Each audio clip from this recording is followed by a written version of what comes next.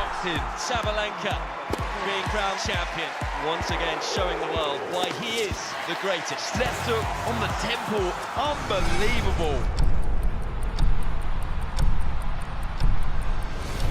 We start with a special showcase bout. It's an absolute monster of a lightweight.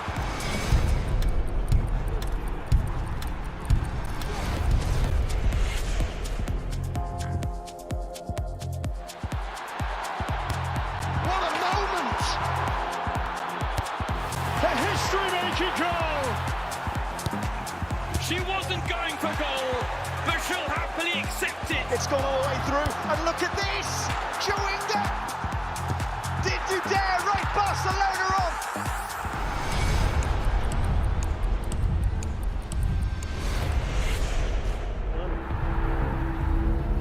The career of one of the all-time greats is all but over. Nice comeback. Uma oportunidade de dizer alguma coisa que eu acho que nunca disse.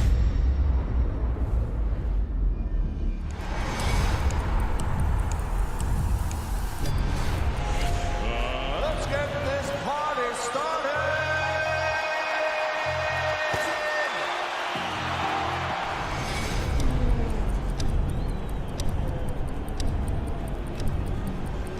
NFL Game Pass is now exclusively on DAZN. Let's get this thing going. Watch every game, plus the playoffs and Super Bowl. It's your all-access pass.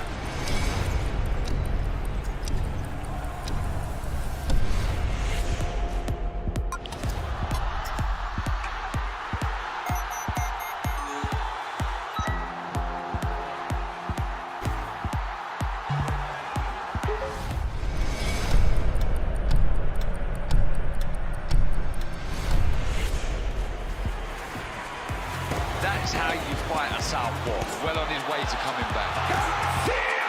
Katie Taylor does it again. Look at the emotion.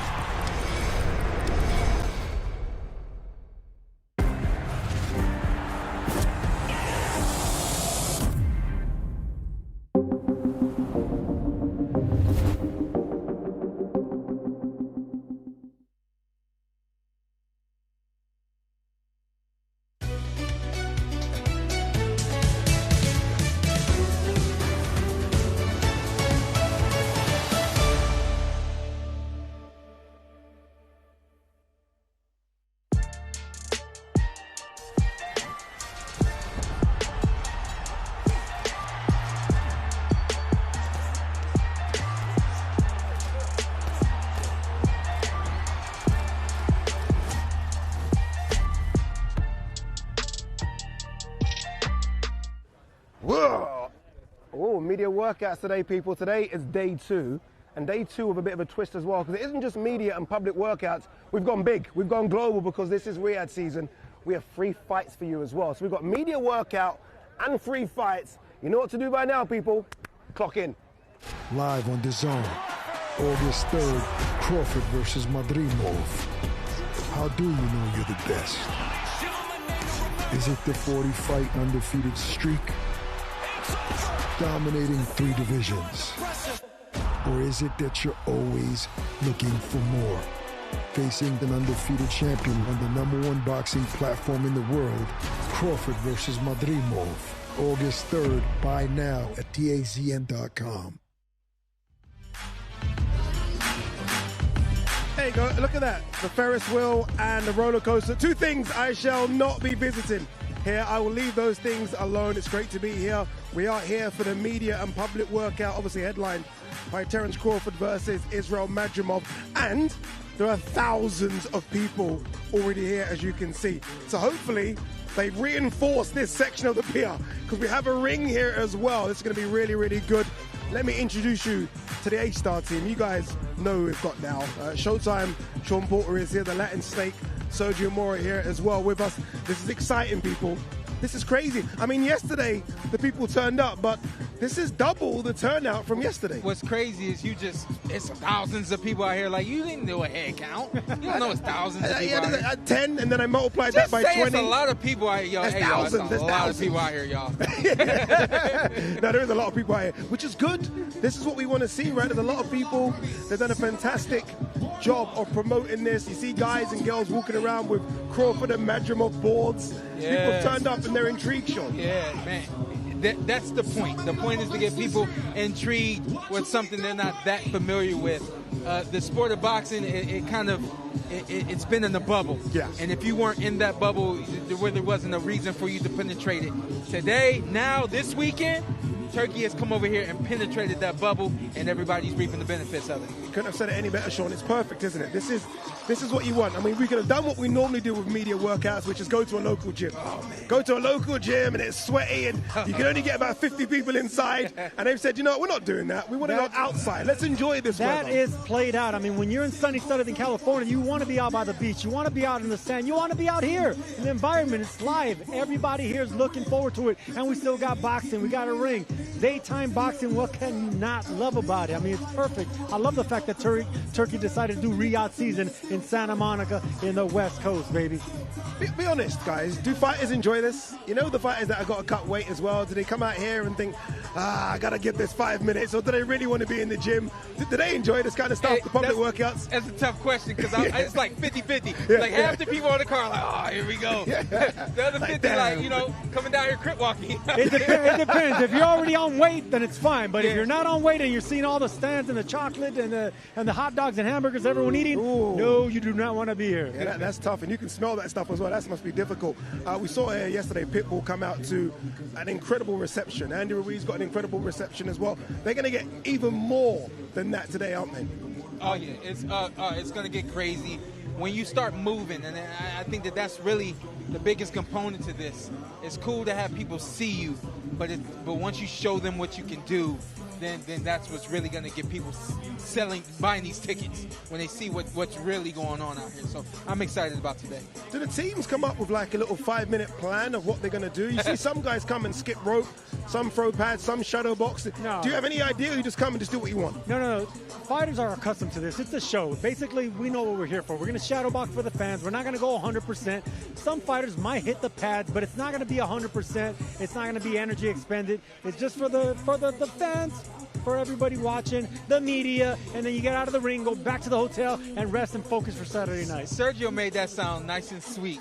Not the porters. We went out there. We got my heart rate was at sweat. Your dad made you sweat. Yeah, my heart rate was at 160 before I got out of there. Yeah, and that's what. Hopefully we get that today. Hopefully some of the fighters come in and show these fans, the thousands of fans, exactly what they can expect on Saturday. The DBS boys are in the building as well. Great to have them here. Ak and Barak.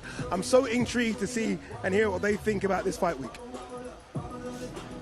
Thanks, Ade. Look, Riyadh season has obviously invaded the Santa Monica, the Pier Barak. You and I have been part of some big fights in Vegas, in New York, in London. I've never felt this type of energy where I can wear these sunglasses by the beach. This is different.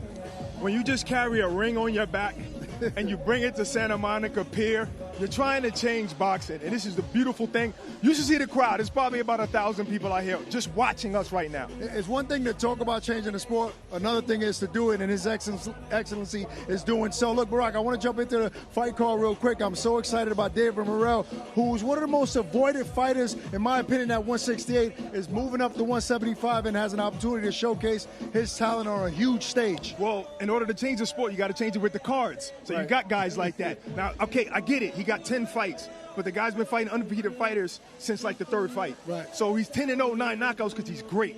Talk about high volume. You normally wouldn't think about that in a heavyweight fight. Right. When you talk about Miller and Ruiz, that's what you're going to get. 2 guys in the middle ring throwing punches, and they're friends. But trust me, Saturday, they won't be. No, their work rate is outmatched for big guys. But they're both in shape. Maybe that layoff for Ruiz is going to be good for us Saturday night. Yeah, like this is the media workouts. Look, earlier we had a few cheeseburgers with Ruiz, and we had a healthy breakfast. Why are you telling them? They think I'm healthy. Either way, you're going to get a phenomenal fight. Now, let's get into Pitbull Pitbull Cruz. I mean, Isak is one of the most exciting fighters in all of boxing. I mean, there's a big crowd for him here. There was yesterday, and I think he's getting better every fight. We're going to get a vicious Pitbull on Saturday night. The fans are actually here for Isak. A lot of them. At least 500 of them are here for Isak, and I think he's becoming one of the most feared boxers since he knocked out Rolly. Let's talk about the pound-for-pound king, Terence Bud Crawford, who's attempting to be undisputed eventually in a third weight class. He's a 4-division champion, and he has no easy task ahead of him. I mean, a lot of people comparing Madrimov to a Triple G, a smaller version of Triple G. I think it's a fair comparison. Well, 100%. Just more athletic. More athletic, but I think this is going to be a tough fight for Terence, but he's going to show improve. Who knows? But he's up for the task, and that's what I love. You move up in weight, and you go for who? The toughest guy in the division? He always wants to do that. Yeah, and a lot of people are worried about him moving up in weight class. Look, some might not know. Look, Terence is at 147 for years, and it wasn't easy to make that weight. I'm predicting that at 154, we're probably going to get the best version of Terence Crawford and the strongest, so I think he's going to surprise a lot of people in this weight class. He came in the weight class in 2017, so 6 years he spent there. He was small for the weight class then. So imagine how small he is for 154 pounds. But for some reason, his power translates different, and his skill set is just unmatched. But Madrimov, you can't sleep on this guy. Another guy with only a few fights. Amateur pedigree for blocks and blocks, and he's a great fighter in that ring. And that's why you can't sleep on him, because yes, he doesn't have many pro fights, but when you have that type of pedigree, that amateur background, you've seen almost every style. Now, I'm pretty sure he hasn't seen a style like Bud's, because Bud has a style you can't even train for, but he hits hard, he's very aggressive, and Bud is going to have to be his best in order to win on Saturday night. I think what it is that Bud is just the master at adjustments. So it's not even about a style. You can't really train for a style. No one's going to come in and have his style. He fights lefty, he fights righty, he does so much. He punch in between shots, he walk you down, he punch going backwards. He does it all, but he's able to adjust with every fighter. And that's why this fight is so exciting. But look, it's 3 days away. Right now we're at the media workouts, and we have the presser and then the weigh-in on Friday. So we have some time before we see that showdown. But stay tuned and keep it locked. Kadic. It is great to have the DBS boys, Ak and Barack, in the building. And look, they got the memo. They understood it. It's hat and sunglasses. They got it, unlike my team up here. Thomas Treiber is in the ring, ready to do this. The fighters are ready as well to show us a little bit of what they got. So let's throw it downstairs to your MC, Mr. Thomas Treiber. Ladies and gentlemen, welcome to the public media workout for Riyadh season card. A great night of World Championship Boxing this Saturday, August 3rd, from BMO Stadium in Los Angeles, California. It is all being brought to you by Riyadh Season and the General Entertainment Authority, GIA, and promoted by Eddie Hearn's Matchroom Boxing, Sella, Gold Star Promotions, and Frank Warren for Queensberry Promotions.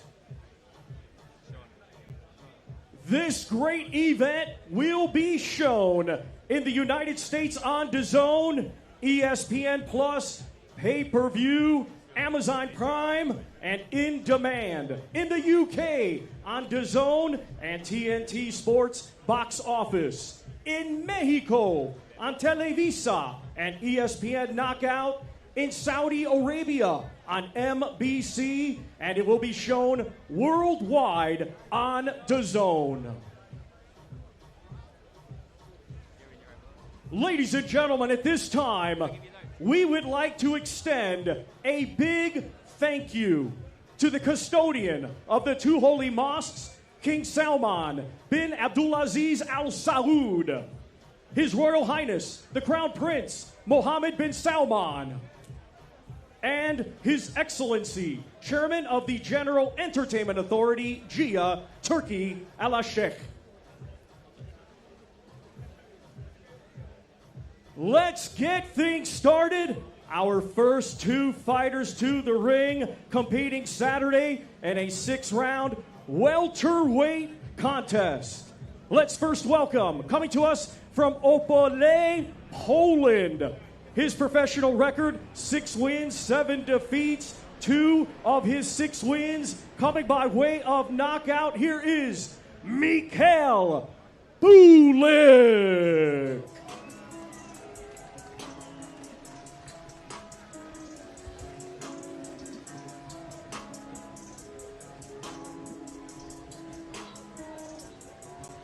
All right, here comes to the ring, Mikhail Buick. Look, it's not going to be easy for him, but what a stage, Sergio, for him to showcase what he's got. Riyadh season's always given people opportunities, and this is his opportunity now. Mikhail Buick is going to take on Ziad Alma. Yeah, both these guys are going to get a chance to actually, display what they can do here in California. I mean, they want to get out of their natural environment. They want to come out here and, make their name known to people that normally don't, follow boxing outside of California. So Bulik's going to have the show, and it's time to shine. Yeah, look, he's bouncing, he's jumping to the ring, he doesn't look nervous. The heart will be beating. I mean, again, this is the biggest stage, but some fighters have been waiting for these kind of opportunities. And yes, there's a load of losses on his record, but great opportunity.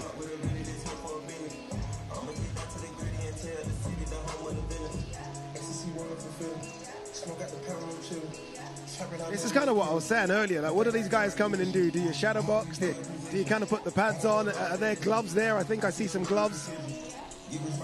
Okay, the tennis balls. I like it.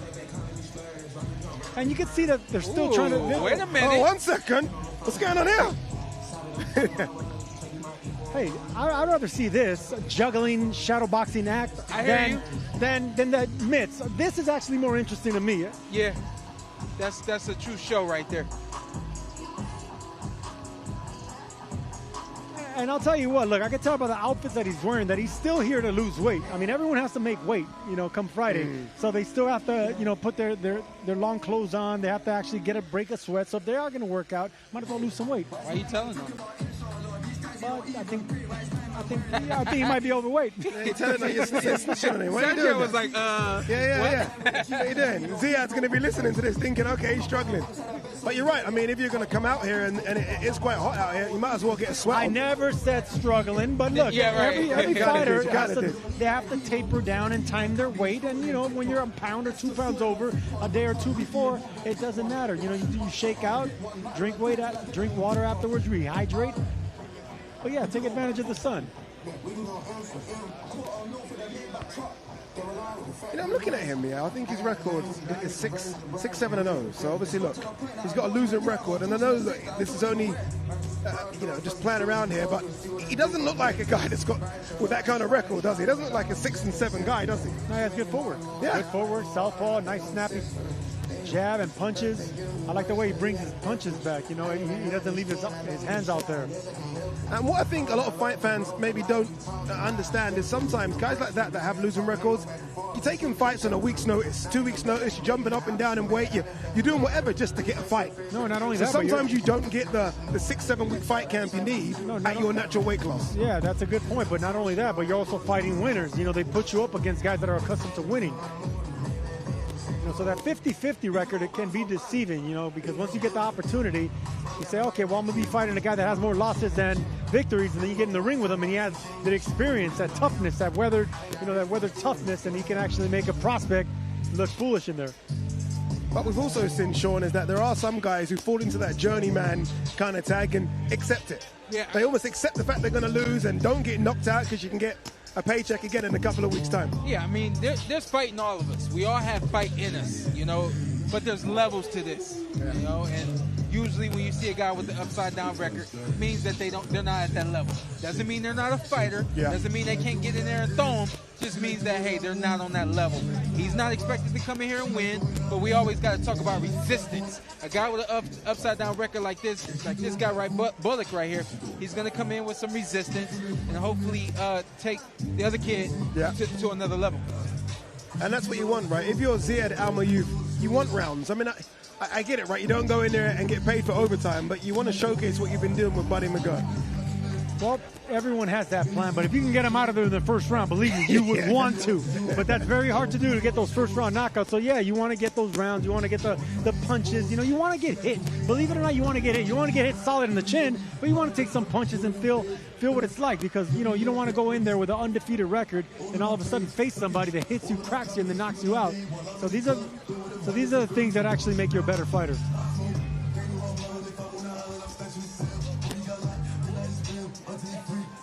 Thank you very much to Mikhail Buick.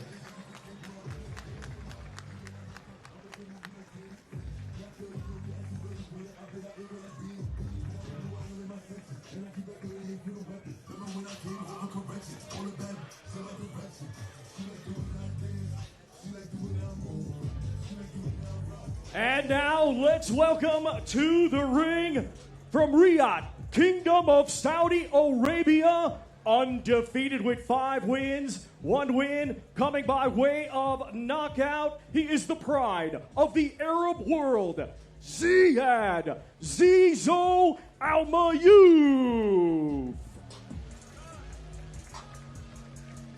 A lot of excitement about Ziad Alma Youth, just because Riyadh season, and I think this is something important to note, if you are doing this, you do want to develop fighters from Saudi Arabia. That should be the aim, right? I mean, you want the next breed of fighters to come from Saudi Arabia. That's the aim. Ziad obviously is that. So there's a lot of hope. Again, teamed up with Buddy McGirt, and a lot of young fighters coming through are not going to get a Buddy McGirt to train him. You have to earn that right. He's got Buddy. And there's a lot of hope that this guy can do some damage. Buddy McGirt is not going to take you unless you have the goods. And a lot of high-end trainers are actually going to do that. But yeah, but when you have that, the backing, when you have the promotion, when you have the trainer, everyone in your corner, everything's aligned, you want stages like this. You want to fight on big undercards and prove what you can do and climb that ladder successfully little by little. But yeah, this is the way to do it, man. If you're coming from Saudi Arabia, you're getting thrown with the lions as far as a promotion. This is the way you get started. Again, I did say, you know, the media and public workouts are different. Every fighter approaches them differently. We just saw Bullock here put in a 5-minute workout. I don't know if Ziad's going to do it there. He's got a young kid in the ring. It's a bit of shadow boxing. Everyone takes these 5-minute allocation times differently. It's my first time seeing somebody get in the ring with a tennis ball and toss it up like he did and shadow box like that. It's my first time seeing it. Never seen a fighter get in the ring with a kid and just go through some things with them. So, I mean, right now we're early in this, but it seems very fresh and new, and that's what this entire experience is right now. So, I like the way it's kicking off. Call me old school. I want to see someone hit some pads. I ain't gonna lie, I want to see one like Sean Porter and Timothy Bradley. Their dads would make them hit the pads. Oh yeah. You're in there and you're hitting pads. I want to see a bit of that. The bottom line for me was we weren't trying to waste that moment. We had a moment to get a workout in, get hot and get sweaty so that we can go get the real work in. Yeah. And you don't see that often though. Honestly, we were known for putting on a real workout and a media workout, but not many fighters do. And I'm guessing a lot of these guys, and you guys can correct me if I'm wrong, would they go from here to the gym? Would they have done their workouts already? Would they go and do an evening workout? No, they go from here to the gym, or they already worked out and this is just show. But either way, you're going to get your workout in, the real workout. Yeah. Again, a lot of excitement about young Ziad Alma Youth. He's actually managed by Paul Smith as well. You guys might remember Paul Smith from the Contender. I think Series 2. Had that fight against Andre Ward, had those 2 world title fights against Arthur Abraham. So he's got a solid team around him. So again, a lot of high expectations. Let's see what he can do on Saturday night. Thank you very much to the undefeated Ziad Zizo Alma Youth.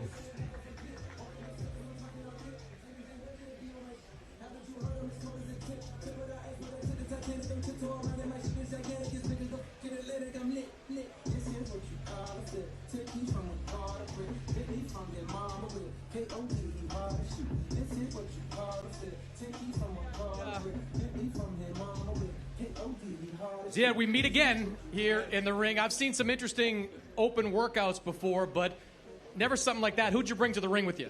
I just saw the youngest person I could find, and I wanted to give him his time, his opportunity, like I would have wished somebody did with me when I was that young. So somebody's doing it to me now, thanks to His Royal Highness the Crown Prince and His Excellency. But I wanted to bring somebody from Los Angeles here, a place that gave me so much, and I wanted to give back to the younger generation. You had to see the excitement. I could feel his heartbeat when I had my hands on his shoulder, you know what I mean? But that's exactly what I could have felt. And I just taught him how to cut the ring off, you know, and then we went from there. I don't think anyone on this card is more excited than you to be a part of it. Why is this so important for you to be here? Because, you know, if you go back 10 years ago and you would have told me that one day I'm going to make my U.S. debut on a Terence Crawford card, I would have told you I wouldn't have even said it's impossible. I wouldn't have entertained it because there's no way of it happening, right? But thank God, you know, alhamdulillah, everything happens from God. I didn't do anything. The only thing I did was show up. Everything that happened after I just showed up was all God, you know what I mean? But showing up to me was already hard enough. And this is a full circle moment for me because 2 years ago, this month, I was supposed to make my debut in Los Angeles in a hotel in downtown, 2 blocks away from the stadium actually, and my opponent failed his drug test the day of the fight with my fight outfit on.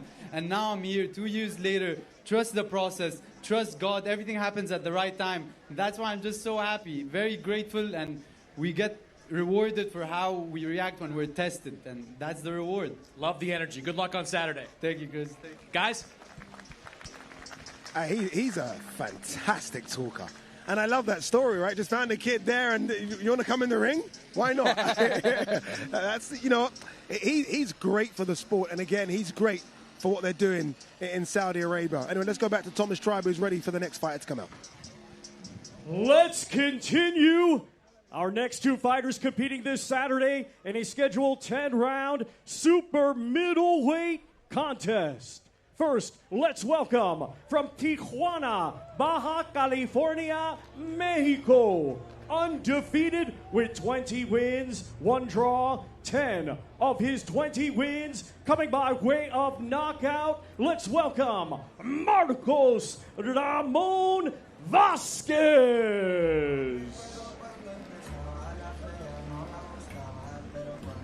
Here we go. I think yesterday we called this the Are You Ready to Take That Next Step fight, right? 2 unbeaten guys, Steven Nelson, who we're going to see in a minute, part of the Terence Crawford team. And here we have Vasquez, obviously from Mexico, unbeaten as well. Both of them good records, but are you ready to go that next step? The winner will be, the loser's going to have to start again. It's a cliche, but the winner moves on, the loser takes a step back, and that's just the beauty of boxing, you know, climbing these ranks. And whenever you're undefeated, you're not going to hold on to that unblemished record forever. Whenever you face somebody else that's going to be risking that 0, you're going to fight to keep it. And the winner is actually going to deserve to get a better shot. So yeah, man, I love seeing this. Great matchmaking. It is 2 different styles as well. I mean, Steven on paper is the puncher of the 2. But Vasquez works. I've watched a few of his fights, and this guy will literally work from the first minute all the way to the 10th round, and this is a 10-rounder. This one could be an interesting one and a pick-em fight, I think. Yeah, every fighter has to face that test. The promoters aren't going to let you have a bunch of guineas and guys with 50-50 records. I had my first undefeated opponent at 5-0. I faced another one 13-0, 11-0. When did you get your first undefeated opponent, Sean? Man, how am I supposed to know that? Come on. He over here like when I was 5-0 and No. I was 11-0. You know exactly when you fought your first unblemished record. Come on now. I honestly can't tell you. It may have been Keith Thurman. I'm going to box rack you, man. I want to see who. Maybe it's Keith Thurman. Really? Wow. Yeah, I don't know. Wow, okay. What was that like, knowing you're going in there with someone who's got that same kind of killer mindset like you, like, I'm unbeaten and I'm going to stay unbeaten? Man, that was exciting. I really want to know from Sergio, not to throw this back to you, Sergio, but it was Keith Thurman. It was like, we knew what that was. You know, at 5-0, you were getting in the ring with another undefeated fighter, but I don't think you were being matched up in a 50-50 fight. That wasn't, was that? True, that's true. It was a guy that I fought in the Golden Gloves, but yeah, I was the clear favorite. You know I'm box wrecking you right now because I can't believe on the come up you had to face somebody. We're box wrecking Sean right now because I believe his first unbeaten fighter could not have been Keith Thurman. Listen, people think that I've lost something when I say I don't know how many fights I've had. I think it's 37. I don't know, 36, 37. It is 36. 36. Yeah. Okay, I was just in there doing it, y'all. No, you fought a guy named Jamar Patterson, 8-0. Oh, wow. Come on, Sorry, Sean. Jamar. That was like Sorry, your 10th Jamar. fight, baby. Damn. Yeah. There you go. That's not bad. 10-0 versus 8-0. What did Sean do? Wait, did he knock him out? I knocked him What out. did I he do? stopped him. I He stopped him him. in Slow the fourth down. round. I know In the the fight. fourth round, you got him. I know the fight. Got him in the first round as well. Yeah. Wow. Well, you can bet that Vasquez is going to remember this undefeated opponent because they're both at a point where, you know, on the big stage and someone's all got to go, Vasquez will remember. Yeah, and they've got the pads out as well. They're going through this. I've seen Vasquez in the gym, putting the work in. Obviously, look, cutting weight, trying to make sure he can get rid of the extra few pounds. This is the hard part, right? When you are going to have to try and, you know, maybe put that sweatsuit on, go into the sauna just to get those extra couple of pounds off. Yeah, there you go, Vasquez. Not really going all out in the pads, but look, he's going through the motions, the upper body movement, staying loose. this is the way I would shake out. You know, if I was doing this in front of the crowd, I would shake out exactly like this guy. Move around, hit the pads, maybe go 50, 60%. You also don't want to risk injury, so you don't want to go ham on it. You know, you don't want to go hard on those mitts. Tweak an ankle. The pad sing, baby. There will be some fighters on this card that haven't fought in front of this amount of crowd, let alone did a little public workout. I mean, this could be a record attendance for some of these guys. Very, very good turnout here, as we've been saying throughout the broadcast. And that is Vasquez, I believe, coming to the end of his little public workout. I've enjoyed watching them. Thank you very much to the undefeated Marcos Ramon Vasquez.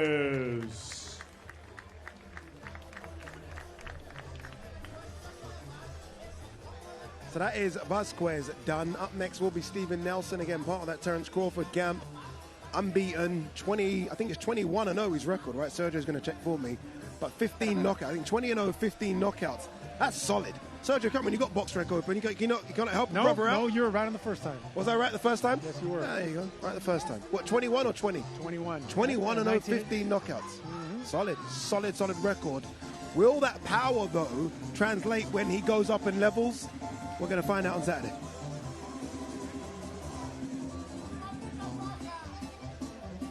And now let's welcome from Omaha, Nebraska, undefeated, 21 wins, 15 by knockout. Here is Steven So Cold Nelson.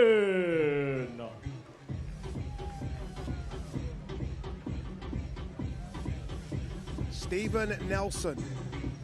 What an opportunity for him. I mean, look, not only to arrive, if you like, in the super middleweight division, and this is what the winner of this fight will be. They would have arrived. But to do it on this card, the Riyadh season card, one of the best cards we've seen in years, great opportunity to make a statement. You can dance a little bit as well there. I see a little sun. Keep going, Stephen. Enjoy it. Enjoy it. There you go. You might as well stay up there, Stephen. Do your workout up there. There you go, little two-step, hands up, feeling it, little swagger to him. I like yeah, it. He's enjoying the moment. Look, he understands. This is an incredible turnout. He wants to enjoy it. I think someone might need to tell him, though, you've only got 5 minutes. It's a minute up there already, got 4 minutes now.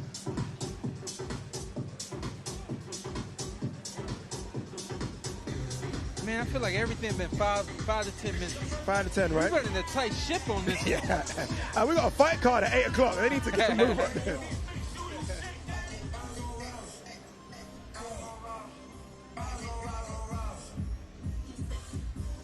Have either of you guys heard too much about Steven Nelson? I mean, is there like a word on the street that this guy is very good at sparring? Or something? Have you heard any stories about Steven Nelson yet? I watched the video on him, but as far as word of mouth, no, nothing yet. But with a good performance, and you can bet the word's going to be out there. And that's how it is, man. That's how boxing is. I can say this to Omaha. There's a lot of talent in Omaha. Yeah.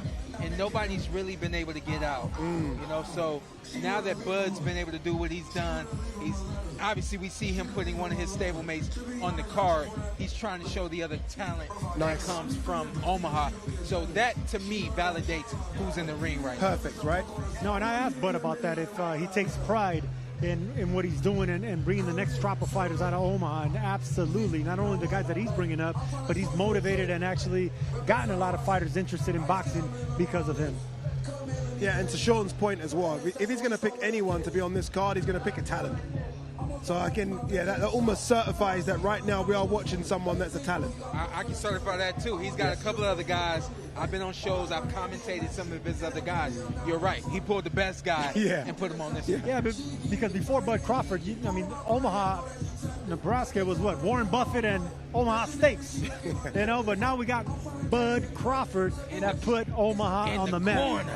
On the Cornhuskers. There you go. Team Vasquez are still here, by the way, ringside, having a little watch as well. This is where the mind game starts. This is it now. They want you to kind of make eye contact, like we're watching you. See that left hand you dropped? Okay, we're picking up on that.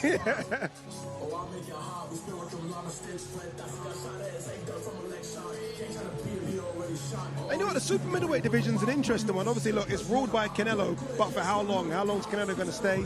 Benavidez now gone. David Morel now gone.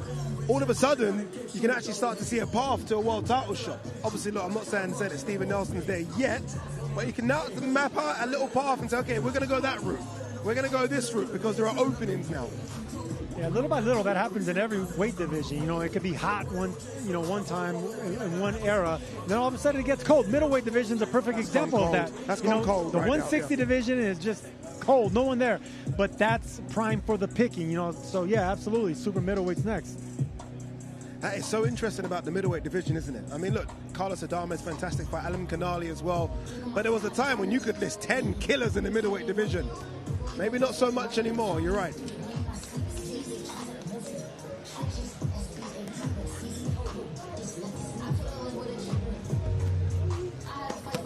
Did either of you guys stay and watch your opponents when you did the media public workout, or was you just so focused on yourself and then left? Did you maybe do what Vasquez is doing now in his team, where you kind of stay and fight? Now, let me just watch what this guy's doing.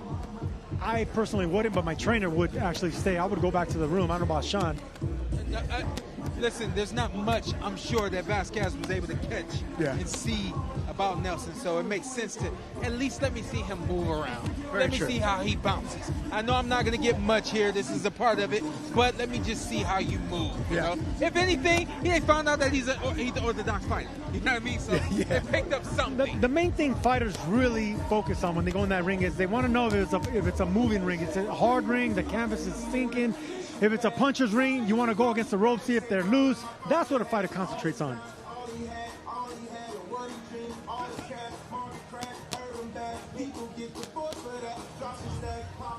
Thank you very much to the undefeated Stephen So Cold Nelson.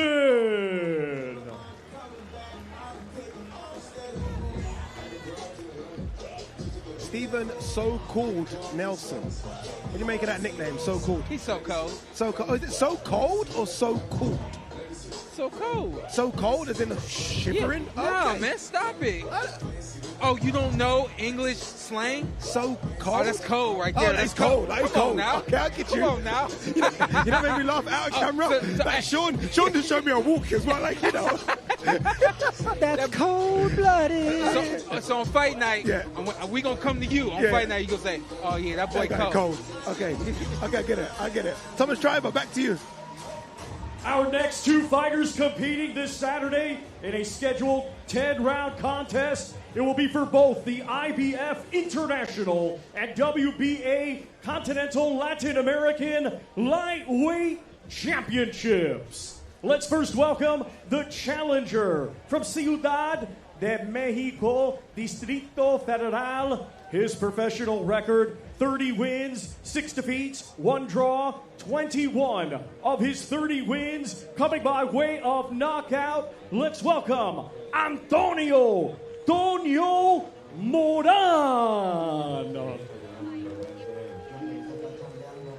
Here we go. Very intriguing fight, this one. Obviously, look, Andy Cruz, we know the talent, and everyone's expecting him to go on and do incredible things at the sport, not just at 135, potentially higher weight classes as well. But Antonio Moran is that test that we want to see, because he's been in there with some really high-level guys, 135 pounds. Yes, he's lost to those guys, but he's been in there. We know where he is. We still quite don't know where Andy Cruz is yet as a pro. No, and we're going to find out, because Moran in 37 fights has only been stopped 1 time. That was on the championship level. Now, that knockout was pretty bad against Devin Haney, but other than that, you mentioned it, championship caliber opposition weren't able to stop him. He goes a distance. That's priceless experience that he's going to bring to a guy, like you said, with only 3 fights under his belt. Yes, he was great as an amateur, but the amateurs and the pros, totally different game, apples and oranges. So he's going to get a world-class, tough Mexican in front of him, and Andy Cruz, we're going to see what he's going to be doing with it. It's interesting, though, isn't it? I mean, if you're Antonio Moran, that's all you can go on. That I have way more professional fights than you. Yes, you're a better fighter than me, but I've got the fire experience as a pro that you just don't have. Yeah, no, that's the point. But let's also look at it from a matchmaking standpoint. What Andy Cruz is supposed to come in here and do is handle Moran quicker than Haney did and in a better fashion than Haney did. So this is definitely, we're just showing you how good Andy Cruz is. Yeah, this is almost a showcase fight for Andy Cruz, isn't it? Okay, there you go. You got a guy that's had some good names on the resume. Let's see what you can do to him. Let's see if you can do better than Arnold Barboza. Let's see if you can do better than Jermaine Ortiz. Let's see somehow if you can do better than Devin Haney. I wouldn't say showcase. I would say it's a measuring stick to see where he's at, because the showcase is so you know how he's going to win. You know he's going to take control. With Moran, like I said, he's only been stopped one time. So if you can do that, great. But I don't know. If you can go rounds, I think that would be better, and it'll serve Andy Cruz better if he can get some rounds and actually beat down Moran. That would actually mean more instead of a quick knockout. Just looking at him here, he's a big 135 pounder, isn't he? I mean, very tall, very lean. He'll fill out on fight night as well. Quite big, like big shoulders. Big guy.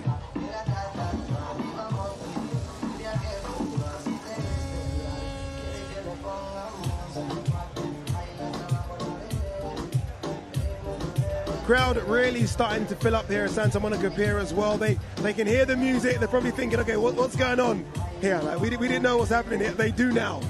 They're all kind of really making their way here, and this is going to get busier and busier. And I'm going to guess and say there's 1,722 people here. Yeah, that was good.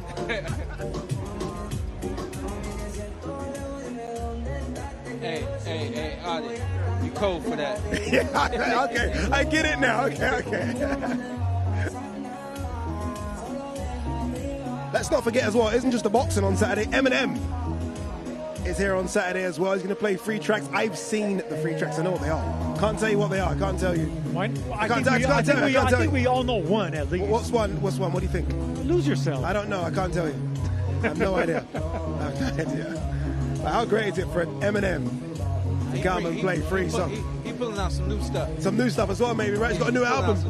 Some new stuff. That's what I would do. Yeah, right? I want you to know. I want you to buy what I'm playing right now.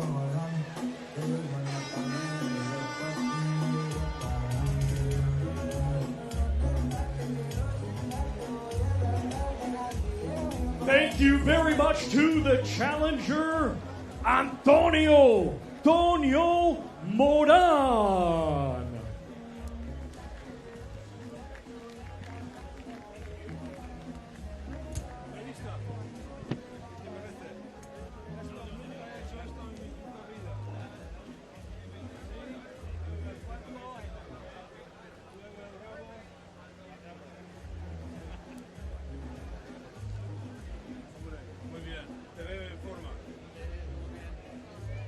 Well, Antonio, it's been a while since you fought in front of what's probably going to be a very pro-Mexican crowd at the arena on Saturday. How are you feeling about fighting in this type of environment? Entonces, hace un rato que no has peleado frente a una afición de tanto tamaño con gente apoyándote de tu país, de México.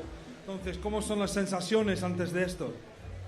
Muy contento, la verdad es que yo creo que aquí Los Ángeles es de los mexicanos, entonces pues de esta parte me siento muy bien apoyado, bien resguardado aquí con la gente y emocionado ya para pelear el sábado. No, totally. I'm lucky in the sense that this part of America, in Los Angeles, it's got a pretty high Mexican population, so I feel they've got my back, I feel I've got their support, and that's one thing that's really in my favor as well, I guess. You are the more experienced professional. You have faced better opposition in your career. How do you use that to your advantage? Tú eres el profesional con más experiencia, más veterano, y has peleado contra gente con más calidad del rival de sábado. ¿Cómo usas esto a tu favor? Pues yo creo que exactamente, ¿no? La experiencia va a ser lo que nos va a ayudar. Y yo creo que también tenemos mayor potencia de ese lado, mejor fuerza. Más potencia. Sí. I think that experience is something that can work in my favour, yeah. And also I fancy the fact that I've got a little bit more strength as well. Good luck, Antonio. Muchas gracias. Guys. kind of what we were saying as well. You heard Antonio say it there, and I think Chris asked the question about, yes, okay, Andy Cruz is coming as the favorite, but you've got more professional experience. It's about using all that professional ring experience you have. You fought the high caliber fighters and translating it into a fantastic performance on Saturday.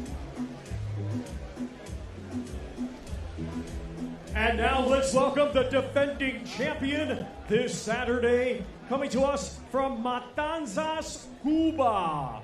He is undefeated with 3 wins. One of his 3 wins coming by way of knockout. Here is the reigning and defending IBF International and WBA Continental Latin American Lightweight Champion, Andy El Diamante Cruz.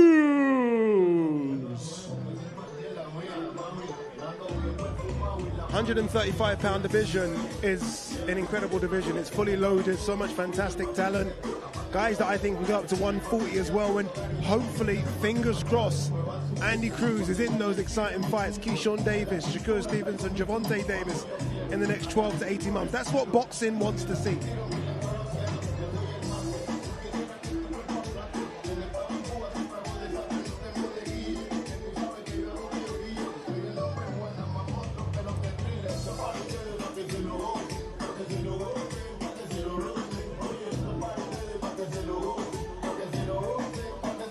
He doesn't need the ring. We can just throw him a pair of gloves there. He can do his workout there. He's enjoying the moment. He's enjoying it. We're enjoying it. Honestly, he's an exciting fighter. Again, there is this pressure on him for some reason. He's only had 3 fights, but everyone wants to see knockouts. And it's the same thing with Shakur Stevenson. These guys are boxers first and foremost. They know how to box. And I get it. I know you're going to give me that look, Sergio, like, you know, it's an entertainment sport as well, but... What were you going to say? What? Not this time. You know why? Because they are so immensely talented. They have so much skill, speed, and power that you expect them to take chances for the knockout. Okay. Other fighters, I would definitely stand up for them and say, no, they need to learn on the job. They need to get the rounds. Not these guys. Okay. When you have 300 amateur fights, no, you're special. Go for the knockout. Yeah, indeed. And I guess there'll be a question. If he does get rid of Antonio Moran, like I think a lot of people are expecting, it's time to kind of press that fast track button and let's go. Let's go. Let's see what you can do. He's been fast tracked. I mean, he's already fought in 3 fights. Guys with over 20 fights, over 30 fights, 40 fights. I mean, that's fast track to me. Yeah.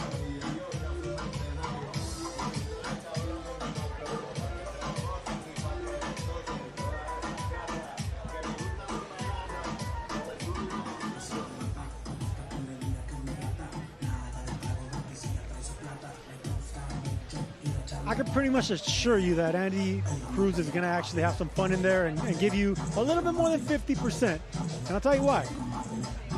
He's a rhythm fighter. As long as you got the crowd, you got the music, and he's obviously going to want to show out, he's going to give you a little bit more because he's an entertainer. That's my prediction for now. I'll go with it. Yeah, he certainly is an entertainer. You have a look at the form guide as well. 3 fights, 1 knockout. I mean, good wins, as you say. I mean, Brian Rodriguez, these are solid wins. Giovanni Stra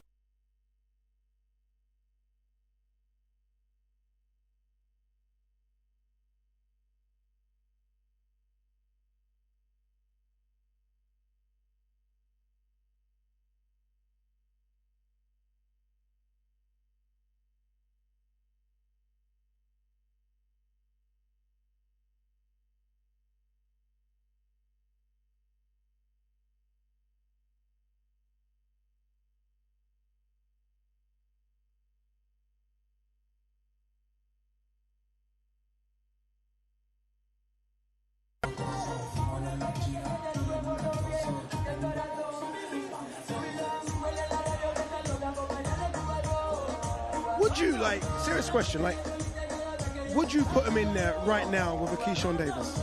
Yes. Like, right now? Because okay. they fought as amateurs. Yeah, so absolutely. They know each other from the amateurs. He will say yes. His team will say yes. His promoter, Eddie Hearn, will say yes. And, of course, so do I. He's that talented. Yes, absolutely. I do believe Keyshawn would say yes. Keyshawn would say yes as well, right? But it's like my dad always said, you gotta have a manager do his job. Fighters think with a fighter's mind. Yeah. We're ready to fight anybody. You let the manager do the managing and make sure that you're in the best position possible when you take a fight like that. It won't happen anytime soon. And financially as well, right? I mean, you have to kind of, you have to let that kind of fight breathe and grow a little bit. And I know sometimes we as fight fans are impatient. We just want to see them go in there with each other. But you've got to maximize the amount of income that can be made. And right now, you don't make much money. And for Keyshawn Davis right now.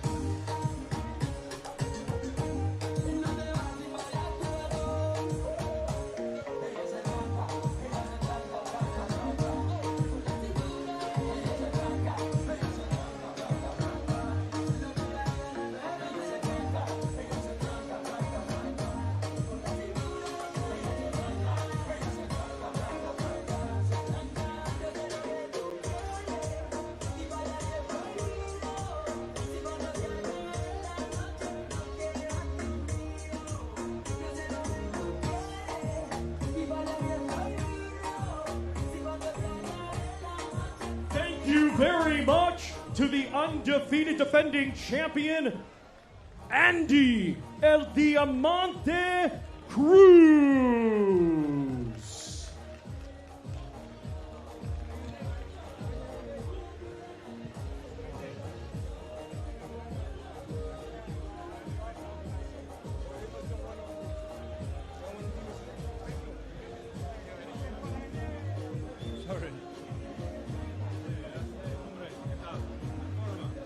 Andy, you certainly seem happy to be here. How are you feeling going into this fight? Pareces muy contento de estar aquí. ¿Cómo te sientes acercándote a esta pelea? Feliz, muy motivado y entrando en ambiente ya para la pelea del sábado. I'm happy to be here, really happy to be here. I feel up for it, I feel focused, motivated, and I'm really starting to feel the atmosphere as we approach Saturday now. Very experienced opponent in front of you. Is this the kind of guy that could bring out the best in you? Un chico muy experimentado frente a ti el sábado. ¿Es un rival que puede sacar lo mejor de ti? Por supuesto, tiene más experiencia que yo en el campo profesional, pero sigue siendo boxeo y su experiencia va a sacar lo mejor de mí y por supuesto que voy a aprender muchas cosas nuevas. So yeah, you can't deny he's an experienced guy in the professional field of the game. But you know, it's a boxing ring at the end of the day. It's a boxing match. And I'm sure, like you say, he's going to get the best out of me. And hopefully this is a window to push me even further in my career after this. I know you compare yourself to the very best in your division. A few years ago, Devin Haney knocked this guy out in the 6th round. Do you think you can do better? Entonces siempre haces una comparación con los mejores de esta división. Hace unos años hubo un knockout en el 6º de Devin Haney. ¿Tú puedes mejorar esto? Lo voy a mejorar, lo voy a hacer en el 5º. Dime. Que lo voy a mejorar, lo voy a hacer en el 5º. I'm going to beat it, I'm going to do it in the 5th. Good luck, Andy. Gracias, muchas gracias. Guys? Yeah, I like that. I like that. Yeah, that's what I want to hear. Okay, Devin did it in 6, I'll do it in 5. Pressure's on. I love it. Pressure's on. And if he can do it, that's even more impressive. Yeah, because we know there are more gears, and I want to see him go through those gears very, very quickly. Let's see what he can do. All right, as they clear the ring, let's head downstairs back to our MC, Mr. Thomas Schreiber, to introduce the next fighters. Our next 2 fighters to the ring, competing this Saturday in a scheduled 12-round contest. It will be for the vacant WBA Light Heavyweight Championship of the World. Let's first welcome, fighting out of St. Petersburg, Florida, by way of Belgrade, Serbia. He brings a professional record of 29 wins, 2 defeats, 21 of his 29 wins coming by way of knockout. Here is the former world title challenger, Radivoje Hot Rod Kadic. Yeah, Hot Rod making his way to the ring. You heard Thomas Schreiber there talk about his record. The 2 defeats, Marcus Brown, and that was a very, very close defeat as well. That was an 8-round fight, and he got stopped by Beterbiev, who has stopped every single opponent that he's fought. So read into that what you want, but I think Kadic is a very, very solid 175-pounder, and I expect him to give David Morel some work. Everyone's expecting Morel to win, and I'll go along with that.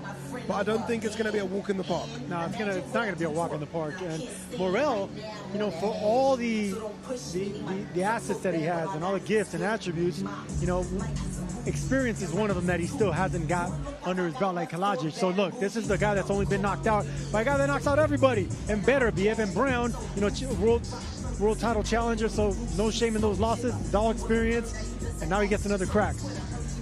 Yeah, and look, we've been speaking for the last couple of days about this 175-pound division and how the fact it will open up and it's got a bit juicier all of a sudden because of Benavidez, Morel, a couple of kids back in the UK, Anthony Yarb, Boatsi, Callum Smith. So all of a sudden, if you're Kadic, you're thinking, 1 second, you know, I want to be in this mix. They're not talking about me as much. I want to get in there as well. Great opportunity for him to showcase his talents on Saturday. There's the recent record of Kadic. And look, all I'm seeing is the W. W. His only loss was just before the Denis Grachiev, and that was against Artur Beterbiev.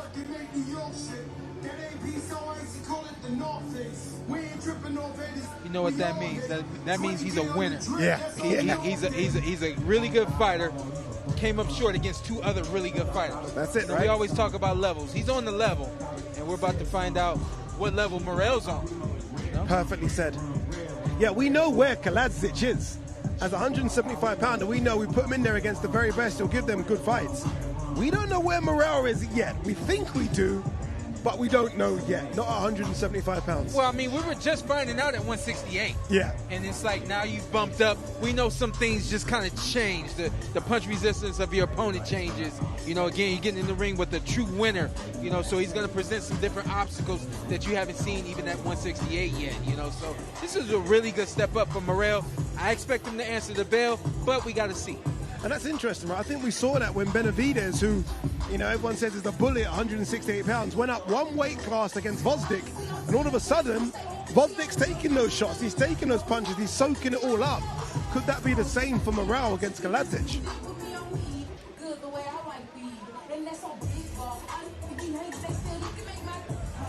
Thank you very much to Roddy Voyer, Hot Rod Kadic.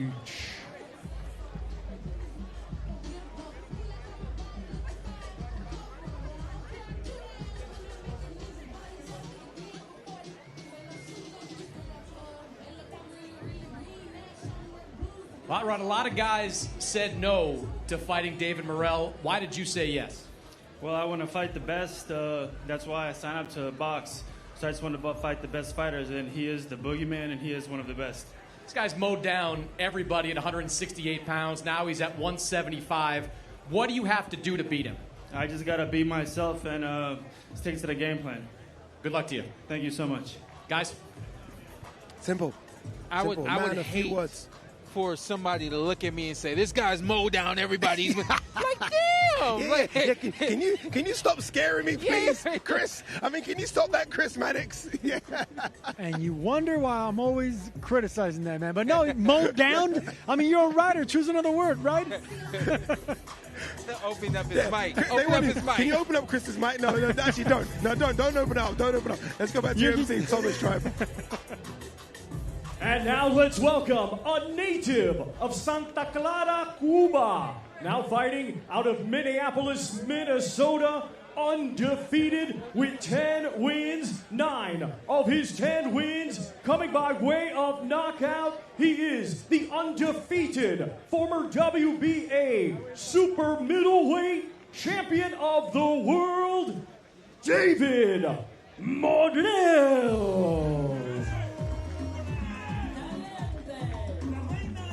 You know, like, there are some times in sports where you just see someone do something, you're like, okay, that guy's a bit special. Like, you must, like, I'm a big basketball fan, you see a guy do a little dribble, a little fadeaway, like, okay, he's got it. Although Morel hasn't fought killers at 168, you just know that this guy can fight.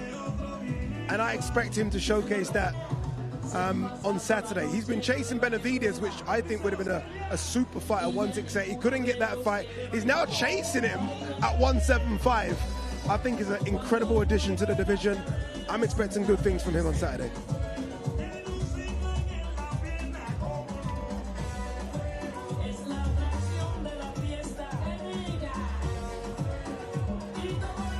sometimes there's always this want for fighters to shrink themselves into a division. And I think you could take away from them. You look at his frame, he's a 175 guy. Yeah, he killed himself to make 168, but I'm looking at him now. This guy's 175. And I think those extra 7 pounds could be very beneficial long-term for him. I don't know if he was squeezing in the 168. I don't know. Big kid for 168, but sure enough, when you give yourself room to grow and expand, especially when we talk about muscle density, expanding that is definitely beneficial for someone with as much speed. And look at that foot movement right there.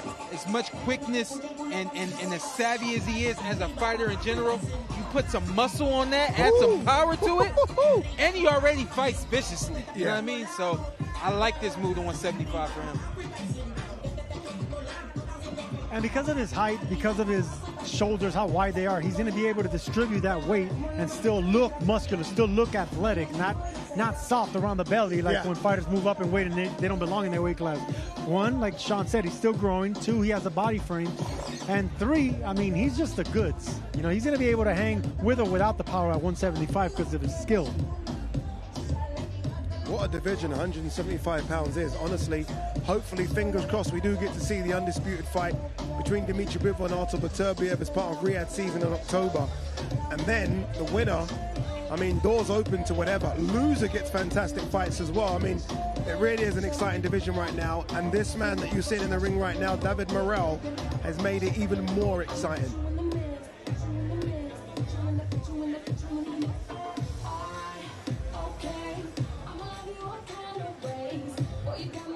Thank you very much to the undefeated former world champion, David Morel.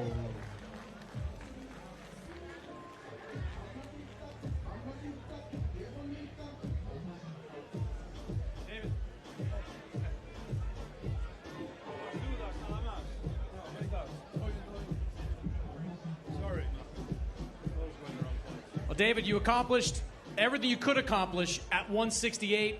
Now you move up to 175. How are you feeling about making your debut here? Has conseguido todo lo que has podido a 168. Ahora la subida a 177. ¿Cómo te sientes? I feel great. I feel great. It's amazing. You know what I mean? Yeah, a long time. I don't fight in 175, so after the long time coming back, I'm ready. I feel good. I'm ready. So that's it. Going up against a very good opponent in this first fight, what kind of fight are you expecting? I expect him, but you know, I don't care. I don't care. I'm ready for whatever, for whatever fighting. I mean, whatever still. So I'm ready. I'm ready. I'm training hard. That's it. So hard work is the money. You're chasing the big fights in this weight class.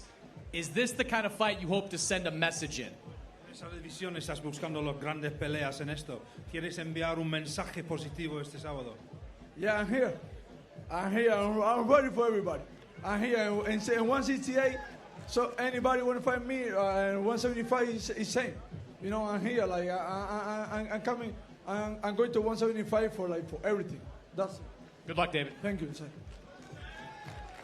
You know, it isn't a necessity for fighters to want to learn English. I get it. It's difficult to learn, right? But I love when they try.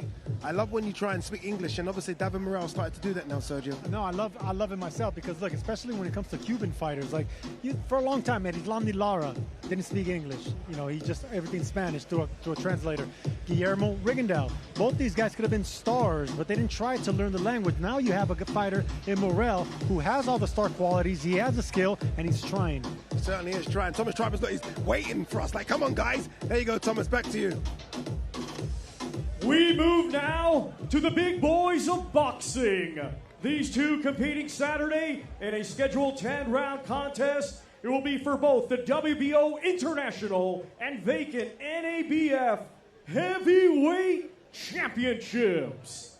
Let's first welcome the challenger, a native of Kananga, Democratic Republic of the Congo, now fighting and making his home in Green Gares, Scotland. His professional record, 20 wins, just 1 defeat, 15 of his 20 wins coming by way of knockout. Please welcome Martin Bakole.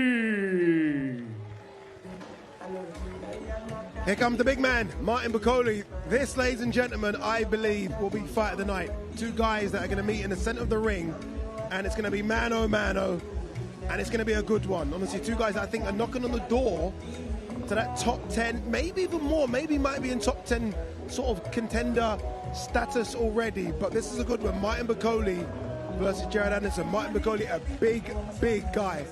He's lost a lot of weight as well since his fight against Carlos Takam. This is a good one, guys, a real good one.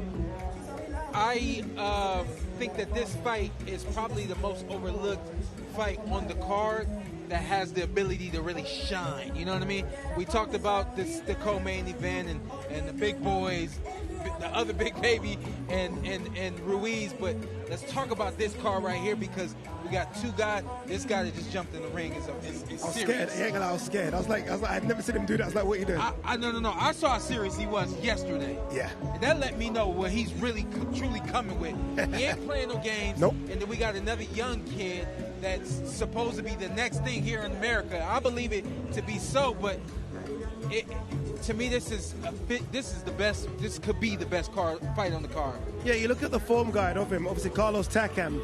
That was part of Ruiz's season. Stopped Carlos Takam. He's a very good gatekeeper in the heavyweight division. Stopped him in 4. You look at Tony Yoka. Went to France and beat Tony Yoka. Sergei Kuzman, again another gatekeeper. These are solid wins. Obviously, they're not Jared Anderson, but we know that he's a solid operator with those type of wins. He's a scary, scary man, I'm telling you, man. I mean, I watch him fight. Of course, he's intimidating.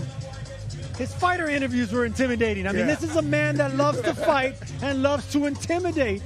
I mean... And he's so softly spoken. Softly spoken, but he carries a big stick. Yeah. That's just the way it is, man. And that's how it is in boxing. Guys like this that want this opportunity on the big stage from the Congo. I mean, this is a tough man that's just waiting for this opportunity. And Anderson, the complete polar opposite of Bakole. He actually enjoys the limelight. He likes the party. He likes the smiling. He likes the promotion. Bakole just wants to get in there and scrap. Here's the secret that not a lot of people know. That just like you say in the NBA, for everyone, there was one Michael Jordan, but there were 100 guys that didn't make it. In the boxing game, there's a lot of guys that just don't get an opportunity, and so you never see them. This could be something serious that he's just isn't promoting and hasn't been moved the way that Jared Anderson has, but might have the goods and do something serious on fight night. You're right. He's almost kind of just locked up there in Scotland with his trainer, Billy Nelson. You probably see in the corner. And they've been wanting opportunities. They've been knocking on doors. He was supposed to fight Joe Joyce. Joe Joyce, I can't blame him, went the Derek Chisora way. Probably looked at that as an easier fight. And here we are. He got the call. He accepted it immediately. And he thinks he's going to change his life. He thinks he's going to stop Jared Anderson.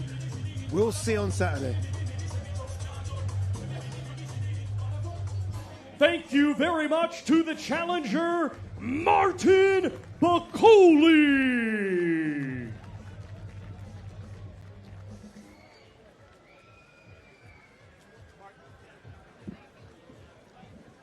Well, Martin, you've been waiting for this kind of opportunity for a long time. How are you feeling just a few days out? I feel great, and I'm ready to go. Jared Anderson, undefeated heavyweight. Why do you believe that you are the better fighter? Because I'm the best. Two guys, a lot of power. How does this fight end? Knockout. Big boy, one have to sleep. Anderson is going to sleep Saturday. Good luck, Martin. Thank you. Guys? Yeah, so those are 10 words, but 10 very terrifying words. Yeah, that's what it was. Just 10, just 10. The only words that were missing was, I will break you. Right, that's what I felt. I mean, I felt that too. I was like the Terminator talking right now. Very intimidating. Honestly, I think fight of the night. All right, let's get his opponent in the ring. Let's go back to Thomas Schreiber. Let's now welcome the defending champion coming to us from Toledo, Ohio. He is undefeated with 17 wins, 15 of his 17 wins coming by way of knockout. Here is the reigning and defending WBO International Heavyweight Champion, Jared, the real Big Baby Anderson. Wait. Has that been added? Like the real Big Baby? Has that just been added of recent? Is it obviously he's little? No, it's always been the real. Always been the real. Oh, okay. Yeah. Have you guys sort of noticed the drama that's going on between him and Jarrell Miller? Like, where's that come from? What's going on? I hope that Jared Anderson is focused on the job on Saturday and not the nonsense that's going on right now with Jarrell Miller.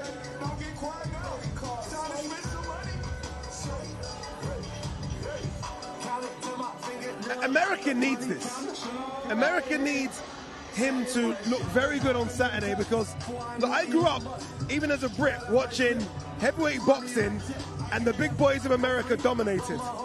And it's been a long time. Wilder did it for a few years. Obviously, Wilder's come to the end now. We need a young heavyweight like Jared Anderson to look real good on Saturday. I mean, we had Deontay Wilder. I mean, he was our guy. But yeah, right now I got to give it to you Brits. You know, Tyson Fury. There's quite a few over there. No, everyone across the pond has been doing the thing. They've been dominating the heavyweight division. We need someone like Anderson to come bring it back to the States. I like what's in the ring right now. Yeah. Ade, you may not know what's in the ring right now. We got Sugar Hill. We have Sugar Hill. I didn't know that there was a movie being made where Jared Anderson's working with Sugar Hill. I love it. Is it like how many camps though does it take to get in sync with a new trainer? Like, this is just one camp. This is it just all one depends. camp. I mean, but it definitely takes a handful, you know, because it's not only you build the chemistry, but you got to build the trust. The trust in your trainer. When the going gets tough, you need that voice to actually be able to snap out of it and say, okay, you need to go for the knockout. You're falling behind on points. You have to actually have that trust to actually believe your trainer and go out and put everything on the line. So in saying that then, and look, I'm with Sean, Sugar Hill Stewart, fantastic trainer. We've seen what he's done with Tyson Fury. But in saying that, is it wise, first fight, new trainer, Martin Bakole? No, it is not. And that's the reason this card is so great, you know, because of the chances these fighters are taking against the guys that are fighting. I mean, everyone here is not an opponent. Everyone here is an A-side type fighter. You look at his record as well, as we see, look, unbeaten, 17-0, 15 knockouts. Riyad Murray, that was a tough fight because Riyad didn't want to come and fight. But some good names there, Rudenko, Charles Martin, Arias, Jerry Forrest. But again, just like Martin Bakole, this is the step-up fight. This is the one that puts you into that very high elite world level category. I'll tell you why I'm okay with this move to Sugar Hill already, and this being the first fight against Bakole. We got a tough guy. We know it. First of all, there's not supposed to be any more nice guys that he's getting in the ring with in the first place, okay? Yeah. So this is the maturation process. A part of that process, too, is also finding coaches that can change and get rid of some of the bad habits you got. In my opinion, this kid is great at a lot of things and only has one or two really bad habits. And I think that in one camp, you could clean it up enough to keep it moving. And as well, look, Sugar Hill Stewart knocks on the door. You don't turn it down, do you? No way. You don't say, no, Sugar, not yet. give me a couple more. You do it.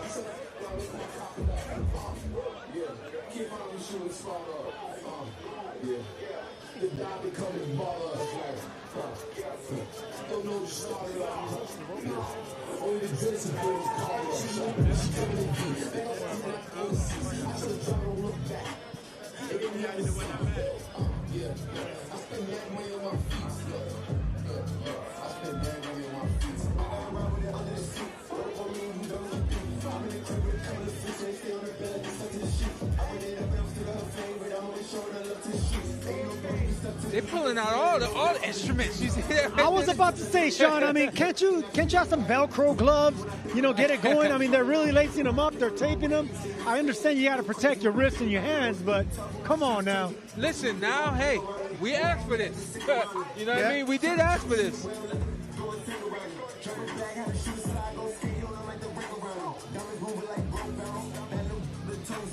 In a serious look now. Yeah. You know, I haven't seen... Focus now. I'm used to seeing him smile day in and day out. Really not this kind of, you know, seriousness that we're seeing now. You like this, don't you? You like this? Hey, yeah. Okay. I want you to have fun, and I want you to be yourself. Again, once you start changing who you are, I personally feel like those are bad signs. I get you.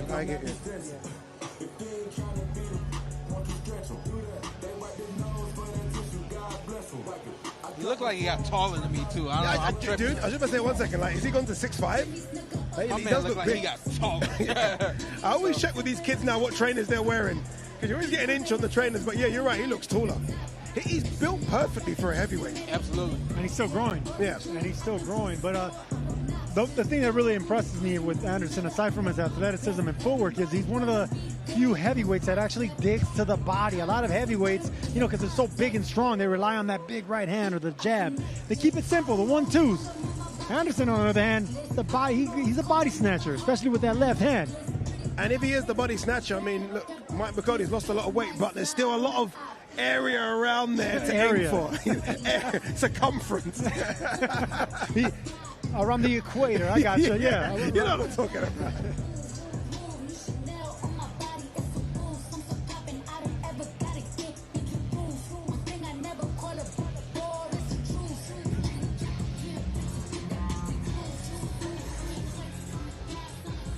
I'm going to say this. Don't be mad at me. I'm going to say this because I'm hoping that somebody hears this and does something about it. We're hungry.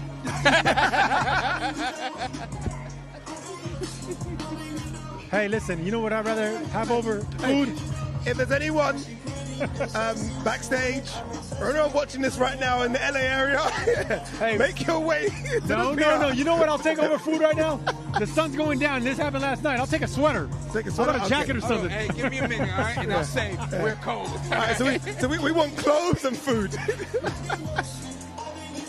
I'll take that. I'll take even. All right, finally, let's get to work. Yeah, okay, cool. And by the way, Jared Anderson's putting in a workout. I mean, this is the longest anyone's been in the ring for so far. He's using this as a proper workout.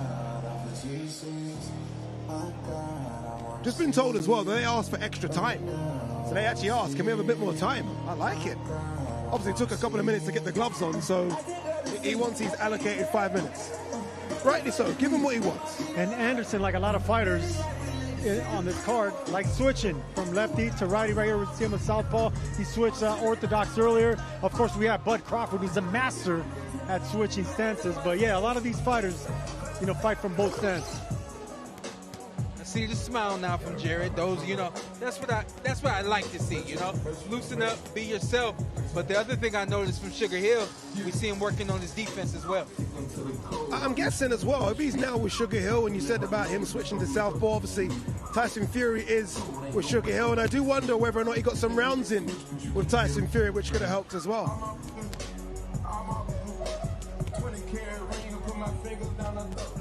Thank you very much to the undefeated defending champion, Jared, the real big baby Anderson.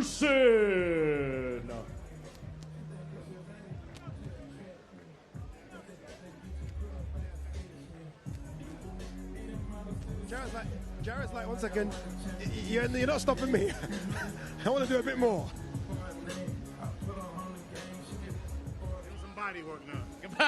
No body work, Sugar Hill. I'm good.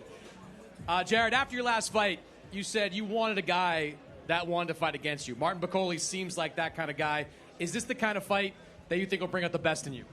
100%. I'm ready to showcase all my talent, ready to show my whole arsenal. So I hope he's staying right here like he said he's going to do. Got a new man in your corner in Sugar Hill. What have you gained? What have you learned from that experience? To stay on the plan, keep with the basics, and win at all times. Any means necessary. You are widely considered the guy that could be the next American heavyweight champion, the best chance for a next American heavyweight champion. Is there any added pressure with that? No. Good luck, Jarrett. Appreciate you. Guys. No pressure. So he said, no pressure. There will be pressure. Let's be honest, there will be an element of pressure because everyone's expecting Jared Anderson, and they have for the last couple of years, to be the guy to carry the torch and be that next heavyweight superstar. That comes with added pressure, Sergio has to.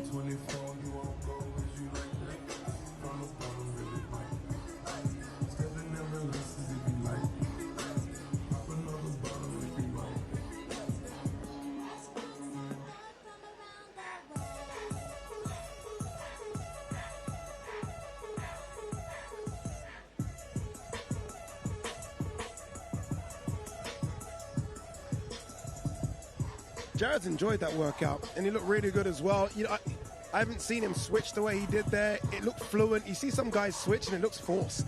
How you doing? You don't need to switch. Stay orthodox. But he switched and looked really good. And back to Sean's point as well, Sugar's going to come in and clean up a few things. And I think you can clean up a few things in one camp. Can he clean them up enough to take advantage of Martin Bacoli, who's been with Billy Nelson for a long time?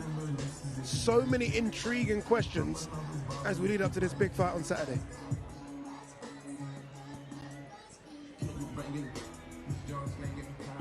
Our next two fighters competing this Saturday in a 12-round heavyweight contest. Let's first welcome, fighting out of Brooklyn, New York, and proudly representing the country of Belize. His professional record, 26 wins, just 1 defeat, 1 draw, 22 of his 26 wins coming by way of knockout. Let's welcome Israil Big Baby Miller. I want a petition to get Israil Big Baby Miller on every Riyadh season fight card. He is so entertaining. He comes in, he knows exactly what to do. He plays a part, he plays it well. He's now trimmed down, and I think he's going to be a bit of a problem for Ruiz, who's been inactive for, I wouldn't even say the last couple of years. He's only had 2 fights since he fought AJ back in 2019. That's just not good enough. If any fighter is meant for the limelight and the red carpet, it's Big Baby Miller. He walks the walk like we clearly saw right now on the red carpet. He definitely talks the talk, and the man can fight. The man can fight. He's coming off a loss, first knockout loss in his career, first blemish in his career. You can bet he wants to have a former champion in Andy Ruiz on his resume. Yeah, look, we spoke to him yesterday, didn't we, about that defeat and how it affected him. Obviously, look, you know, someone that talks as much as Big Baby does, it's going to affect you a little bit. We can see his recent run of results here. Daniel Dubois defeat. Before that, Lucas Brown win. Cardenas win. Out of the ring for a couple of years as well. We know that. Is he still the Israil Miller post him being banned from the sport? That's the question. I think there's a lot of time in between. There's too much time, I think. You look at that 2018, he went a long time without fighting. It's a long time. At heavyweight. And listen, when you sit on the couch, you're not in the gym. Let's be honest, he wasn't in the gym. You're not in the gym for 2 years, and then you try to get off the couch and get back to who you used to be, you're a long way away from it.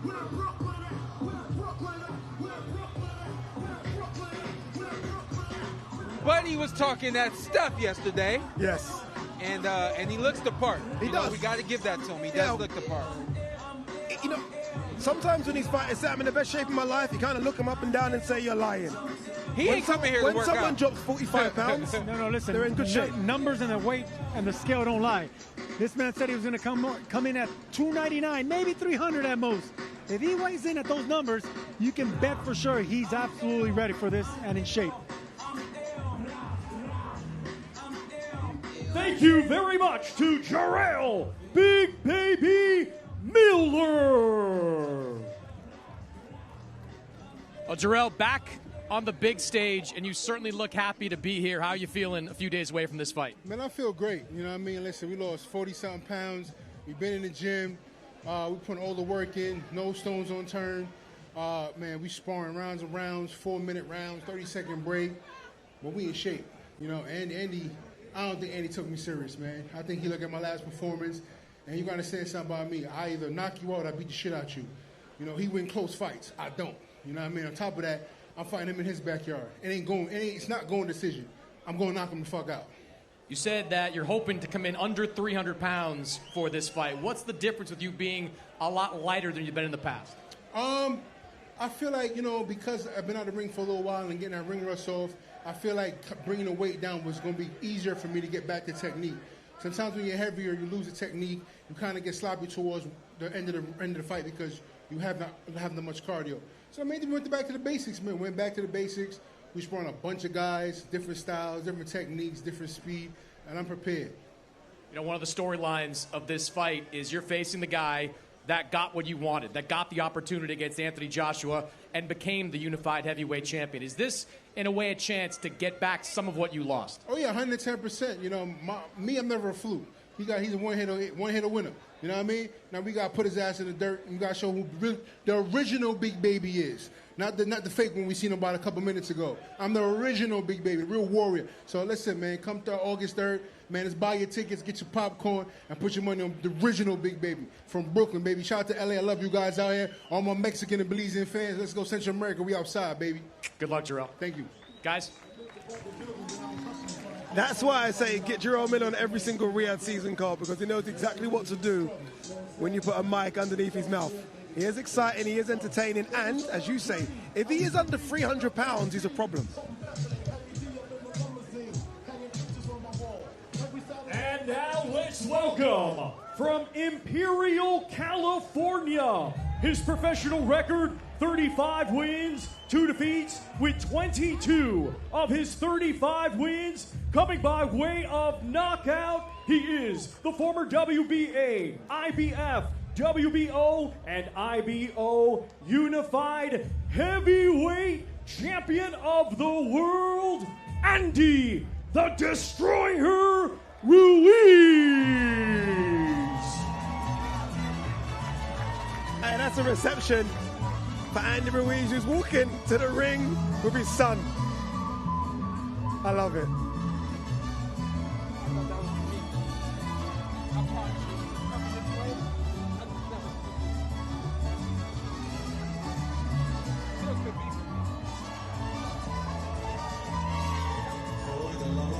There you go, former unified heavyweight champion of the world, Andy Ruiz, who caused one of the biggest upsets we've ever seen in the heavyweight division when he stopped Anthony Joshua. And life for him, admittedly, hasn't been right since. Can we get back the old Andy Ruiz? If we can, what an addition he is to the heavyweight boxing landscape. I remember when he knocked out AJ, Anthony Joshua. I was jumping up and down, right? And when I made my way back to the TV, I saw him jumping up and down, you know? He had a flair and a charisma about him. He's always been a nice guy, a nice kid with a lot of skills, and he always believed in himself. I'm waiting to see that charisma come back, and I'm hoping that this weekend is that weekend for him. He struggled in these last couple of fights. Didn't look good against Luis Ortiz. Didn't look good. Got dropped against Chris Arreola. Again, inactivity. He's been out the ring 2 years. 2 years for a heavyweight. 2 years for anyone in any sport is crazy. 2 years for a heavyweight boxer is too long. We'll see. Again, I hope that we can see the old Andy Ruiz. He looks in good shape. Let's hope he performs like he did against AJ, 5 years ago now. Listen, another fun fight to watch. We got two guys with a lot of inactivity that are trying to climb their way back to the top. This is the crossroads fight for them, you know, and they know it's show up. It's now or never, especially for Big Baby. This is what I know about Andy Ruiz. You touch him, and that's how you really get him going, you know? So I don't think it's going to be hard for Andy Ruiz to show sentiments of who he once was. Yeah, look at the form guide here. I mean, some great wins. Dimitrenko, that night against AJ, Madison Square Garden, lost to AJ in Saudi Arabia, severely overweight. And then you saw the other two there, Chris Arreola and Luis Ortiz. Not good performances against those. But, and I will say this, you watch him in the ring now, he's still got that speed, still got them fantastic shots. And for a big guy, really good foot movement as well. I mean, this guy can move. can move. I think that surprised AJ. Yeah, well, here's the common denominator with Andy and the real big baby, Jared Anderson. Amateur background, started when they were younger, learned how to move and do all those things that a lot of bigger guys don't ever learn how to do. You know, so he has that amateur pedigree and the experience as a professional to go along with it. The thing that makes favorite here, sorry Sergio, who's the favorite? Like, who goes into the ring as the favorite? Well, look, I think on paper you would have to say the former champion in Ruiz, but look, in reality, I think if Miller is really motivated because of the activity that Andy Ruiz hasn't had in the ring, the overconfidence, the personal issues, I would lean towards Big Baby. I mean, that's the reason this fight is, once again, like I said in the past, another 50-50 fight. And I'm looking forward to this one because it's all about hunger for these guys. No pun intended. I know we have issues here with weight when it comes to Ariola and Big Baby, but they need to be hungry. So this is the type of fight. So who takes the bigger punch? And both these guys take a punch, especially Andy Ruiz, but who wants him more? Who's in better shape? Who once he gets into the dog rounds, the middle rounds, if it gets to them, who's going to actually surpass that? That's what I'm interested in seeing. And no, this fight does not last the distance. Well sold there, Sergio Mora. And look, we've got two heavyweight fights on this card. You could easily see a situation where the winners fight each other. I mean, who wouldn't want to see the winner of Bacoli Anderson versus the winner of Miller Ruiz? Absolutely, and like Chris Ariola told us when we spoke to him, this is another chance for another big money fight. So look, this is pretty much a showcase type fight, a presentation to see what you can do right here on Riyadh season in front of His Excellency. Get a knockout here, you get another big fight, another big payday with another big name. Yeah, this is the wrong time to be an inactive heavyweight. There are so many good heavyweight fights that are being made right now. Joseph Parker's out there, Agate Caballero was out there, Dillian White's now back. There's just too many. Stay active, make some money, make some big fights. Stay busy, stay working, stay getting paid, and that's the beauty of activity, and that's actually what heavyweights lack. Heavyweights normally fight once, maybe twice a year. If you can get a heavyweight that wants to fight 3 times a year, not only is he going to be, paid, but he's going to be ready to take on the big opportunities when given.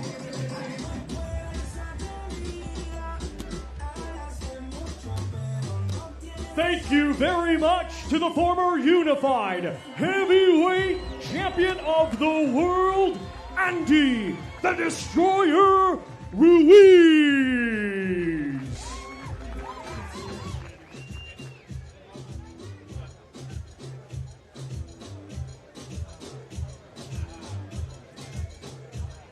Andy, it's been a long road back to getting back into the ring. How are you feeling just a few days out? I feel good, man. I feel amazing. I'm blessed to be here, and August 3rd is going to be an amazing time. You were incredibly motivated to become the heavyweight champion in the world. You slid into Eddie Hearn's DMs to get that fight against Anthony Joshua. How motivated are you to become a 2-time heavyweight champion? I'm really motivated. Like I said, I was a champion of the world. Now that I lost the belt, I'm more hungry than ever. I want to be a 2-time heavyweight champion of the world. That's exactly what we're going to do August 3rd. I know you and Israil have been friendly in the past. He was just out here and said Andy Ruiz is a one-hit wonder. How do you feel about that?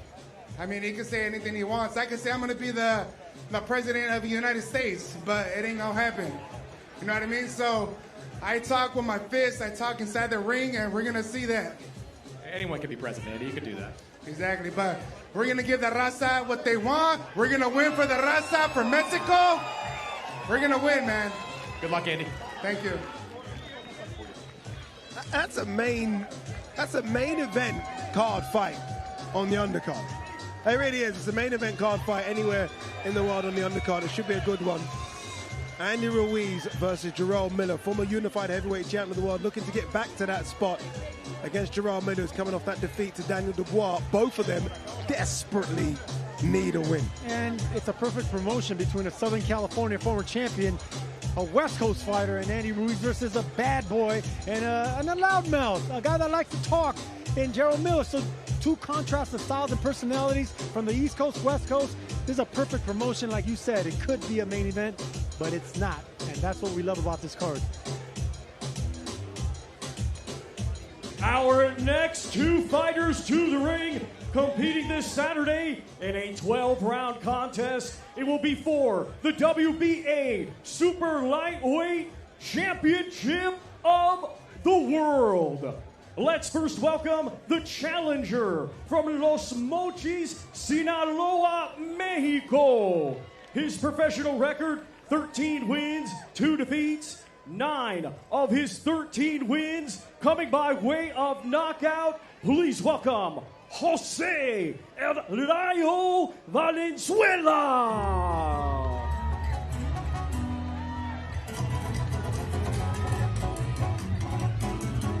Here comes Jose Valenzuela coming off a really good win against Chris Colbert. Moving up from 135 pounds to 140. I think it's a good jump for him. He really looks like he's filled out a lot. Fantastic team around him. Robert Garcia, his coach, says he's got a game plan to become world champion. And you wouldn't rule it out. Robert Garcia's had a few world champions in the past. Ain't going to be easy, but being a world champion shouldn't be easy.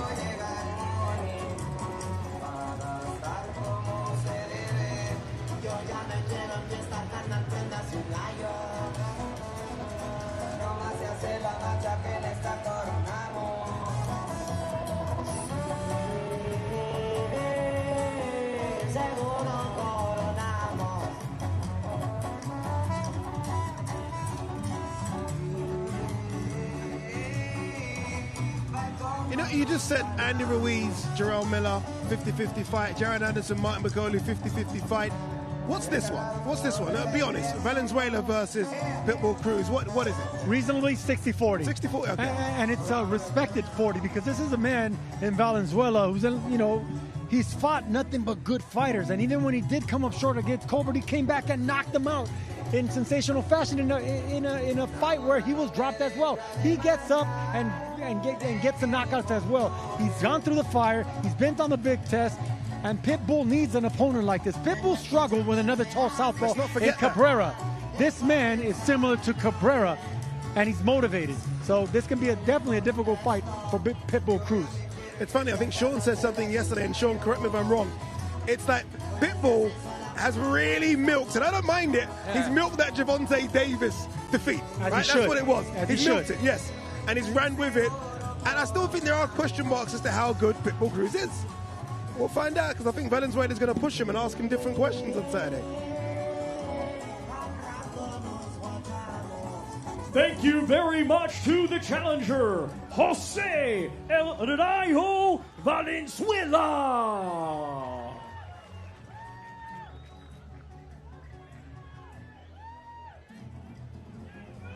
Well, Jose, you were training for another fight when you got the call to take on Isaac Cruz. Why was it the right move for you to take this fight now? This was a dream come true to fight for a world title, so, this is it, the biggest stage. This is your first opportunity to fight for a world title. What would winning one mean to you? It would mean the world to me. All the sacrifice my parents did to get me here. You get a lot of pressure sparring in that Robert Garcia gym. Some very good fighters in that gym. What's the key for you to dealing with the pressure of Isaac Cruz? Staying calm, just like we practiced in the gym, and, shoot sharp and hard. Good luck, Jose. Thank you. Yeah, that's one thing you definitely get from a Robert Garcia gym, sparring. Good sparring. Everyone in there wants to fight, wants to throw down. He's ready. He's going to be ready. I mean, if you're not ready for this co-main event, one of the biggest fight cards we've seen in years, you're never going to be ready. Listen, he said it. Shoot sharp and hard. That's how you beat a Pitbull Cruz. You got to be sharp, and you got to punch him hard. So I think they got a recipe. I'm excited and curious to see it.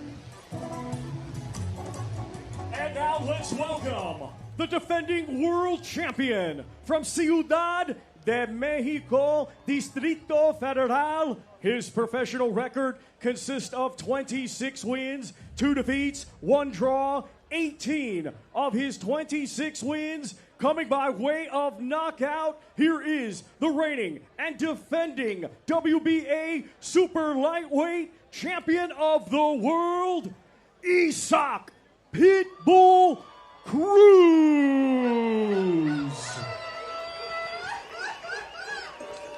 You know, I just did a little scan behind me, in front of me, left, right. This place is swelled, and it's beautiful to see. I mean, look how many people are here now. It really has swelled. The intrigue, the interest. I think this is fantastic. It really is for the sport. They're getting off the ride and they're coming over here. You know what I mean? Like, this is so smooth. Yeah, they've stopped the Ferris wheel. Everyone wants to know what's going on right here, and this is it, right? I describe a lot of things as sexy. Right now, boxing don't get no sexier than this right here. Indeed. And this man's grown a fan base in the last couple of years as well. I mean, it's that Pitbull Cruz world champion. You know what you get with him, Sergio. He comes, he throws hands, he wants to scrap all the time. Very exciting fighter. He's the type of fighter that made more fans in a loss. He made more boxing fans, you know, cheer for him in that loss with Tank Davis, because that was a competitive fight versus a beast. In Tank, one of the highest knockout ratios, he blows out through everybody. Cruz was able to hold his own. Mexicans love fighters like Pitbull Cruz. That's the reason he's on this card. But he's in there with a live, hungry guy in Jose Valenzuela, and styles make fights, man. This is a fighter who struggled with a tall southpaw in Cabrera. Guess what? He's dealing with another tall southpaw in Valenzuela. Humble. He's stocky, isn't he? I mean, humble, quiet, but he fights like a maniac. That Pitbull is a perfect example of how he acts, because Pitbulls don't bark. Pitbulls don't bark, but we know they bite. Yeah, you look at his recent wins. Obviously, stopped Romero, and that was a vicious stoppage as well. You mentioned that fight against Giovanni Cabrera, where he did struggle. He did, and a lot of people thought maybe Cabrera was unlucky not to get the W there. And the L you see, no shame in that one, Tank Davis, where he did push Tank all the way in that one. Yeah, I felt like Cabrera actually won that fight, but the guy that needed to win, should have won the fight. Okay. You know, Pitbull is marketable. Pitbull moves on, and we have a night like this. Thank you very much to the defending world champion, Isaac Pitbull Cruz.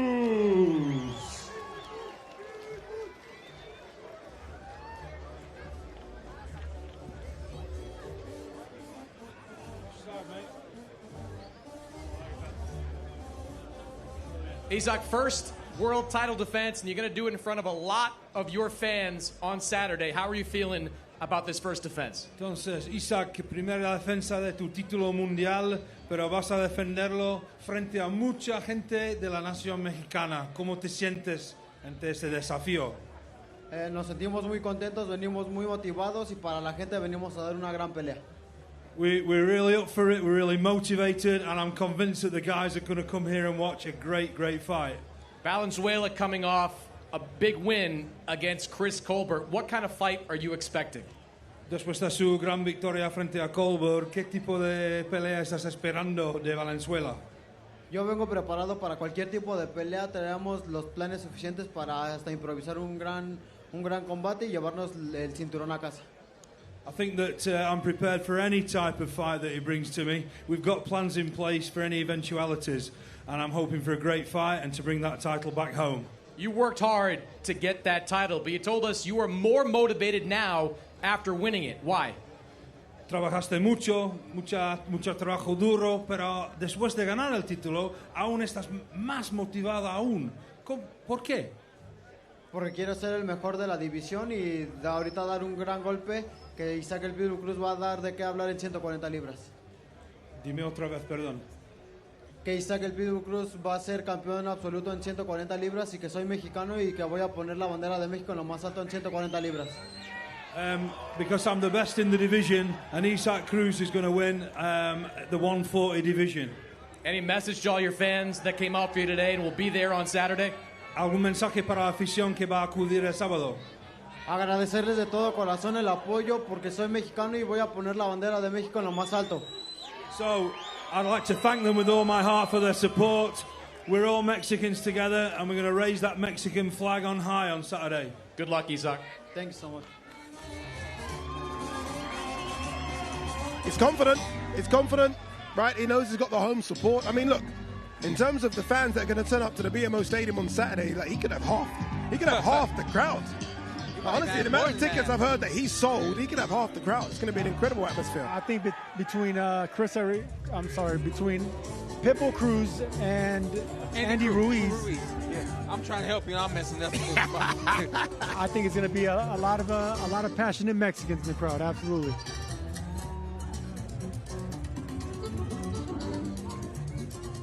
Ladies and gentlemen, our main event this Saturday is scheduled for 12 rounds. It will be for both the WBO Interim and WBA Super Welterweight Championships of the World. And it is also a final eliminator for the WBC World Title.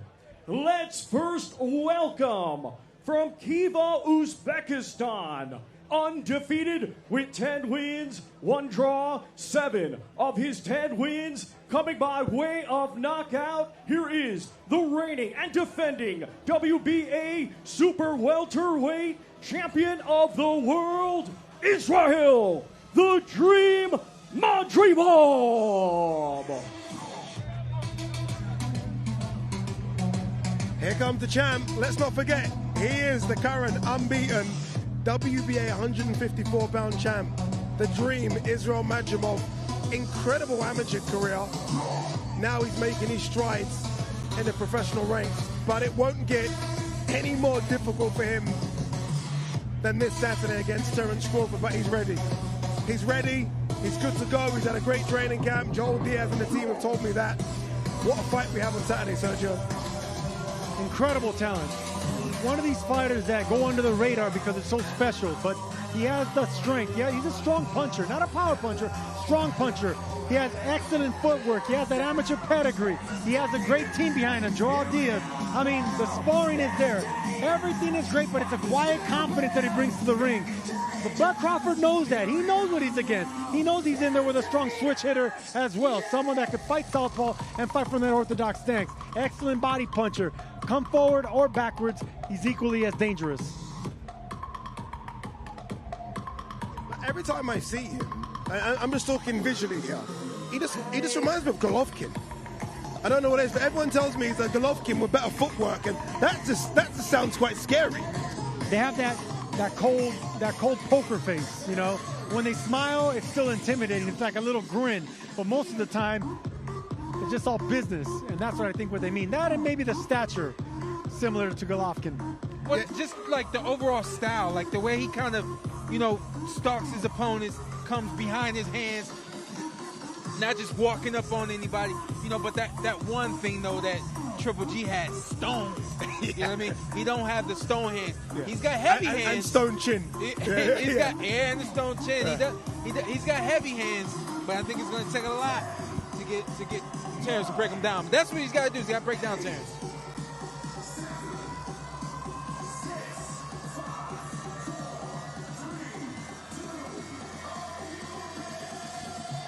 Technically very, very good, isn't he? You watch him and everything's as it should be. I guess what he's going to need to be on Saturday is going to be, he needs something to be special. So everything right now is good. It's a 7, 8 out of 10. He's going to need a couple of 10 out of 10 things to beat Terence Crawford. Technically he's special, but he's going to have to show something that he hasn't been able to show yet because he hasn't faced anyone like a Bud Crawford. He's going to have to show guts, heart, and he's going to have to pull out more than just a plan A to beat the pound-for-pound #1 fighter in the world. And I know that this is professional boxing, but something that I always knew as an amateur, we go across overseas and things like that. The straight up and down orthodox, very clean boxers, they always gave us trouble. We had all of the speed and movement and all that kind of stuff. There might be something there. We'll see. A little somersault as well. Obviously, this is the Olympics right now. I mean, a bit of gymnastics from him. Thank you very much to the undefeated defending world champion, Israil, the Dream Madrimov.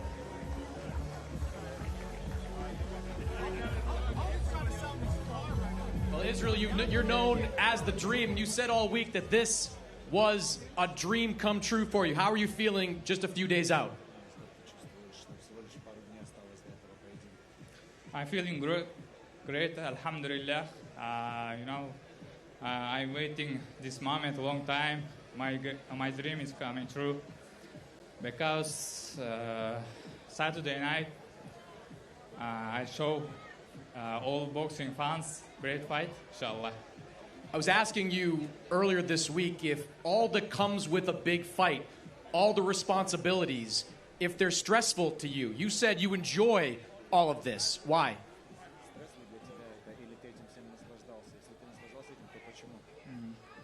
Не, все нормально.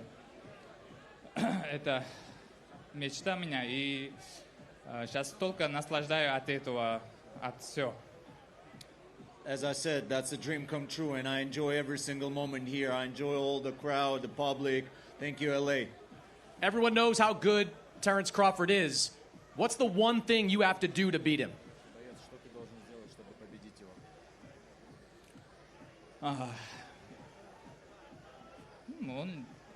Только победа надо мне, поэтому я покажу все, что умею в ринге.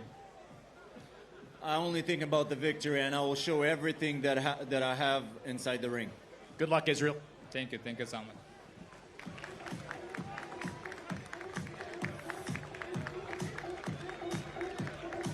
The biggest night of his career coming up in 3 days' time. Israil Madrimov, the current WBA 154-pound champion, a belt he picked up in his last fight against Madrimov Kurbanov back in only just a few months ago, actually. Now he steps up against Terence Crawford. Can he pull off one of the biggest upsets in boxing? His team thinks he can. He certainly thinks he can. Isn't going to be easy.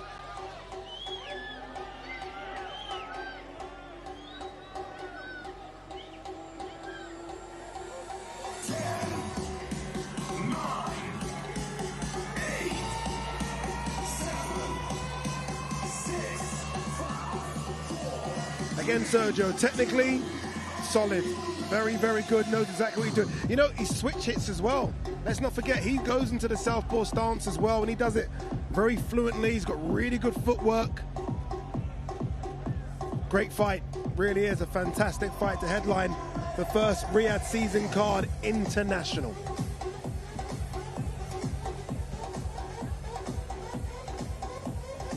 And now let's welcome, from Omaha, Nebraska, undefeated with 40 wins, 31 of his 40 wins coming by way of knockout.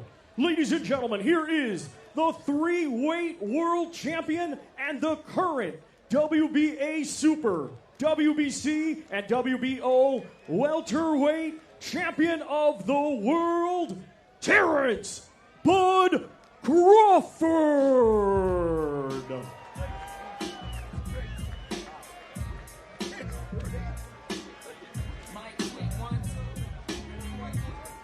I like this. I like the music choice. Eminem, obviously, you know, this Crawford Eminem thing is starting to grow a lot. Obviously, it kicked off when Eminem walked into the ring when he beat Errol Spence, a career best performance. Eminem will be there on Saturday as well. So why not start your media workout with a bit of one of the best MCs we've ever seen? And it's the new stuff. And it's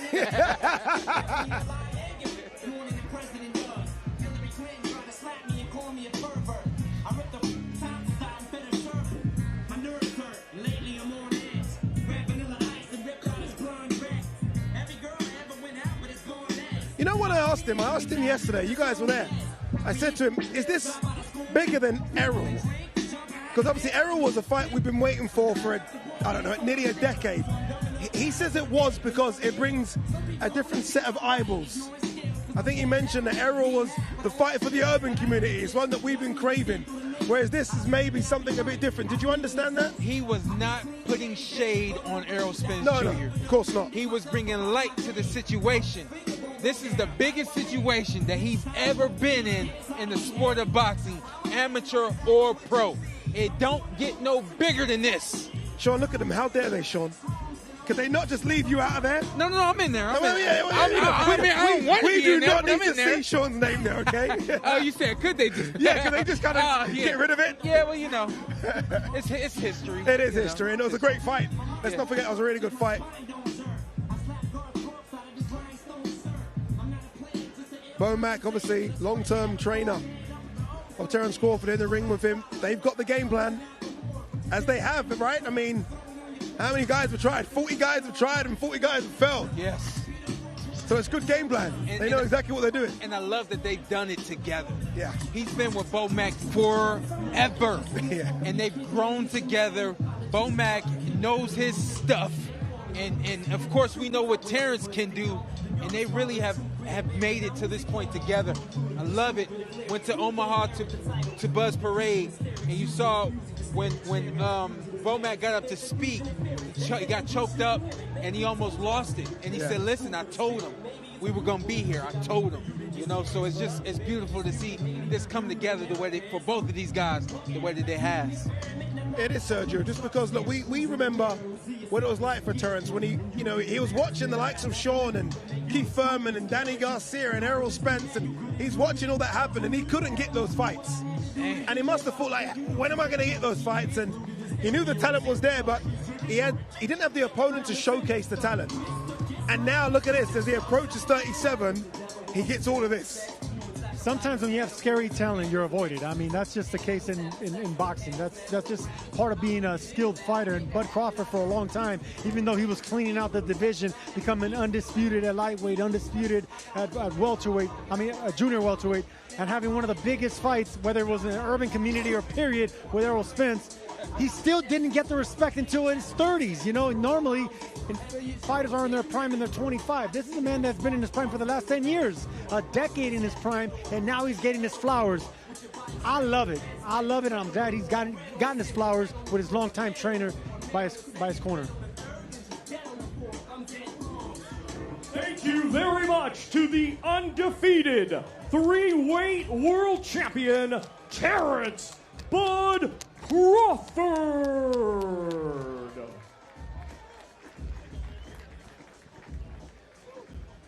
Well, Bud, you're no stranger to big events. Certainly a unique atmosphere for an open workout. What do you think of this event so far? Oh, man, it's wonderful, man. Thanks, everybody, for coming out and showing support for not only me, but for all the fighters on the card. We're going to show up and we're going to show out here Saturday. It's going to be a wonderful night of boxing come Saturday night. First fight for you at 154. How have you felt carrying that extra weight? Ooh-wee, I feel great. Come Saturday, I got a treat for y'all. You said that this guy, Madrimov, you believe is the best at 154. What kind of fight are you expecting from him? I'm expecting him to come out and do everything he can to try to dethrone me. But like I said before, I'm going to keep saying it again. This is the Terence Crawford era, and I'm taking that belt. You're going to be 37 years old in a couple of months. You're still fighting as well as you ever have before. You're a first ballot Hall of Famer whenever your career ends. What keeps you motivated to keep going in these types of events? The naysayers, the ones like you that say I'm old. No, but I feel great. I don't smoke. I never smoked, never drunk. So, you know, my body is well preserved.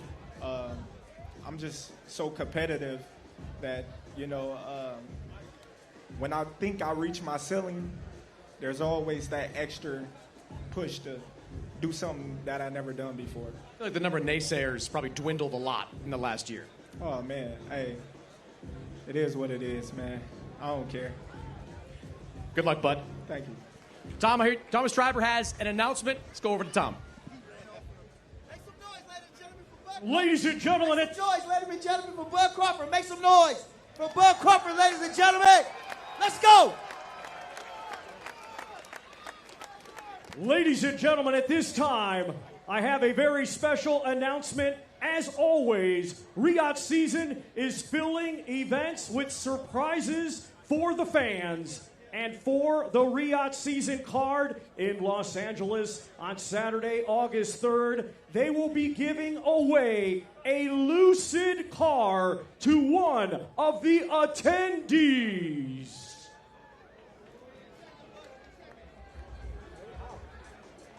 Wait, you know when they say attendees, does that include us? Like, am I an attendee? Do I get a chance to win a car as well? Or is it we're just talking just the fans? I mean, do I get it? I don't know. Did they hand out raffle tickets? I mean, I want to know how this plays out. Raffle ticket? I want to know how this plays out. Okay, you have to purchase a ticket, okay? I'll do that somehow. I'll do that somehow. And that was a good media workout. We saw a lot there. It was good to see as well. Bud looks in terrifying mood. You know, because he's got this way of kind of smiling, but it's still quite menacing. I just thought about something else. What? At 36, almost 37 years old, and he just said it, I'm well preserved. Not only did he not do anything to his temple, the drinking, the smoking, the party, all those kinds of things, he ain't really been in no wars. You know, everybody thought he was going to go to war with me. I came to the ring with a different game plan, and he got out of the ring without going to war with me. And then everybody thought that the fight with Errol Spence Jr. was going to be a war. He washed him. You know what I mean? So he's healthy. He's all the way ready for this fight. And if anything, man, like he said yesterday, he's more dangerous at 36 than he was at 26. He certainly is. Sergio Mora is going to make his way downstairs. He's going to join the commentary team of Todd Grisham and Chris Maddox because we have something more for you, a little extra for you. We have free fights. So it isn't just a media and public workout. We're going to entertain you. Some guys are going to throw some hands better than this, better than what I just did there, hopefully. So stick with us. We have Fight Night Extra coming your way straight after this. What more could they possibly give?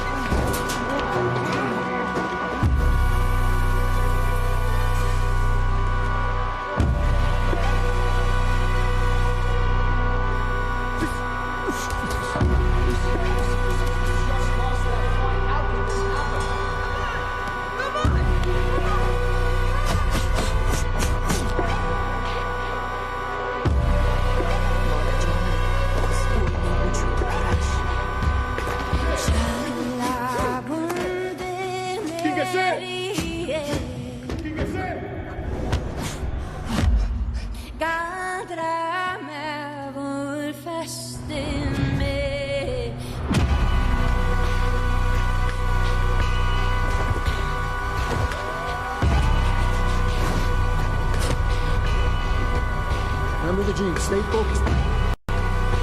Everything or nothing. Final round. Everything or nothing, son. Everything or nothing.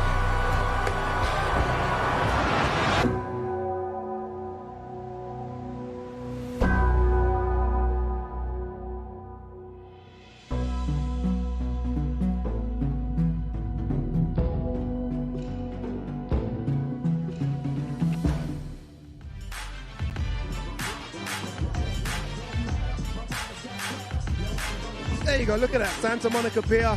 I like it. The daylight's starting to set a little bit, and they say LA is better at the nighttime, and I think it's going to be as well. Fight Night Extra now for you guys, and I think this is such a great idea. I've been speaking about it throughout the week. Boxing shouldn't just be on a Saturday. Boxing should be every day. I grew up on ESPN Friday Fight Nights, and I want to see that every day, and we're going to kick things off as well. This is the fight card that we've got coming up for you guys. Mark Castro versus George Acosta, Miguel Parra versus Shakram Giyasov. A lot of people expecting good things out of Giyasov. Can he be the next welterweight star? and Ray Corona versus Nathan Lugo. I love this, Sean. I like it, and I think every media public workout, look, I get it, it's not that easy to do, but if we can, every media public workout should have a couple of fights after. Why not? It's cold. It's cold? It's cold. Okay, 1 second. Sean is hungry, and it's cold. Yeah. Fly. That's Riyadh season equals fly. You know what I mean? Like, everything out here has been fly. It's been sexy. It's been cold. And it doesn't get any better than this. You know, and I can't. I've been involved in this sport since I was 8 years old. Been competing since I was 8. I've done it all as a fighter, going around the world. This right here is the pinnacle of what I've been a part of as a fighter, being a part of boxing. Yeah, it's really special. It really is. Let's go downstairs to our commentators. I can see they're ready. Todd Grisham, Chris Mannix, and Sergio Morris. Hip Scott down there as well. Guys, he said this is cold, as in this is good. And there was not cold weather, as in cold, as in this is very good. Did you see the bat that went by us? No, I didn't see a bat. Yeah. There was a bat? Yep. What does that mean? There was a bat that flew by. Let them do what they're going to do. Okay, guys, there was a bat. Be careful. There's a bat that flew by. I think Sean's lost the plot. 2 hours on TV, get Sean out of here. He's talking about bats right now. He's also from Ohio. Yeah, like, what are we talking about with cold? Like, it's a lot colder in Boston? Ohio. Yes. You know who's not cold? Me. Yeah, I heard him say fly and sexy as well. Is that what you're trying to go for here to show us up with this outfit? Always. I've got some different words. Well, let's talk about a few of the fighters we're going to see here. We got 3 live fights. We start out with Nathan Lugo, 1-0, coming off a big knockout win. He was a very decorated amateur. What would you like to see from him tonight? More power. Nathan Lugo had a spectacular knockout in his pro debut a few months ago. This is a light heavyweight that can punch with both hands. To build that kind of momentum he needs in this division, he's got to get another early knockout.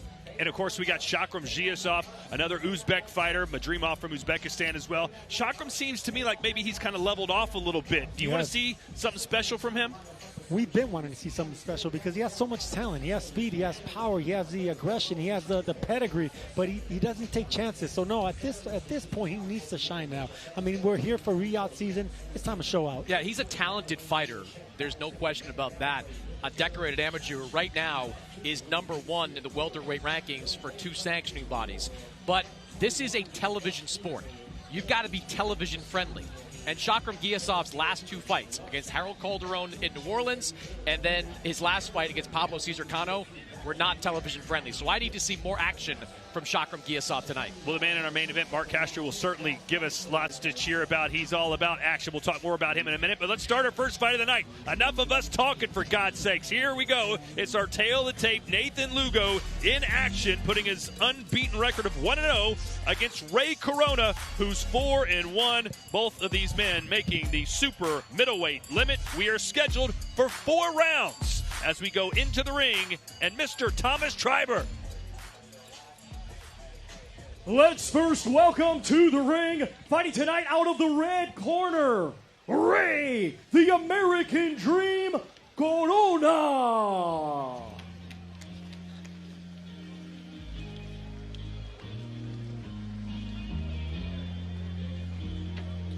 Well, the song is Here Comes the Rooster, Sergio. Is this El Gallo, Ray Corona? No, it is not. It's just Ray Corona. A native of Chicago, currently resides in Provo, Utah. He's 31 now, turned pro at 27, a 4-1 record. But, Sergio, we know why he's here. He's here to make Nathan Lugo look good. How does he not have that happen?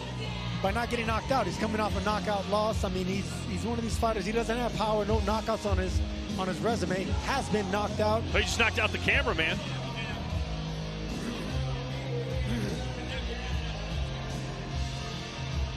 So he's returning to the ring 109 days after suffering his first loss as a pro, a first-round knockout defeat against prospect Tipton Walker. Tipton Walker. Sounds like one of Chris Mannix's cousins. You know, Ray Corona's going to face a lot of pressure in this first round. I think he's got to weather that storm early to try to put himself in the fight as it progresses, because he's got a big puncher in front of him tonight. Ray Corona turned pro in February of 2020. but his second bout didn't come until 31 months later because of the coronavirus. So talk about stumbling out of the gate to your career. I'm sure that's not how he wanted things to happen.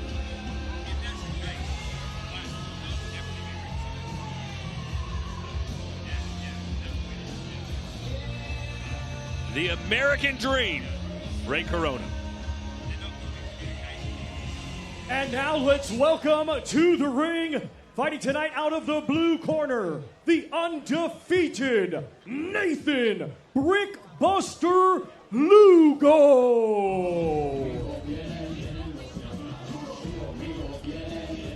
The Brick Buster, and he's got the Deadpool outfit on, Sergio.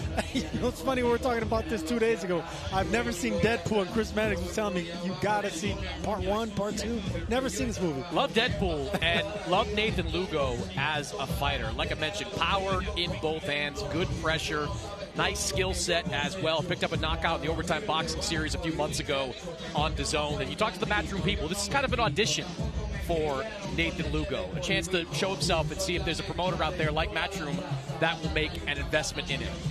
Yeah, his pro debut ended 93 seconds after it started. He got a pair of knockdowns against Robert Lartigue and knocked him out in round number 1. Have you seen the new Deadpool Wolverine movie, Chris? No, I have not. I plan on seeing it, so if anybody has any spoilers, I do not want to hear them. If there are any cameos, I do not want to hear about them. I think they killed Deadpool. Deadpool. Well, he's alive, Pool, tonight as he makes his way to the ring in the form of Nathan Lugo, as Chris shakes his head at my terrible reference.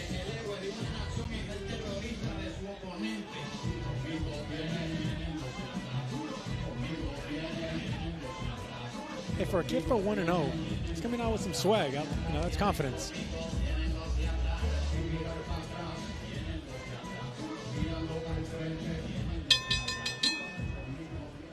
Ladies and gentlemen, welcome to Fight Night at Santa Monica Pier in Santa Monica, California. It is all being brought to you by Riyadh Season and the General Entertainment Authority, GIA, and promoted by Eddie Hearns, Matchroom Boxing, Sella, Gold Star Promotions, and Frank Warren for Queensberry Promotions. At this time, we would like to extend a big thank you to the custodian of the two holy mosques, King Salman bin Abdulaziz Al Saud, His Royal Highness, the Crown Prince Mohammed bin Salman, and His Excellency, Chairman of the General Entertainment Authority, GIA, Turkey Al-Sheikh. We get things started with 4 rounds scheduled in the super middleweight division. Our 3 judges assigned will be Ivan Guillermo, Pam Hayashida, and Eddie Hernandez Sr. Our referee in charge will be Rudy Badragan. Introducing to you first, fighting tonight out of the red corner, he comes to the ring wearing white trunks and weighed in officially at 167.8 pounds. A native of the Windy City, Chicago, Illinois. He is now making his home in Provo, Utah, and has a professional record of 4 wins and 1 defeat. Ladies and gentlemen, please welcome Ray, the American Dream, Corona.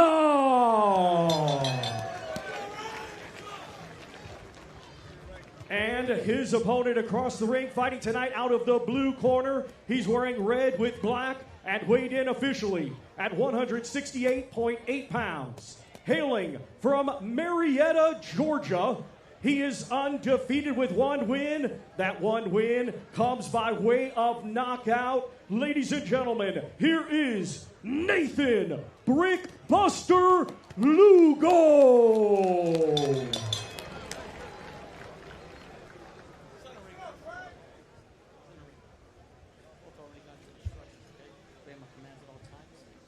Protect yourselves at all times. 4 rounds. Good luck.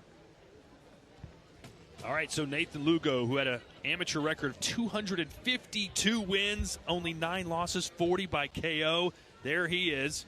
Looks like he spent his entire purse tonight on those trunks, right? That is some high-level, expensive gear.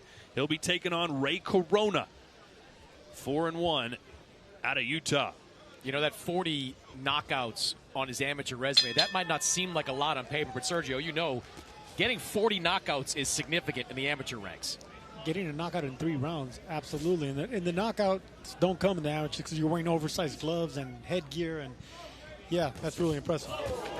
Speaking of impressive, Lugo says, I don't waste any time. I come right after my opponents. That's what he did in his opening bout, winning in 93 seconds, and he's trying to do the same here. You can see he has heavy hands already.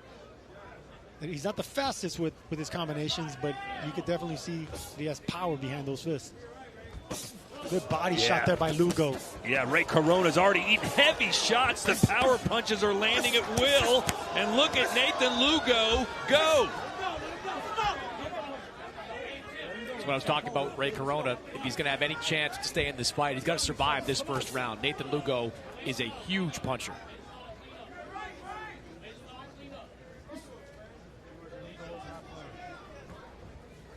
How's his footwork, Sergio? You know, for a big man, he's pretty nifty on his feet. He's flat-footed. Oh, he just ate a left, and he throws a right back. He's flat-footed, but he has a good bounce. You know, he has good rhythm. He fights with a good rhythm, Lugo. But his chin's up in the air right now. He is susceptible to overhand shots. You want Corona, if he is going to lose this early, at least get your shots in. Throw your offense. Let your hands go. And there is opportunity right there. He threw a left hook, landed on the chin. Yeah, but Lugo's fighting with reckless abandon. He knows Corona can't hurt him, or at least thinks he can't hurt him. And that's when you can catch your opponent off guard and hurt him. Because in this sport, you know, if you land a good shot, it's always going to hurt if you land it on the tip of the chin. And Lugo's giving you an opportunity. The chin's in the air, and he's getting overly aggressive on those combinations. Look, right there, you see Corona just barely came up short. If he would have doubled his jab in, he would have landed that right hand. Good body work again from Lugo. Spreading the wealth, so to speak. I love the guard manipulation, Sergio. He pulled the gloves down with his left hand and landed the right. Yeah, Fernando Vargas used to do that a lot. I like that power jab from Lugo. I'd like to see a little bit more of that, setting up some of these power shots. That's actually frowned upon and maybe even illegal, but if the referee lets you get away with it, pawing the glove and the guard down and trying to sneak a shot in, then go ahead. I like that jab that Lugo throws. Anytime it's an interception jab, you know, anytime Corona wants to get something started, Lugo throws a power shotgun jab to stop the momentum. Oh, clubbing shot. That was behind the head. Let's see if the referee talks to him about it. Nope. 10 seconds to go, and it looks like Corona is going to make it out of round 1.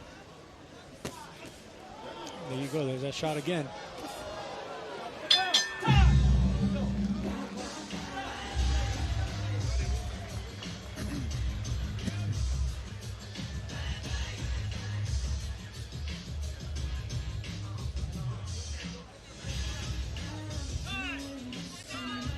Uh-oh.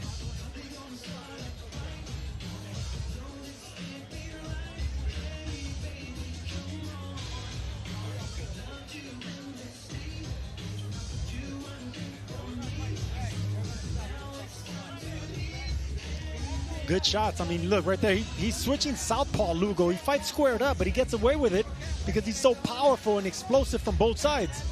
You know, Mike Tyson used to square up on opponents, and he used to get away with it because he had that power. And anytime you got that power, you know, opponents are afraid of opening up or throwing something back or countering those shots. But that's what I'm not liking in Lugo. He pulls back with the chin in the air.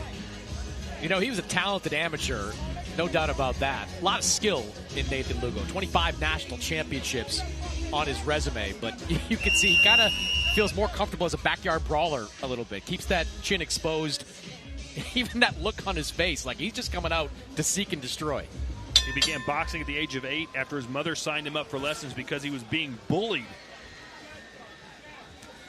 And a right hand and a left. Corona's coming out. I like this. Yeah, Corona just got caught with a big left hook. I mean, the power is definitely on Lugo's side because Corona, he landed a clean shot, but when Lugo lands, he rocks him. He shakes him up.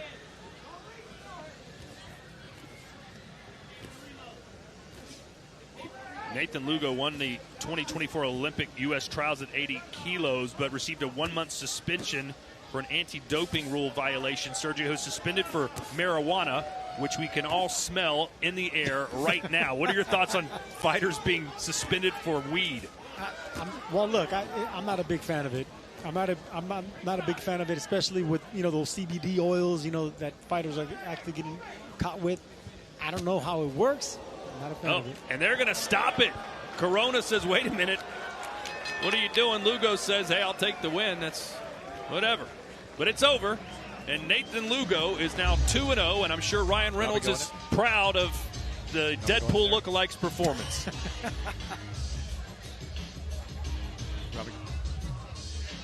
Not the most dramatic ending to a fight. I mean, Corona was taking shots, but he didn't seem completely done yet. But I guess in the end, Sergio, we all knew what the end was going to be. Yeah, Ray Corona killed his high. A buzzkill. Yeah, there you go. So Nathan Lugo is now 2-0 with 2 knockouts.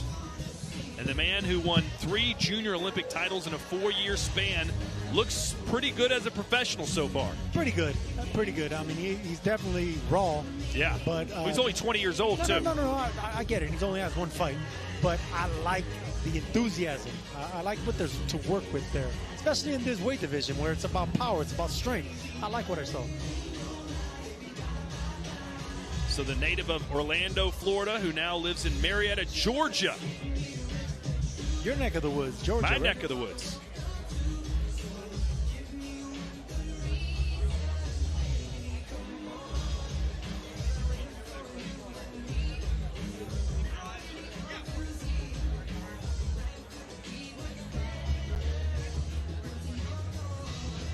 Ladies and gentlemen, Cruz versus Valenzuela, Mexico versus Mexico in the co-main event. Sergio, who you got in that one? I love that fight. And if there's look, we know that there's 50-50 matchups here, but Valenzuela is a very live dog, a tall southpaw, motivated, trained by Robert Garcia. That's a live dog right there. And Pitbull's looking to maul Valenzuela. Valenzuela had some really good answers today during our fighter interviews. I mean, he knows what to do. It's just, can he do it? No, he's they're very smart and articulate fighter. I was really interested in him. And yeah, he said all the right things. And he can fight. He can definitely fight. So this is his moment.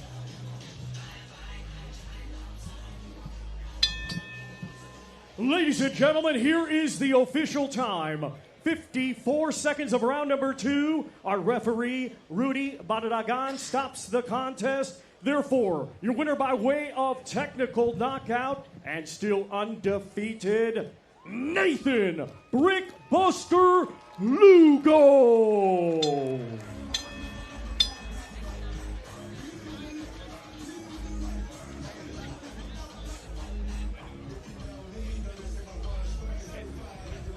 So Chris Mannix making his way in to speak to Lugo.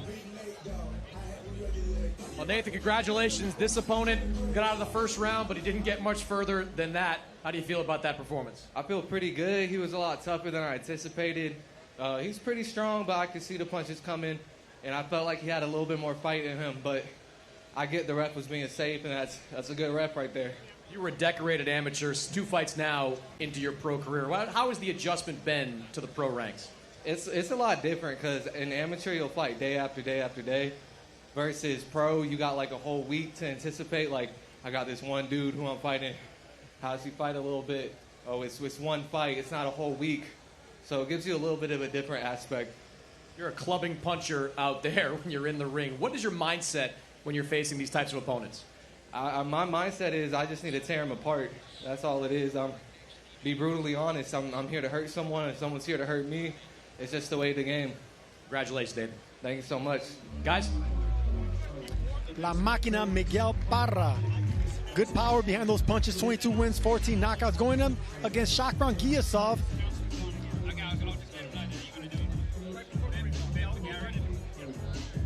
Sergio, you're getting ahead of yourself. We're not done with this fight yet. This is the story of the fight as we jump back into these highlights. I understand that, but before that, I want to get into the next fight. We already got done with this fight. This is actually a good fight. I understand what he was doing here. Good combinations. I like the way that Lugo was able to pull back. He expected something to pull back, to counter. You know, these are the things that you actually learn on the job. You know, you want to jab downstairs, you want to jab to the chest, you want to throw some body shots to open up those headshots. But work in progress, and you know he's being molded into a good fighter right now. You know, I love the answer that Nathan Lugo. You confused. You know, he was out there to hurt somebody. He's out there to hurt guys. That's the exact kind of mindset you want from a young fighter. There's obviously some polish that needs to take place with Nathan Lugo, but get him in the gym, work on some of that defense. I think he's going to be a pretty good fighter. Still 2 more fights to go, but first, let's check back in. Ooh, look at that sunset. Here's Ade Oladipo. You don't get this in England, brother. There's places in Blackpool like this in central London, but to be honest, no, maybe nothing quite like this, especially the weather, the LA weather as well. It's so good to see the crowd has still stayed around. Obviously, they're watching this for free. This is fantastic. I mean, you don't get boxing for free, I can tell you that in LA, so this is good for them. And, you know, that was a good performance as well from young Nathan Lugo. Obviously, look, his second fight, he was a bit aggressive, maybe rushed his work, but you want to get people out of there to impress the fans. That's what happens, especially young in your career. You're in front of a lot of people. Yeah. You know, he's got, you know, he came out, seemed a little shaky, even though he's very aggressive. But then he started to get himself together, find the shots, opposed to just throwing them. And those are things you look for in terms of experience in that growing process. Not only am I throwing the hook, now I see exactly where it's going. So he's on his way. How do you slow down young fighters that want to be super aggressive and want to maybe jump before they can walk, so to speak? I always, so I've been training kids, and they want to get in the ring and just go at it. I start with your jab. Yeah. Slow it down. I don't want to see anything else but the jab. And so a kid like Lugo, you would tell him, like, literally come out, find your jab, and work from there. You know, and I think that usually when you just start with the basic and you go slow like that, everything else settles down, and then you start to kind of work more accordingly. Yeah, looking forward to seeing more of Nathan Lugo. Hopefully this year, yeah, we should see him again this year. 1 down, 2 to go from here right now. And it isn't just boxing on the zone. There's so much more to come your way in the coming months, including the EA Sports World Cup.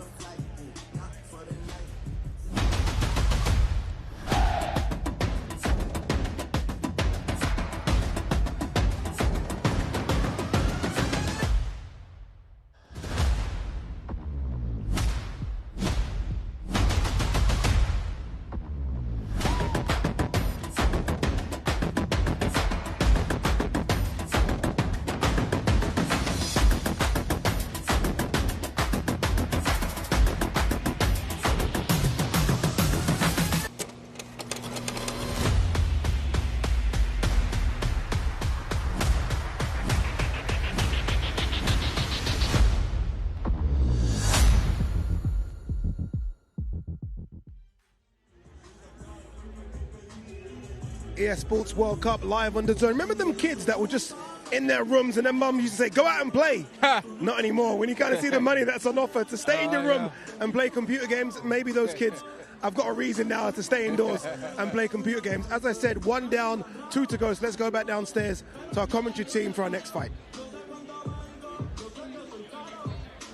All right, thank you, Ade. Let's jump into the weigh-in from yesterday. Miguel Parra and Shakram Giasov. Sergio, what kind of fight do you think we're going to see here tonight between these two? Well, look, I'm hoping to see Giasov get aggressive on Parra. Parra has been stopped, but he has power behind those punches. He will come. He has that typical Mexican style. Giasov has the footwork. This is the type of fight where he can showcase Giasov and turn some heads if he wants to. Well, let's jump into our tail of the tape for this, our second of 3 fights tonight. Shakram Giasov, unbeaten. A native of Uzbekistan, now based in Brooklyn, 31 years old. Miguel Parra from Mexico. He's 30 years old, 5'10", weighed in at 140 pounds, 49 pounds rather. This is scheduled for 10 rounds in the welterweight division. Here's Thomas Treiber. Ladies and gentlemen, as always, Riyadh season is filling events with surprises for the fans and for the Riyadh season card in Los Angeles, Saturday, August 3rd. They will be giving away a Lucid car to one of the attendees at the BMO Arena in a draw. Let's continue now, and first welcome to the ring from Mexico, Miguel La Máquina Padra. The machine, right, Sergio? That's right. Can you try to say it yourself? Máquina. No. El Máquina. No. What? La Máquina. I thought La meant feminine. Should it be El? Not in Spanish. Either way, here goes Miguel Parra. 22 wins, 4 losses, and 1 draw as Chris Mannix is here ringside with us. And Chris, hey, there's some people here that think he's going to win this fight tonight, even though he's a massive underdog. Yeah, I think this is potentially a pretty competitive fight and a dangerous fight, I think, for Shakram Giasov, who is the #1 contender for 2 of the 147-pound titles, taking on an experienced guy, a durable guy, and a guy with a pretty good skill set. So if Shakram Giasov is not on his game, this could be a tough night for him.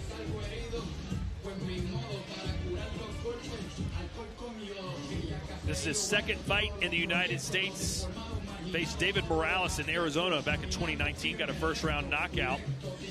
He's lost 3 of his last 5 fights, following a 22-1-1 start. So he'd love to get back on track tonight with the biggest win of his career if he can beat Shakram Giasov. Yeah, and every loss versus undefeated fighters are winners. So every time he steps up, he comes up short. But that just shows you that he has experience. So he's going up against another undefeated fighter. We know that he's a B-side, but he has experience already. And now let's welcome to the ring from Uzbekistan, the undefeated Shakram Wonderboy Giasov. Sergio Giasov is rumored to have had nearly 400 amateur fights. That is insane. That's like fighting twice a day. That is insane, and he probably was fighting twice a day. He's a 2016 silver medalist, and one of these fighters that actually was an exceptional amateur, but the professional game's totally different. You know, I walked over a moment ago to Joel Diaz, his trainer, and I asked Joel, what do you want to see from Giasov? He said, I need him to knock this guy out. He said, if he doesn't come out aggressive, if he doesn't come out throwing punches, I'm grabbing my water bottle and I'm going home. That's what he said. So he's that frustrated with his fighter. Look, it's been a tough couple of fights for Shakram Giasov. Went the distance with Harold Calderon in a very lackluster fight. Did not look great against Pablo Cesar Cano. He has power in that left hand. He's got to show it in this fight tonight. No, I understand the frustration on a great trainer like Joel Diaz. You know, when you have speed, you have power, you have the pedigree. Hey, you're fortunate enough to have that. Take chances.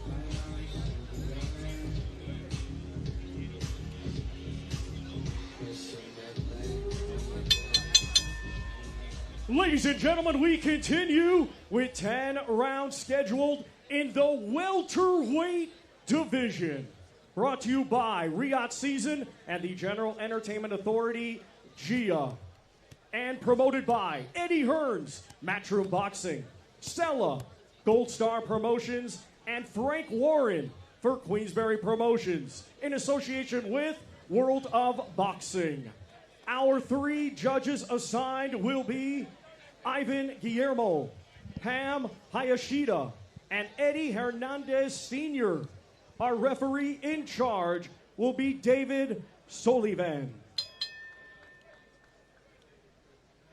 Introducing to you first, fighting tonight out of the red corner, he comes to the ring wearing blue with black and weighed in officially at 149 pounds.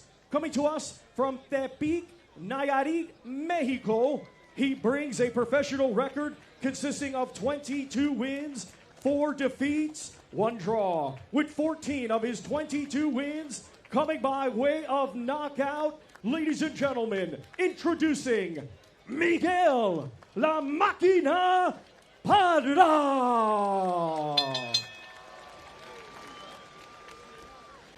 And his opponent across the ring fighting tonight out of the blue corner. He's wearing white with green and weighed in officially at 149.4 pounds.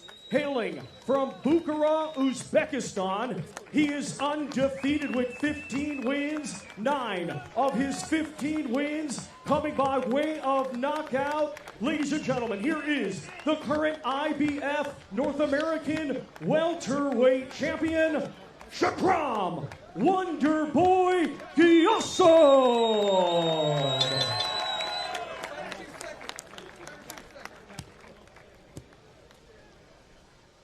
Okay, fighters, I give you instructions to the locker room. I expect a good, clean fight. Listen to my instructions at all times. Protect yourselves at all times. Touch gloves. God bless you both. It's the summer of boxing in Uzbekistan. Several of their amateur boxers are doing great over in the Paris Olympic Games right now. Saturday night, Israil Madrimov in the main event against Terence Crawford. And now the Uzbekistani silver medalist from the Olympics, Shakram Giasov, 15-0 with 9 knockouts. In action here tonight. Let's see if he can deliver the goods. His trainer wants a knockout win, but Miguel Parra not going to make it easy. Scheduled for 10 rounds live from the Santa Monica Pier, ladies and gentlemen, in Southern California. Todd Grisham, Sergio Mora, and Chris Mannix ringside. You know, that left hook of Giasov is one of his best weapons, so keep an eye on that early on. I actually drove here with Shakram Giasov and his crew. I got to talk to him, and they basically said, Parra's right up our alley. He's going to be right in front of us. He'll be aggressive, and that's what we want, someone that's going to come and get it. Yep, when you have footwork and you have angles, that's exactly what you want, because you can get to catch an angle on them, flank them from that weak position, and that's how you get the knockouts when you're dealing with tough guys. You know, you punch them when they don't see the punch coming. But Parra is an imposing figure, big, muscular fighter. He's going to stay in front of you, so there's going to be something to hit there. You got to soften him up. If you're Giasov, you know, jabbing down to the belly, you know, bend him in half. Parra coming off a win in March over Ramon Barajas. But this would be by far the biggest win on his resume. See a couple of times Giasov just missing with that left hook. Expect him to go down to the body a little bit more. See if you can soften him up down there, get those arms down. I could already see that Parra's going to give Giasov some issues. I mean, one, he looks in great shape. He looks in shape. He has the power, but he's fighting the right fight right now. He's not trying to throw too many punches at Giasov right now. He's trying to throw the right punches, trying to get Giasov off balance, jumping in and counter. Parra's a clever veteran.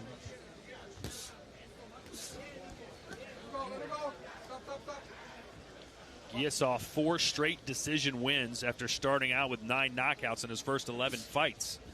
Do you read anything into that, Sergio? Well, that he's fighting better opposition. I mean, you look at who he's fighting. He's fighting fighters that, you know, have been on the championship level. Cano has over 40 fights. You know, when you're fighting fighters that are undefeated, 27-0, 22-4. You know, these guys have winning records, and it's hard to get them out of there. Yeah, Cano's undefeated, but Cano's a blown-up 135, 140-pounder, and he's also someone that's there to get hit. That was disappointing by Giasov. He had opportunities to get Cano out of there, knocked him down. He dropped him early in that dropped fight, him in that second round. But just didn't do enough to follow up. When he gets a guy hurt, he has got to follow up. Nice work here from Parra. Looked like a slick spot there as Giasov points it out to the referee. That's the second time Giasov has actually lost his footing. And for a fighter that depends on his footwork, you know, that's going to be an issue if that continues to happen. Good body shots there by Giasov. Not really putting much behind those yet. And that'll do it for round 1.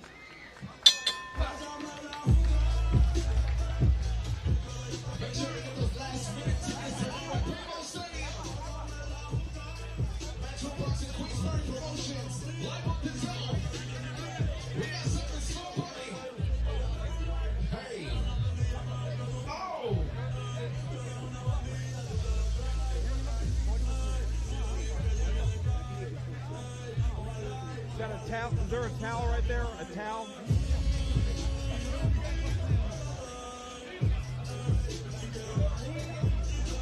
Nice athletic uppercut here. And got out of the way. That's what I like to see from tough guys like Parra. You know, you land your punches and then get out of there, because you're going to be lacking the speed. You're going to be lacking the confidence if you're getting hit with a counter shot. So hit, move. Nice, good round there by Parra, but Giasov had better moments.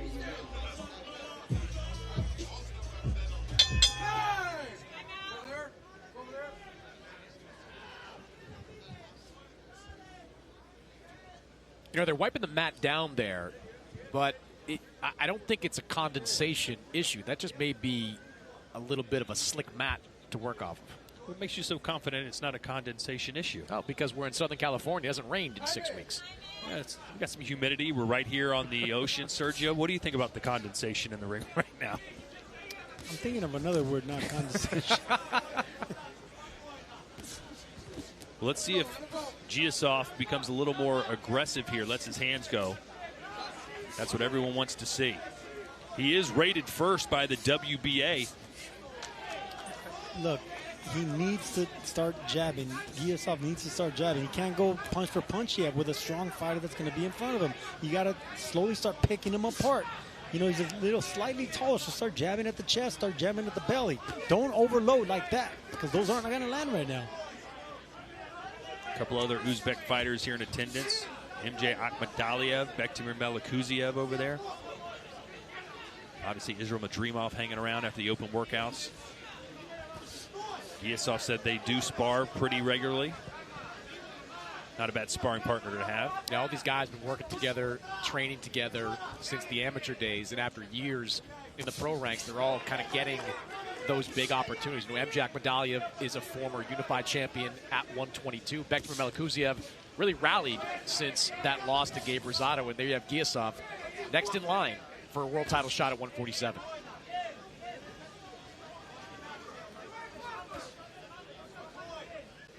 Well, Giasov's engaged in 2 consecutive WBA world title eliminators in his last 2 bouts. He earned the #2 rating by outpointing Harold Calderon last year, and then kept that rating with the 11th round technical decision against Pablo Cesar Cano. That was in February. Ate a big right hand just now. Yeah, he did. That kind of shook Gosof. Even though it didn't hurt him, that shook him. He stood quiet for a little while. And Parra, he actually noticed it late. It was a late reaction by Gosof. His corner trying to urge him on, Parra.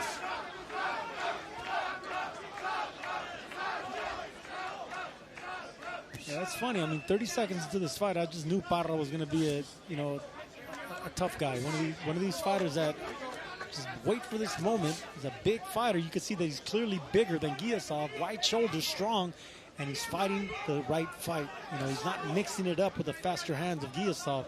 He's picking his moments, throwing jabs like that, but still stepping back, looking for a big counter. He's not doing anything special out there. Just jab, right hand, and really being disciplined with that approach. Yeah, you don't want to out-special a special fighter. you know what you are. Parra knows what he is, and he's staying within his limits. This isn't the first time Giasov's fought outside. Remember, we called his fight in Tulsa, Oklahoma, downtown. Nice left hook. Low blow right there by Gosof. And Parra, I don't like it when fighters complain to the referee with a low blow. Let the referee do his job. If he hits you low, you go back and get your own. How about this for a scene, ladies and gentlemen? Standing room only on the Santa Monica Boardwalk. Huge event as Riyadh season hits Southern California this Saturday. The pound-for-pound king Crawford versus Madrimov at 154 pounds. Every fight on the bill. Electrifying. You know, I don't think we've ever seen a fight week quite like this, where you have the grand arrivals here on the Santa Monica Pier, and now an event on Wednesday here on the pier. Just a great atmosphere early in this fight week. You gonna eat some fried Oreos, Sergio? Say it again? You gonna eat some fried Oreos on the way out? Are you kidding me? No. But let's talk about this action right here. I mean, look, both of them had their moments. This is what I like about Parra. Look, that's what I didn't like about Parra, complaining to the referee. That's when you can get hit with something dumb. Do not complain. Just go get it yourself. You got hit low, go get it back. Return the favor. By the way, Shakram Gosof is a huge Sergio Mora fan. Remember his last fight, Sergio? He said he had a secret punch he was working on just for you. The uppercut, that's right. Well, I mean, I'm a big fan of his as well, you know, but I understand that we got to be, you know, we got to critique him, but I like what I see. He has the potential. He has he's way more gifted than I ever was, but he needs to show out a little bit. He needs to show a little bit more oomph. Don't sell yourself short. You're a former world champion. Gosof hasn't won that yet. I was in the silver medals.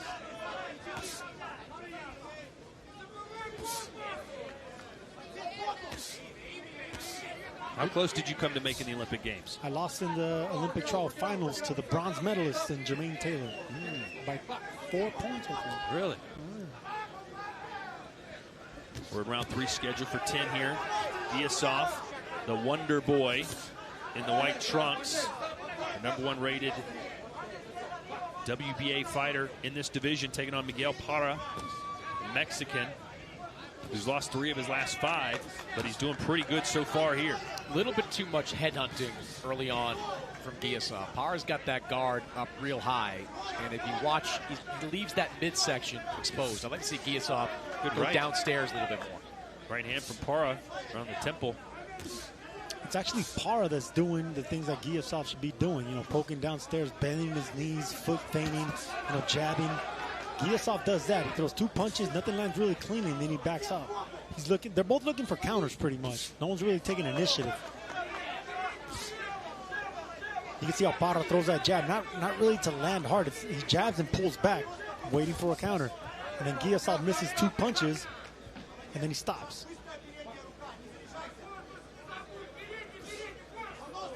You know, in a fight like this, you got to be satisfied hitting gloves. You know, you're not going to land clean shots, but you got to accumulate points and get confidence.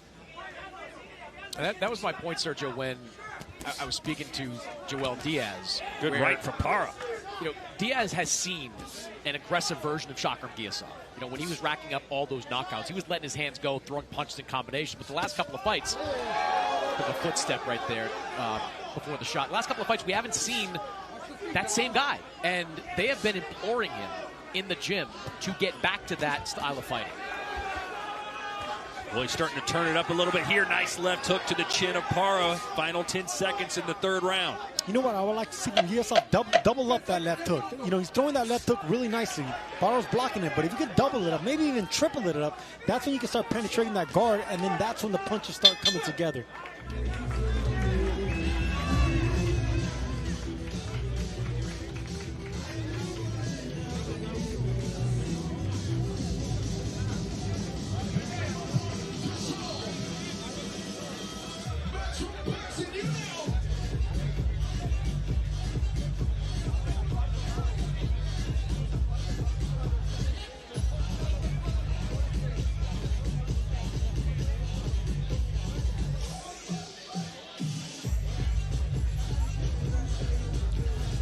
Parra on the back foot, still jabbing though. You know, looking for a counter shot. Both of them not landing clean shots, and that's what I'm talking about. They're both throwing the shots they should be landing. No one doubling up on shots, so it's pretty much a give and take, but nothing landing. It's like a fencing match, but no one's really getting stabbed.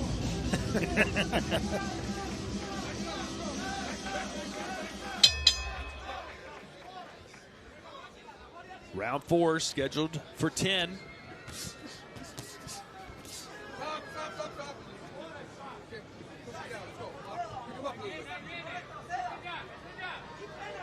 Gosof, a 3-0 record in the state of California, 2 knockouts. Trains out of Indio. Good shot there by Parra. Gosof looking for a counter with Parra that landed the shoulder hook. Oh, good right there from Gosof. Kind of cut Parra off at the pass, so to speak.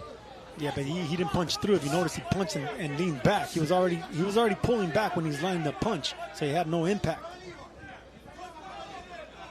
See, Gosof's not punching through his opponent. He's punching, pulling back, and ready to pounce on his opponent again. That's the reason he's not getting the respect of Parra. You know, one of the reasons people like Parra in this fight is that his level of competition is pretty good, especially compared to Shakram Gosof. A couple of his nice double left hook. And there you go. That's what we needed. That's what I was asking for, the double left hook. That's how you beat stiff fighters, guys that are upright like that. Nice smile there from Parra. Says, okay, let's go.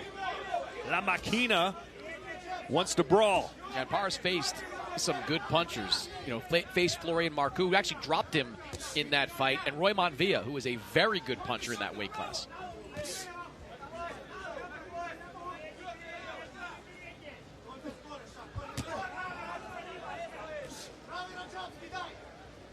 You feel like maybe Gosof's slowly starting to break him down? Well, when he landed that shot, yeah, but then he went back to loading up with the hook. And then he went back to what he was doing wrong. Don't load up on the first shot. Concentrate on speed. See, he's loading up on that, falling off bounce, and he has to restart. So work your way in with speed, then you can unleash the power. But you do it once you break through. Once you break through that front foot, that front guard, then you can let go of the combinations. But when you miss your first shot, there's no confidence. Parra's starting to talk a little bit. Gosof speaks 6 different languages. I'm wondering if Spanish is one of them. Well, right now he needs to start throwing 6 punches because 1 and 2s is not enough. Yeah, he's trying to set up that left hook, but he's doing it in a bit of a predictable way. That right to the body, and then trying to throw the left up top, and Parra's kind of onto it. Believe it or not, Gosof has brilliant footwork. Well, at least he had brilliant footwork in past fights. But it's Parra that's doing the foot feints, and that's actually what's keeping Gosof, in check a little bit from not attacking. Parra's a clever fighter. He's a clever veteran.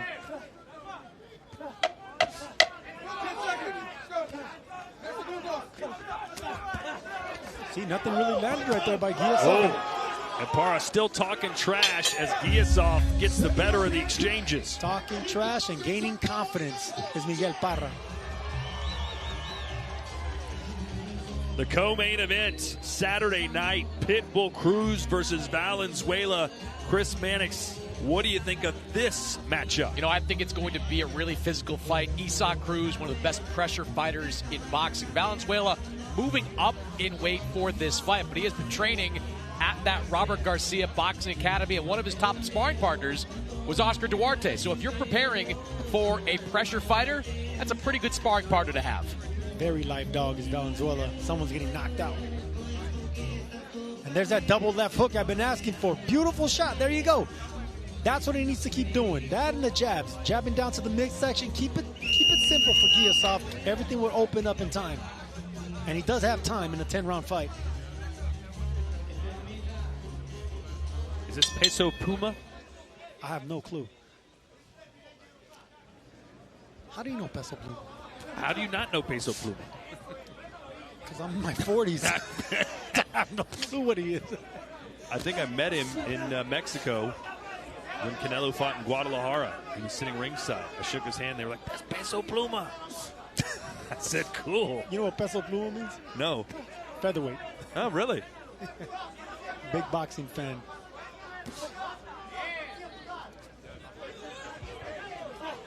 So it looks like more of the same. Yeah, more of the same. Both of them missing shots.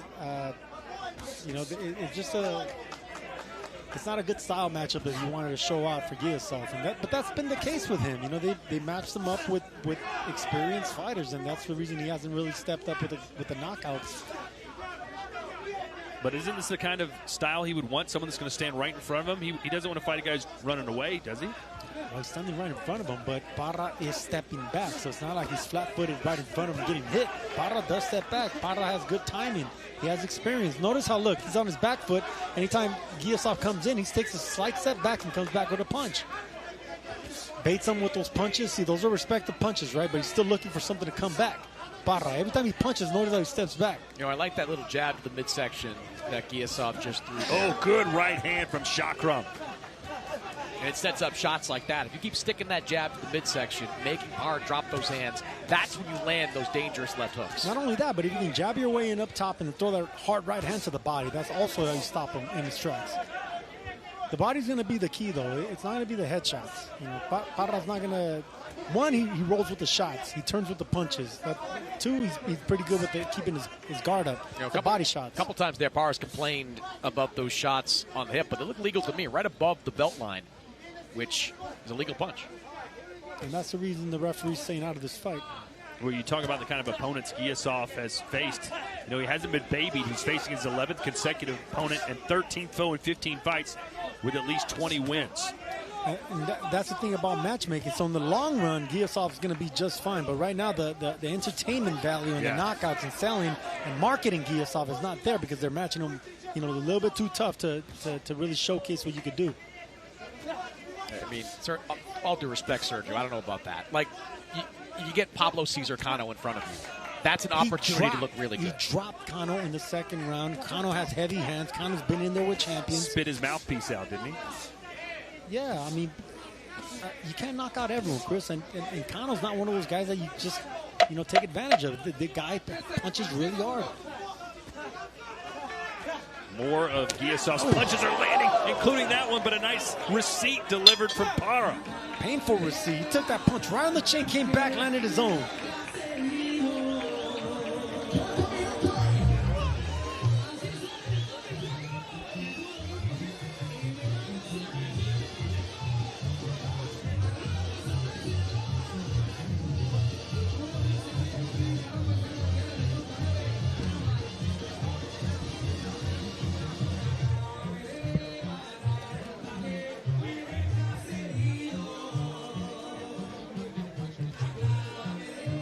There's that nice check left hook by Parra. It didn't really land hard, but it still clipped the chin. And right there, both guys better be careful. They exchange punches. Both of them barely missed.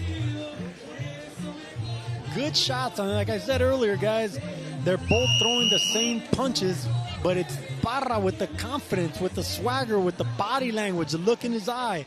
And Giasov is just a little bit one step behind. Not saying he's losing, just a one step behind and landing the big punches. Well, we are in round 6 now. Sergio, have you given Para a round yet?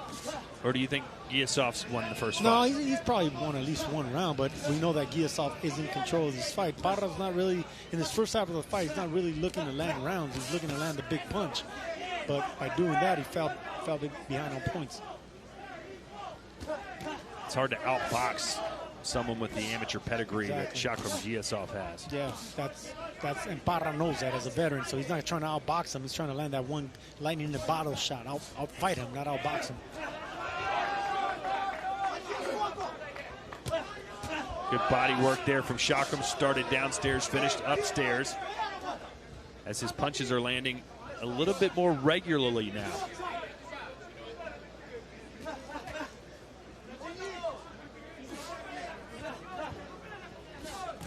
Swing and a miss, and that right hand connected. Might have been the best punch of the fight for Para. Man, I'm telling you, Giasov better be careful. Yeah. These punches are barely missing his chin. And even when they are landing, they're not landing solid. Para has the power to turn your lights off or hurt really badly. Giasov is just standing there.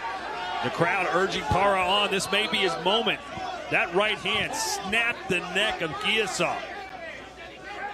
Snapped the neck, and it didn't land cleanly, Todd. If that punch would have been half an inch north, that would have been trouble for the Wonder Boy. Well, we're starting to wonder about the boy here in round number 6 as Para's having more success, but there Giasov lands a good punch. And it's Miguel shooting Para right now inside that squared circle because he's doing great, man.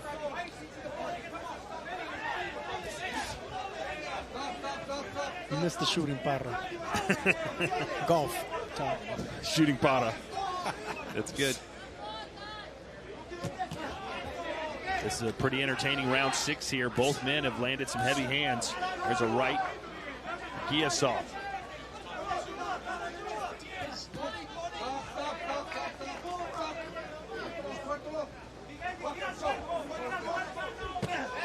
Digging downstairs for that one. Para's complaining. That seems like it's right on the belt line.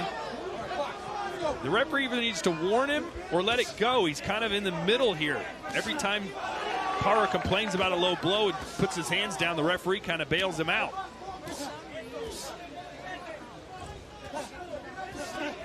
Oh, big left! Massive left hand from Giasov, and Para ate it. He's covering up, though, trying to get out of this round.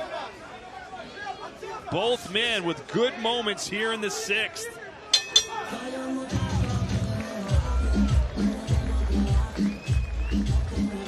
That was a fun round. Yes, it was. I mean, it's been a pretty competitive fight.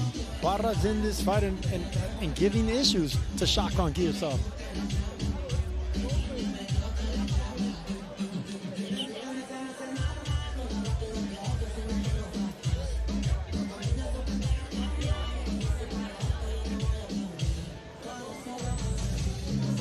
Giasov standing right in front of him. Nice shot right there by Miguel Para, and you can see that it didn't land perfectly clean, but boom, shot right there.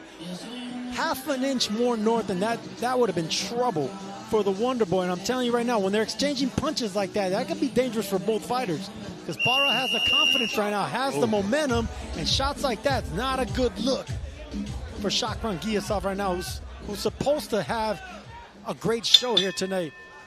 Great camera shot there by our DAZN crew.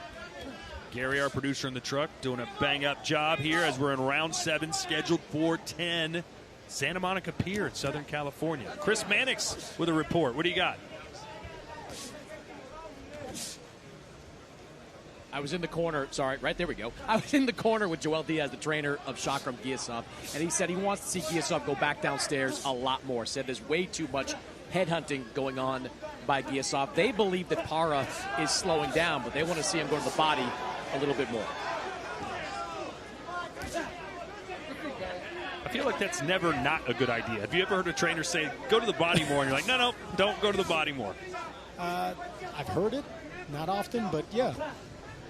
Well, I think they see, Sergio, kind of what we're seeing, that the high guard of Parra.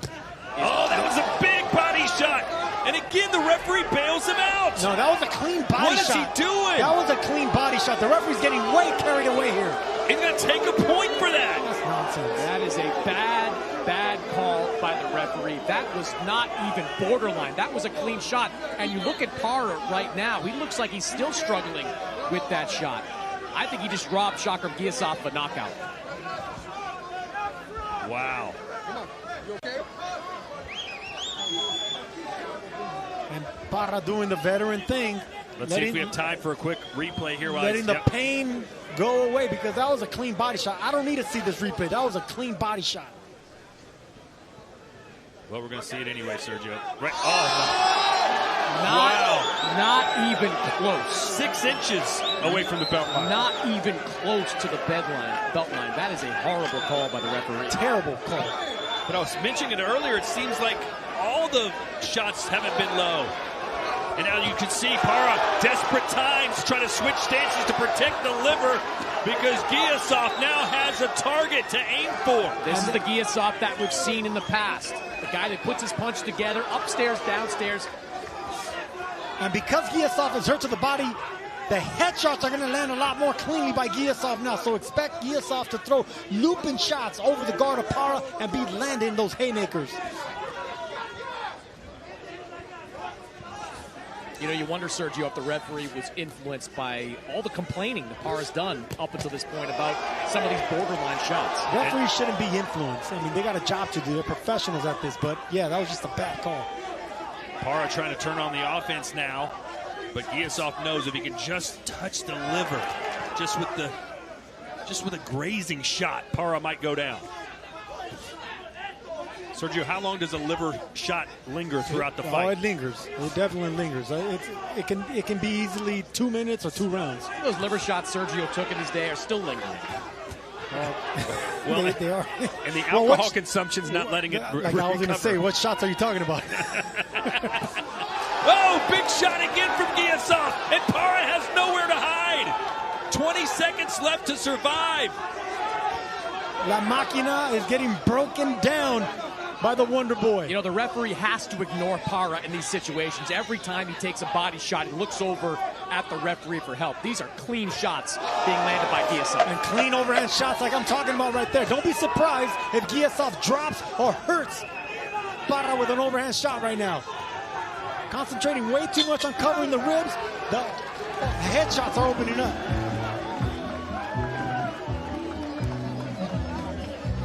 Chris, I know we'll see the highlights here in a minute. You've been in this sport for a long time. That may be one of the worst low blow calls I can ever remember seeing. Yeah, well above the midsection, right in the neighborhood of the rib cage. Picture perfect shot. That's exactly the kind of punch that you're looking for. We're going to see it right here. Set up really nicely by Giasov. Upstairs, back downstairs, right in the lower mids. And look, Parra didn't even complain at first. He knew that was a clean shot right away. It's the referee that blew that call. And it started with the double hook. Oh. Double hook which raised the guard of Parra to block those shots. And then the third one ended up being a shot downstairs to the liver. And right there, beautiful shot. That shot was low right there. Now the referee's gunshot. He's letting everything go. He could hit him in the foot and he wouldn't say anything. And then you see the reaction again with the body shot by Parra. He doesn't like those body shots. That's the thing about these tough Mexicans, man. They could take a big shot upstairs, but once you touch that liver, then they become human. The liver doesn't discriminate. No one's liver is tougher than someone else's liver, unless you're Keith Richards from the Rolling Stones. The liver doesn't quiver. Let's see if Shakram Giasov can build off that momentum that he found in round 7. And Chris, your reporting was spot on. You said the corner thought Parra was beginning to slow down, and is he ever? And you can see the confidence in Giasov starting to grow, and those headshots are starting to get more. And there's a great shot downstairs because Parra clearly trying to defend that lower body because these body shots are just withering.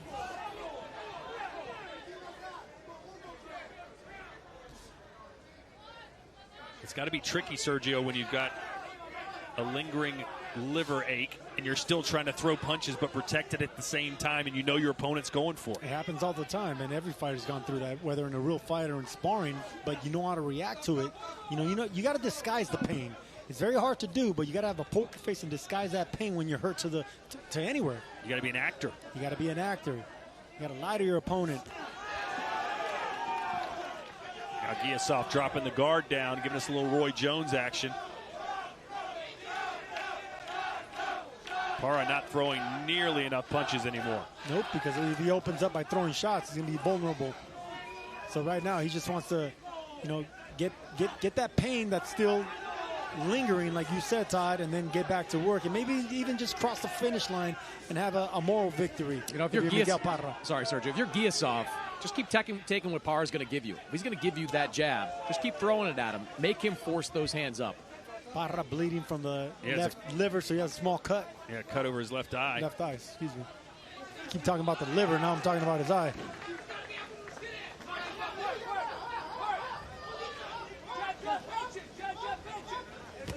Giasov trying to find the combination to this safe. And shifting stances a couple of times this round. Yeah, he is fighting from that southpaw stance now. Is that something you'd recommend for young boxers, Sergio? Would you recommend they practice different stances or try and master one stance first before moving on? You got to master one before you start doing, trying to get cute. That's how you get yourself hurt and knocked out. Not everyone could do what a Bud Crawford does, or a Boots Ennis, or master switches like that. Giasov back to the traditional stance and lands a right hand. We'll have 2 rounds left here from Southern California. And a reminder of what we're all here for, this massive showdown Saturday night between Crawford and Madrimov. And Chris, the more people I talk to about this fight, the more people I find that kind of on the down low are saying, I think Madrimov's got a real shot to beat him. Look, this is the weight class that Madrimov is most comfortable in. This is a position that he seems very comfortable in, this kind of spotlight. He's been waiting for this opportunity. And look, Terence Crawford's fought some very good opponents, but he's jumping up to junior middleweight to fight a guy that is arguably the top man there. So I think this is going to be a very tough fight.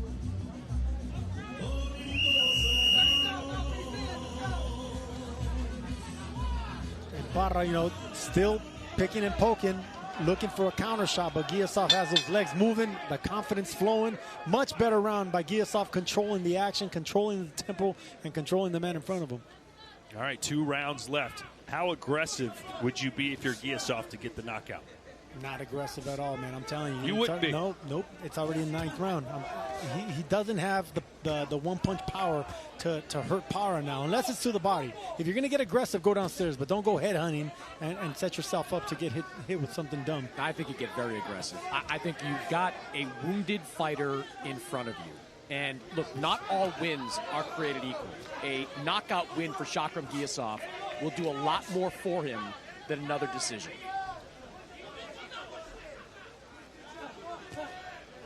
Boy, every time he touches the right side of Parra's body, there's a reaction. Just even that little touching jab got a wince on the face. Good uppercut. Yep. Oh, and then the right hand scores.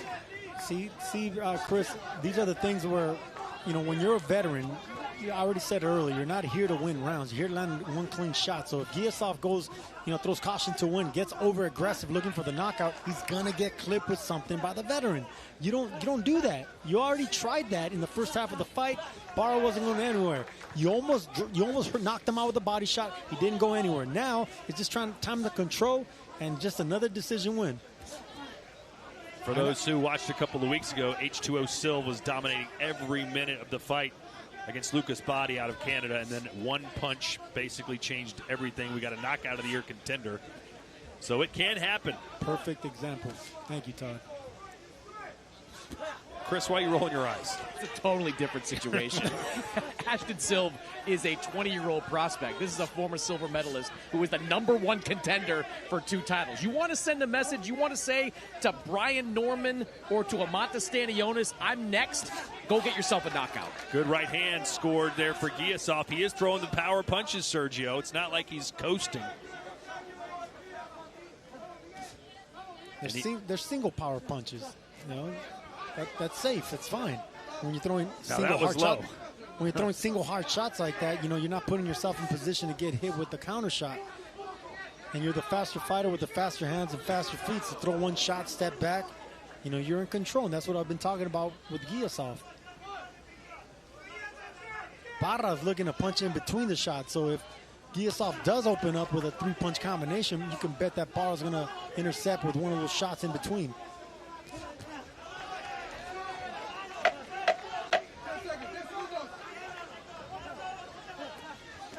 Oh, nice.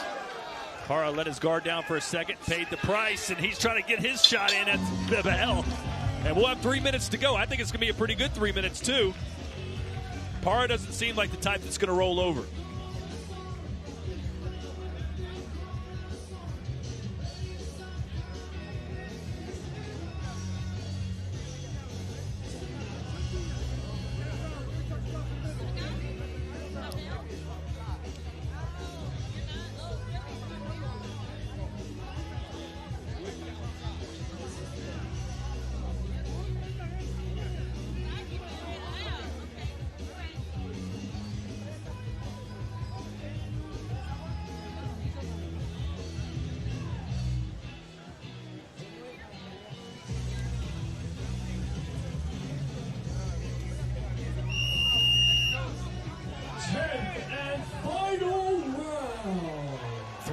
To go.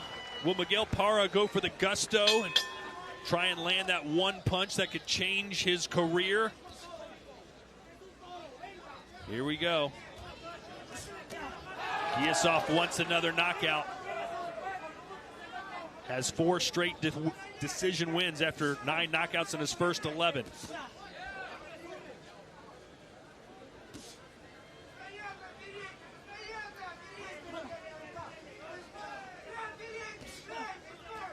Oh, good right hand from Parra. Well timed. Yeah.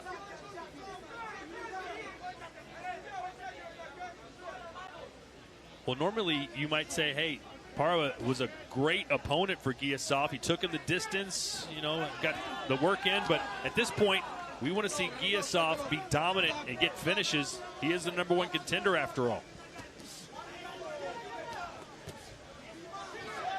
I think with Gosof, for me, it's more about missed opportunities. I thought there were some missed opportunities in that last fight against Pablo Cesar Cano. And as bad as Parra was hurt in that 7th round, I would have liked to have seen Gosof over these last 3 be more aggressive in trying to land that fight-ending body shot. Just right there, lands good body shot. More of them as this fight closes out. Doubling the body shots, too, just like he did upstairs. Good right hand from Parra's coming to win this here in the final minutes. He's landing some good right hands, straight right hands. No more jab. He just, lead right hands out. Showing us that Mexican spirit.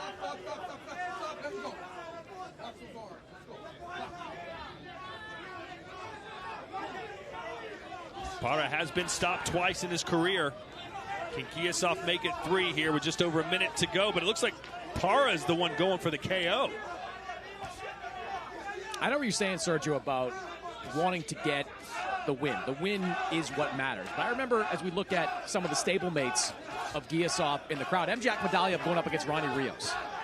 Akhmadaliev was up big towards the end of that fight, but with one hand, he went out there and finished Ronnie Rios, and that was a defining win for Akhmadaliev. Those are the kind of wins I think Shakram Gosof needs at this stage of his career. Yeah, on the flip side of that, let's talk about another stablemate in Melikuziev, getting knocked out by Rosado, and with one big punch, getting over aggressive. So there's a flip side of every coin, Chris Mannix. It was very early in the fight, though. He got knocked out. Knockout of the year, Todd. Hey, you both make great points. But Parra, he's the one going for it. Gosof's flexing and pounding his chest, but it's the Mexican who looks more likely to land something special here with 10 seconds left. Absolutely, and this is what happens, man. This is why we're going to probably see Miguel Parra once again test one of these fighters on another show, because tough Mexican, tough opponent, and Gosof with another decision victory. Parra all smiles after going the distance with a #1 ranked fighter according to the WBA. Good on him. Gosof, on the other hand, Sergio, what letter grade would you give him for tonight's performance? C. Just a C. I don't know what else to say. I can't give him a D. I can't give him an F. I certainly can't give him an A or a B. Just a solid C. Solid. Just like your report cards, huh? From C to shining C. I wish.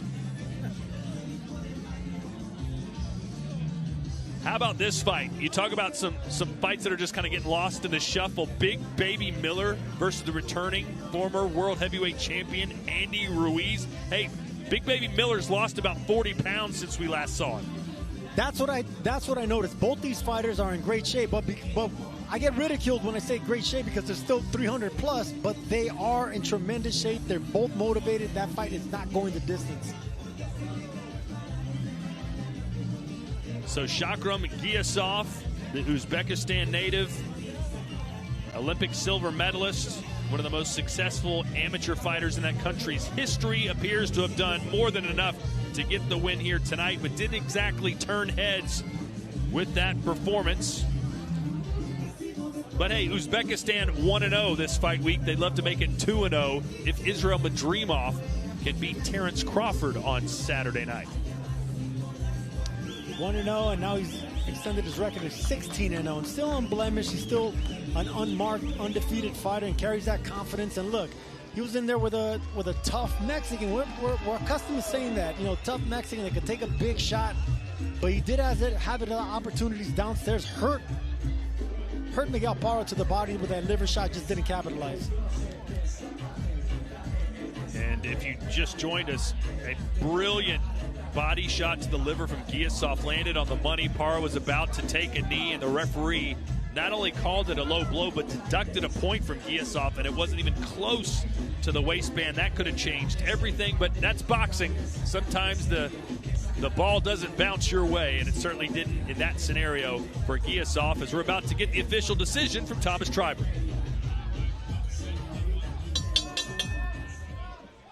Ladies and gentlemen, after 10 rounds of boxing, we go to the judges' scorecards, and we have a split decision. Judge Eddie Hernandez Sr. scores it 95-94 in favor of Miguel Parra. Judge Ivan Guillermo scores it 95-94 in favor of Shakram Gosof. And Judge Pam Hayashida scores it 96-93 for your winner, Shakram Wonderboy Gosof. Sergio, I didn't even think in a million years that Parra would have come close to winning that fight, but boy, did he ever, a split decision. The judges like his aggression, the fact that he was coming forward. He was landing good shots, but I agree with you. Gosof maybe didn't have the performance we all wanted or expected, but I thought it was a clean victory on Gosof's part. Well, don't forget that the point deduction from Gosof would have changed things a little bit, but boy, by the hair of his chinny chin, Shakram Gosof remains undefeated. Maybe we got lost in the shuffle here, but did we give Parra enough credit? I did.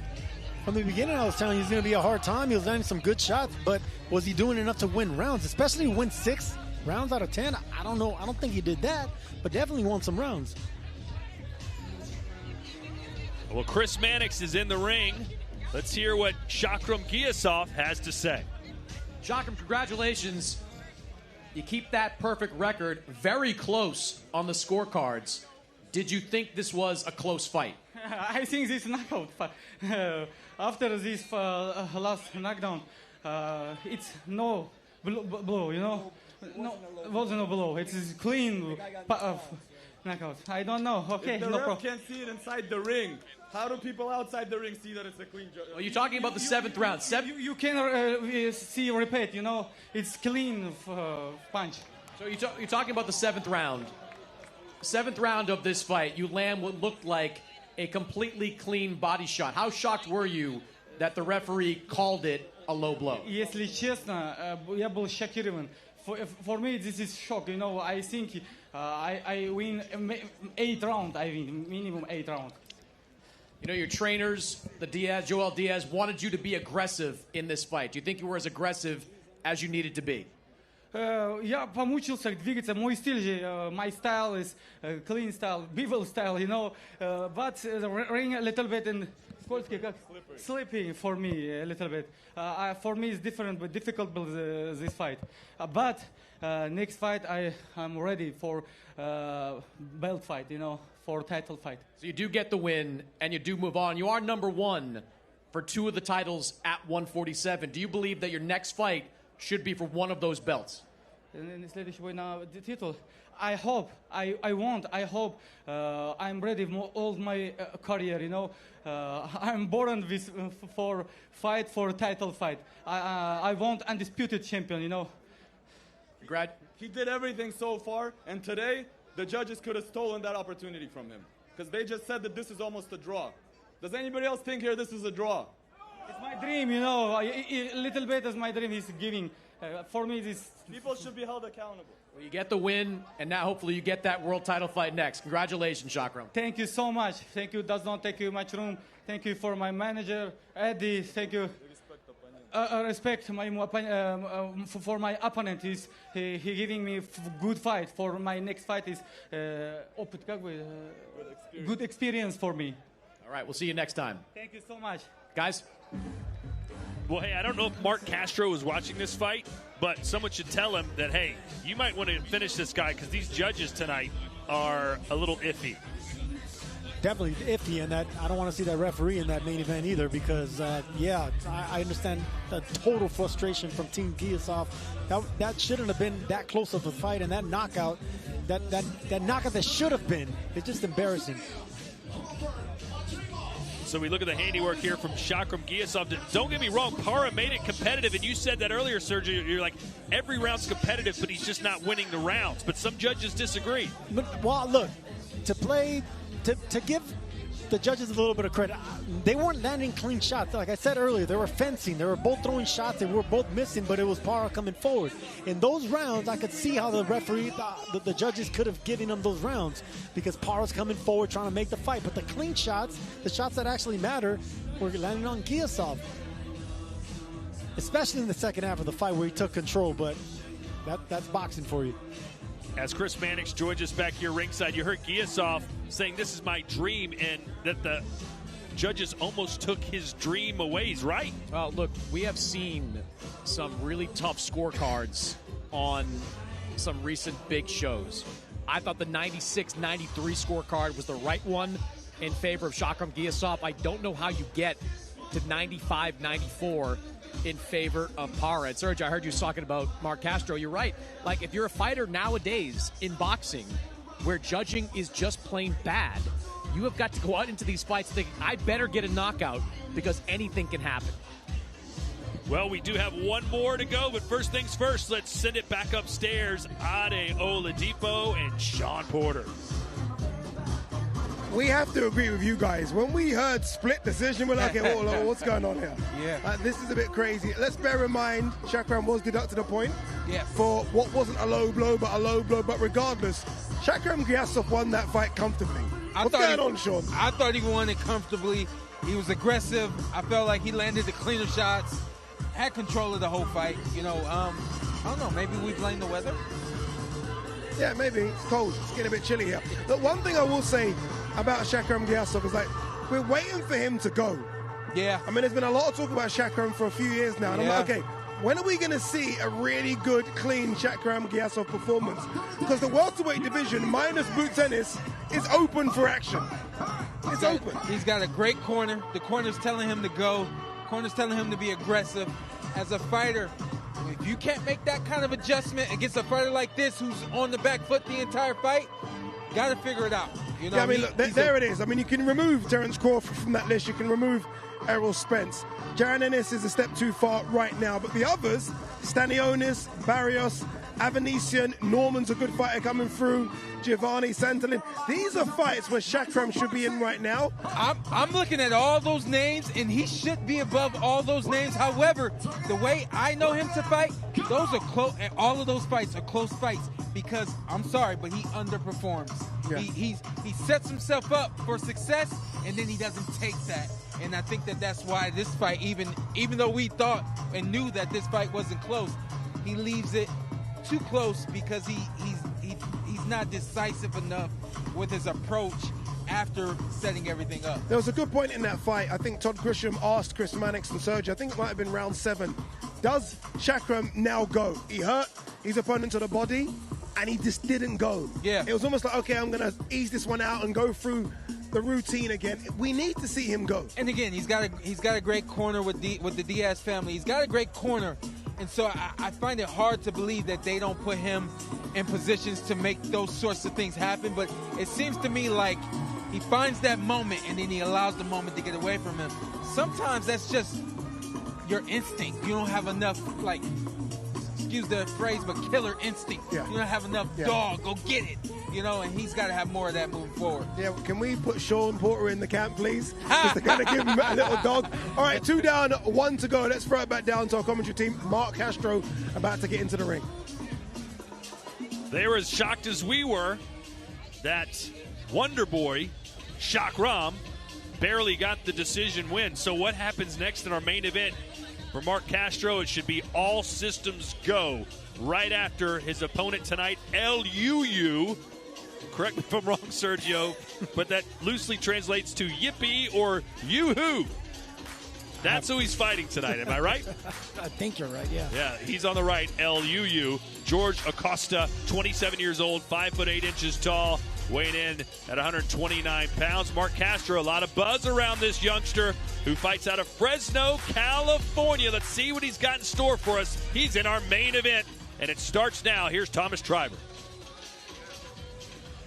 Ladies and gentlemen, it is now time for the final bout of the evening. Let's welcome the participants. First, the challenger, George LUU Aosta.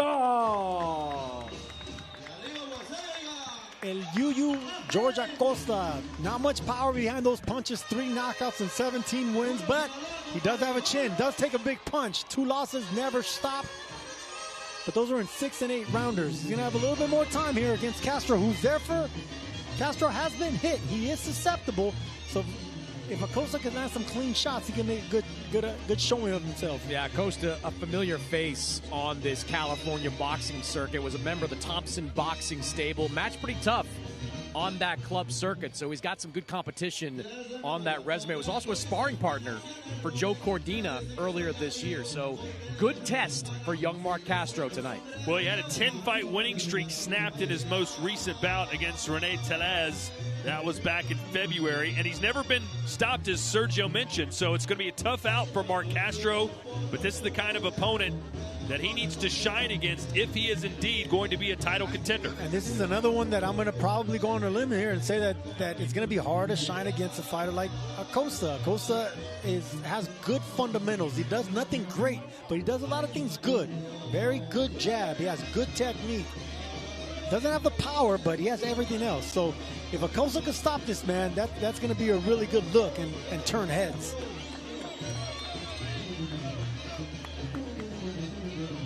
And now let's welcome to the ring, the undefeated defending champion, Mark Castro.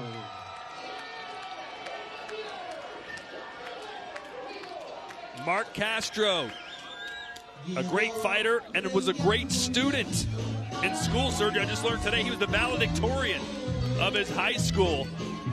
But instead of books, he picked up the boxing gloves, and he's off to a 12-0 start to his career. Chris, how would you rate his progression so far? I think it's a very strong start to his career. Mark Castro was a decorated amateur, has a handful of wins over Keyshawn Davis in the amateur rank, so he has got the amateur pedigree, the national championships on his resume, and as a pro, I've seen some pretty good progression from him. He's got some great exposure early in his career. Made his pro debut on the Canelo Alvarez, on a Canelo Alvarez undercard, and really has grown from there. So a very good prospect in this Matchroom stable. I think is going to get a very good test tonight. Yeah, and he's had some learning experiences. He overcame a second-round knockdown to win a 6-round unanimous decision over Julio Madera. That was his first fight to complete the scheduled distance. In his last fight, he went 10 rounds for the first time. So he's kind of checking off those little boxes that you need as you progress through your career.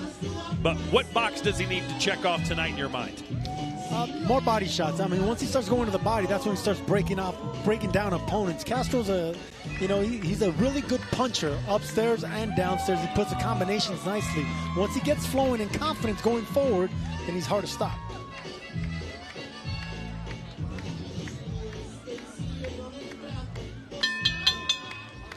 Ladies and gentlemen, this bout is scheduled for 10 rounds, and it will be for the WBC Continental Americas Super Featherweight Championship. Brought to you by Riyadh Season and the General Entertainment Authority, GIA, and promoted by Eddie Hearns, Matchroom Boxing, Sella, Gold Star Promotions, and Frank Warren for Queensberry Promotions in association with Campo Novo Sports. It is sanctioned by the California State Athletic Commission, Commissioner Peter Villegas, Chairman, Executive Officer Andy Foster, along with the World Boxing Council, President Mauricio Suleiman, Supervisor Nancy Rodriguez. Our 3 judges assigned will be Ivan Guillermo, Pam Hayashida, and Eddie Hernandez Sr. Our referee in charge will be Rudy Barragan.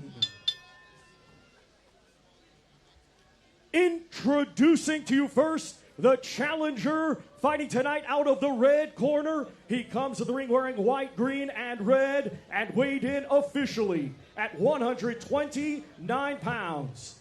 Hailing from South Whittier, California, he has a professional record of 17 wins, 2 defeats, with 3 wins coming by way of knockout. Ladies and gentlemen, here is George L.U.U. Aosta.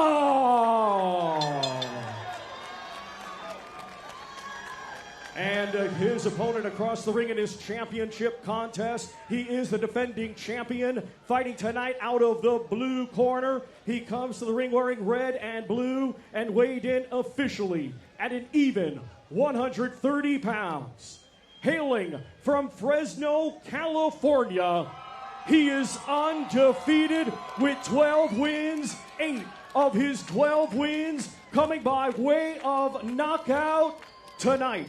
In his first title defense, here is the reigning and defending WBC Continental Americas Super Featherweight Champion, Mark Castro.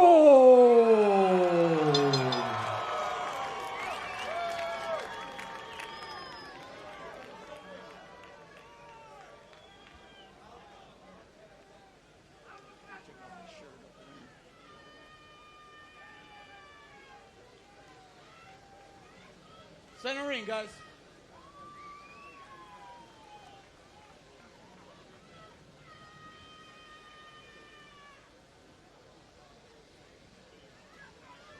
Congratulations on your championship fight, guys, okay? Do me a favor, obey my commands at all times. Protect yourselves at all times. 10 rounds, fellas. Good luck.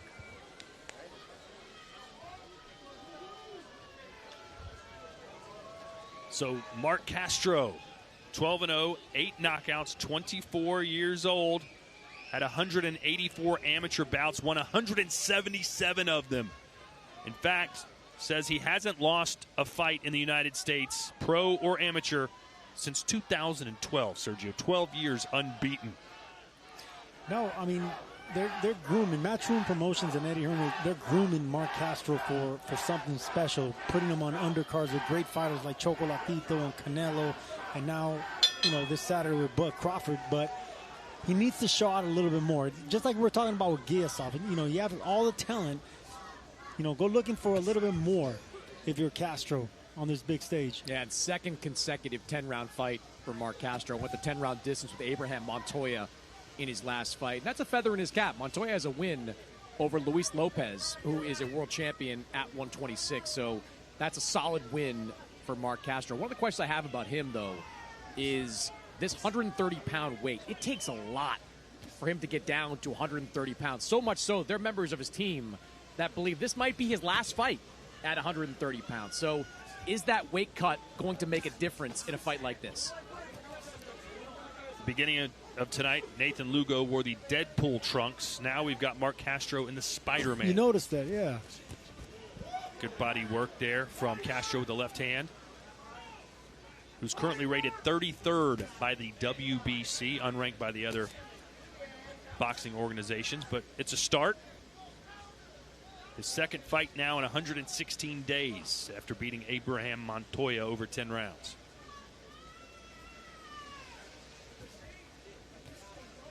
It's Castro on his back foot. Normally we see him, and we're accustomed Castro coming forward on the front foot, but he wants to show that he can box as well. Use the ring, try to set up Aosta with a big shot coming forward, getting over aggressive. And he's the smaller man in this fight. Aosta's the fighter that has flirted with going up in weight over the last few years. You can see he is the naturally bigger guy in the ring. That's what I was thinking when you were saying it's tough for Castro to cut down. I'm like, well, what about LUU? UU, he has the body frame to go up in weight a little bit more comfortably than Mark Castro. Is a little shorter. He doesn't have the wide shoulders. His legs are a little bit thicker.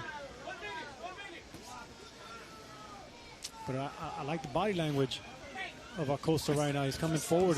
There's a good, confident look in his eye, and I like the body language. I like the way he's coming forward, looking to open up Castro and take the fight to him.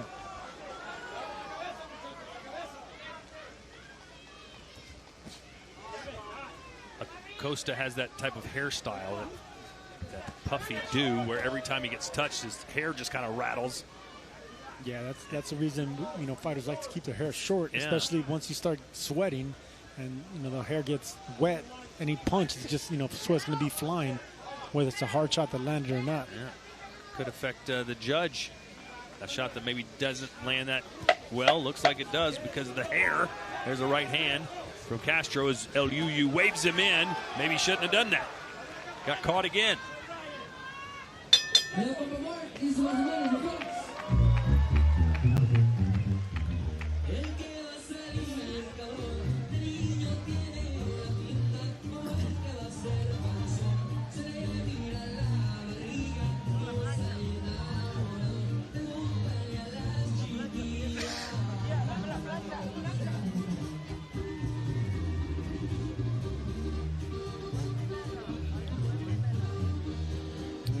Aosta with a nice jab, and that's what I said. Probably his best punch is that jab. It's nice, long, and straight. He kept Aosta, he kept Castro on the back foot.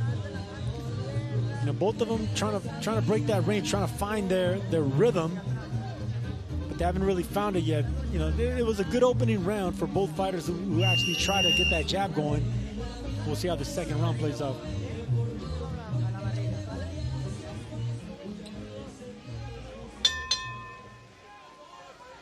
So Mark Castro, who was the #1 rated amateur featherweight in the U.S. before turning pro, off to a pretty decent start here after that first round. But if you saw the judging in our last fight, you never know. I think they both had decent first rounds. Aosta coming forward, he has his hands up, looking to create some openings with that jab. And Castro doing good with the counter shots right now at the back foot. Yeah, but we saw in that last fight, the judges seem to like the aggressive fighter, the fighter moving forward, and that is not Castro. That was just what I was going to say. And when it comes to fighters that aren't going to be throwing a lot of shots, sometimes just the guy going forward trying to push the fight is going to sway the judges to give him the 10-9 round.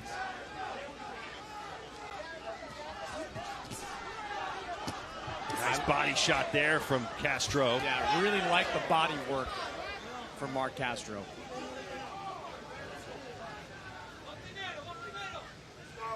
You think Castro has what it takes, Chris, to challenge for a world title? I think there's obviously skills there. I just think there's a very long way to go. He's got good length. He's shown some decent power, especially at 130.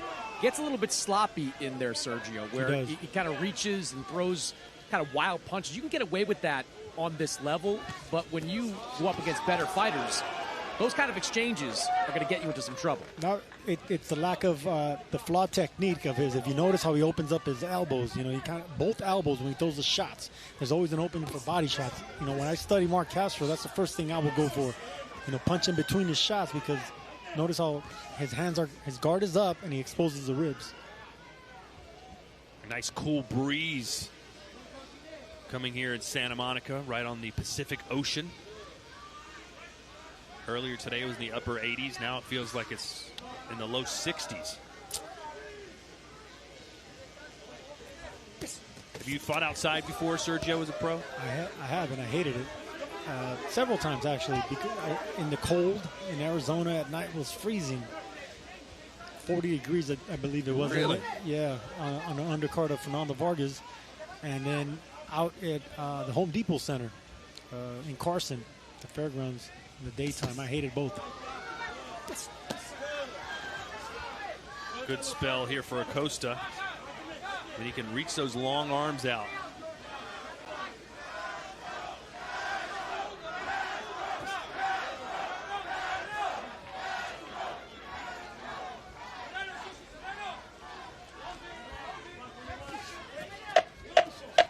Good right hand from Castro as the final seconds of round 2 tick down.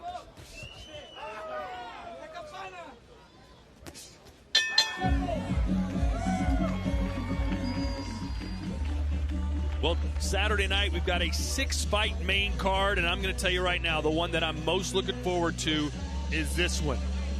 Is Jared Anderson the next great U.S. heavyweight, or is Bacoli, the wrecking ball, going to freeze him in his tracks?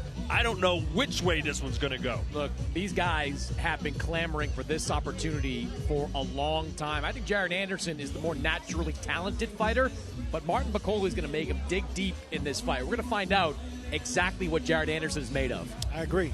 Bacoli's just mean. He's one of those mean guys that wants to push the fight. Anderson's more gifted and athletic. Talking about pushing the fight right here. Both fighters here had their moments. Aosta coming forward, Castro boxing good on the back foot. But I like the cleaner shots and the accuracy of Mark Castro in that last round. Even the last round before, it was a quiet round, but Aosta's in this fight. Round 3 scheduled for 10. Mark Castro in the red trunks, black gloves. George El Yuyu Aosta in the white. And I was talking about the weight cut at the top of the show, the difficulties Mark Castro has making 130. Watching him between rounds just moments ago, legs were out, breathing pretty heavy. Already looks a little bit tired.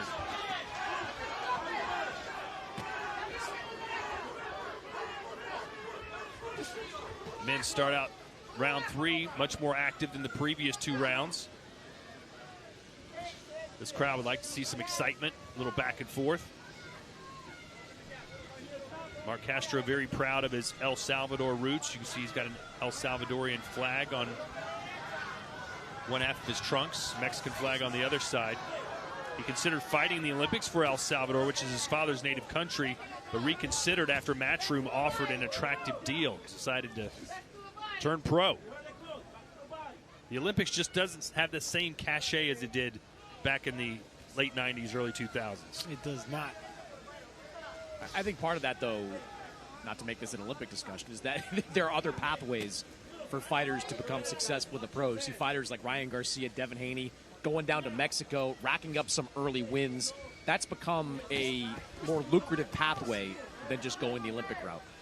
Not only that, but the Olympics, you know, they're pushing boxing lower and lower in television. They're not getting the eyeballs that Olympics used to get. Right now, boxing is not on the schedule for the 2028 Olympics. It's a shame.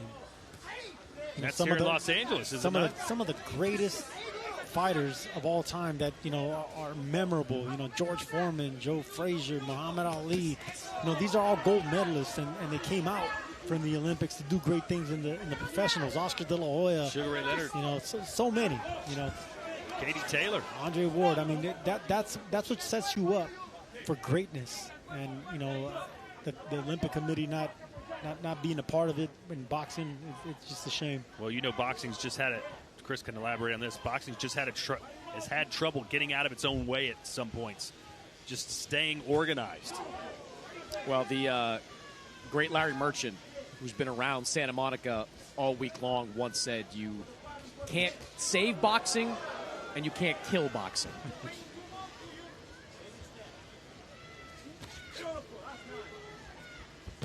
It's Aosta still applying the pressure, but Castro's scoring more of the clean shots.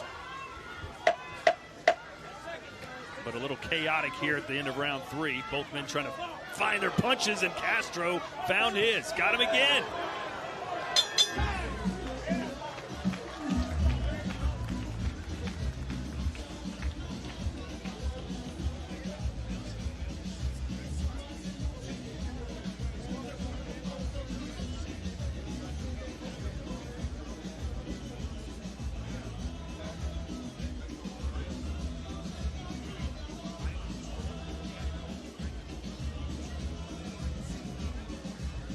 This fight's starting to get a little bit rough, you know, a little bit sloppy.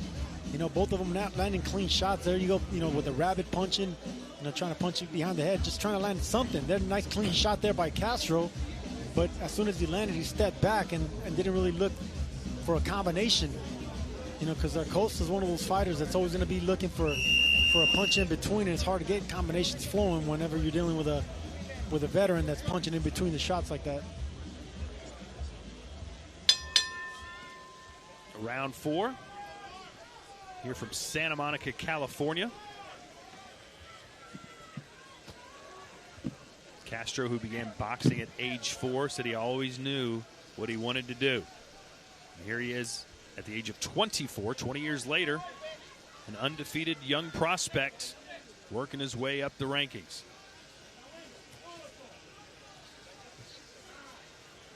Is this the type of fight you thought we would see? No, I expected a little bit more from Mark Castro. I mean, it's still early. It's a fourth round. You know, he's in there with a fighter that's been around the block. Aosta. He's one of these cagey fighters. That's what I like to call them. You know, they're good enough to compete with fighters like Castro, but they're not good enough to win when they step up. He's certainly making it competitive so far. Yeah, and that speaks more on Castro not doing enough, and instead of Aosta doing something that's impressive. Acosta's not doing nothing, you know, nothing great. You know, he's just coming forward looking for the jab. Yeah, and I was talking to Manny Robles, the trainer for Aosta. He said he needs him to go to the body more. A familiar refrain we've heard for much of this card. Thinks he's getting in the positions he needs to be in, but when he gets there, he's got to let his hands go, specifically downstairs. I think that was a perfect example we just saw. Yeah, Aosta is actually breaking through the guard of Castro with the jab, and then once he does get on the inside and break that distance, is Castro landing body shots. There's a body shot. Good one from Castro, and another one. That's the way this round, the last round has been, you know, but Castro is getting hit on the way in, but he's making the better investment downstairs.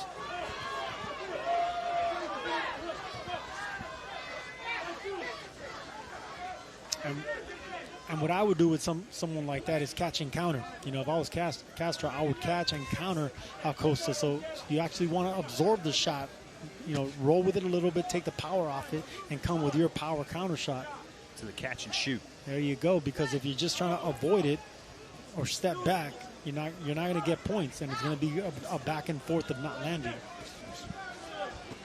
And again, not to harp on it, but in the very last fight, Miguel Parra and Shakram Giasov, it looked like Giasov won almost every round, but it was a split decision because the judges put a premium on the aggression. No, not only the aggression, but some punches landed, just like Aosta landed a glancing right hand right there. It's not harping on it. It's odd because that's what the judges are seeing, and that's what they're swaying towards. It's just the guy that's trying to push the fight.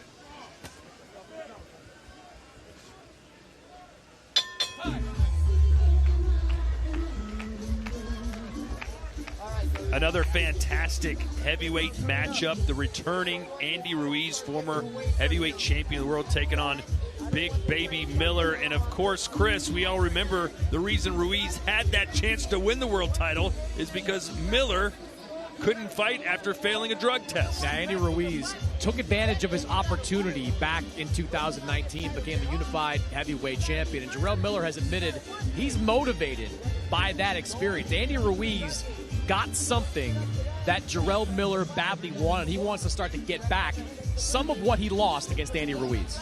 Yeah, that was a big opportunity and a big payday missed by Miller. But here you go.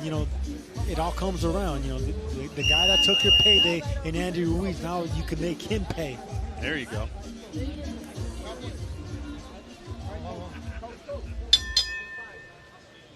So is Mark Castro going to end up going the full 10 rounds in back-to-back fights? Well, I predicted the last one that was going to go 10. I can tell you this one will probably go 10 too.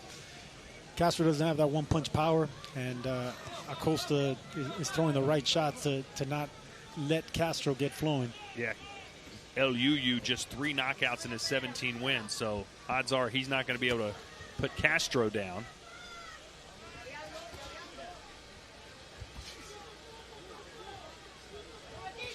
Did you change your strategy in fights, Sergio, when either A, your fighter just didn't have any knockouts, or B, you get in there and you felt that he didn't have much power when he hit you? Absolutely. When you don't respect your opponent's power, then you got to go for it.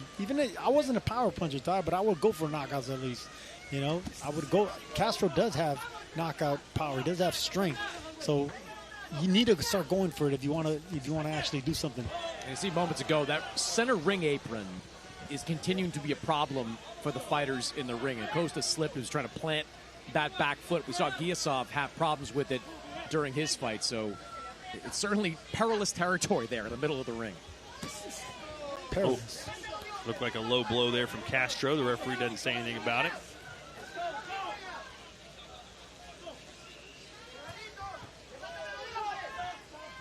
Halfway through round number 5.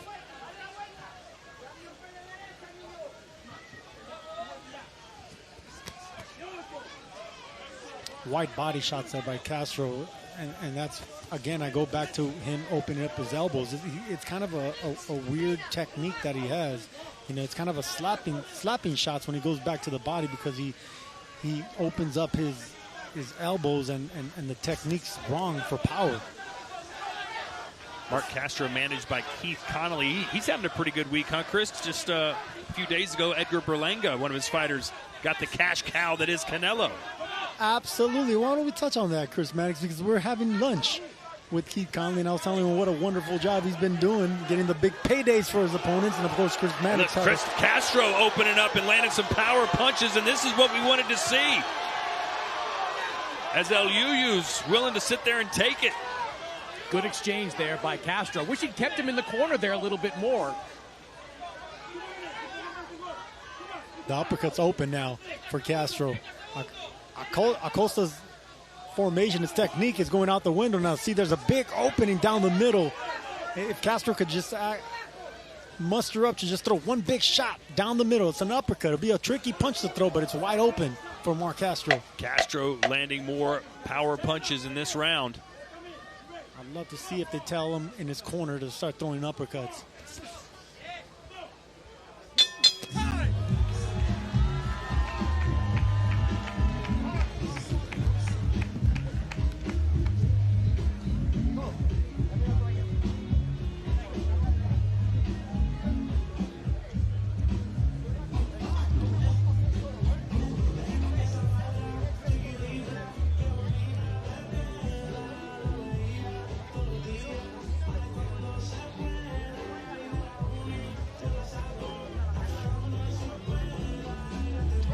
There's the action right there, the good back and forth.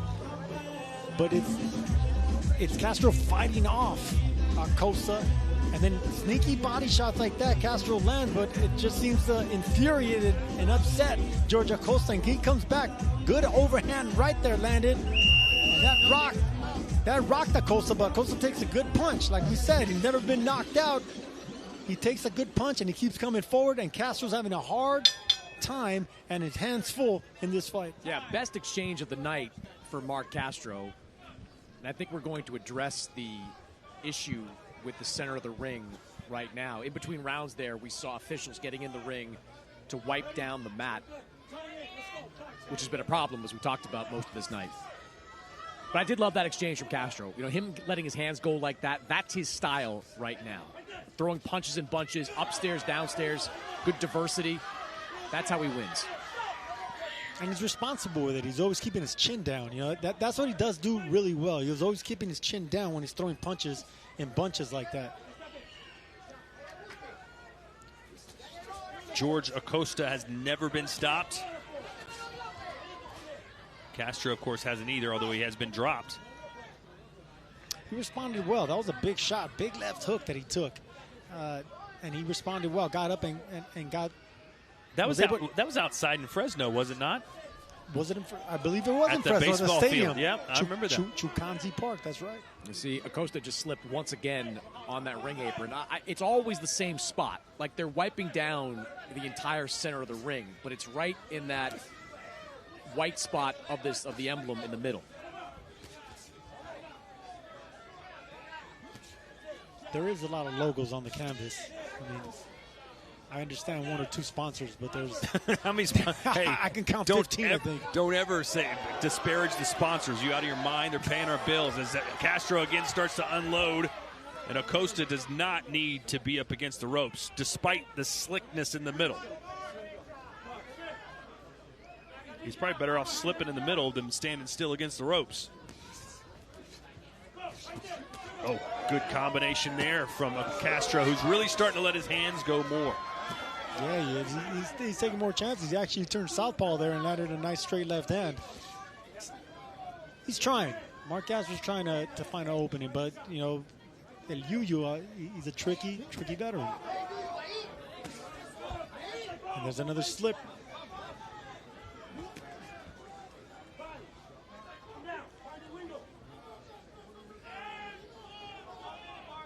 Under a minute to go here in round 6. Each round seems to have a little bit more action than the one before.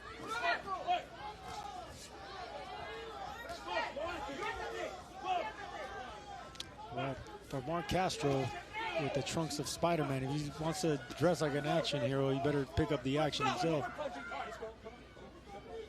I think from Castro, I'd like to see a little bit more of a disciplined approach. Like he's a rugged fighter, likes to come in, throw a lot of punches, but while he will throw the jab, it's not really a disciplined jab. He's not throwing it to set up anything else. He's just throwing it out there and then following it up with a 6-7 punch combination. Good uppercut. See, that's a punch I see opening for Mark Castro. Every time he throws it, he lands cleanly.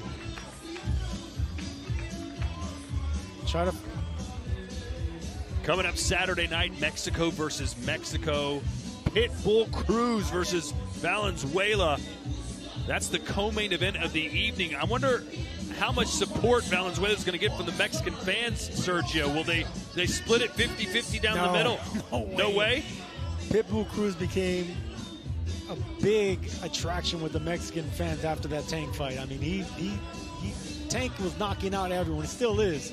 And Pitbull Cruz took it to Tank Davis in that fight. Mexicans respect a fighter like Pitbull.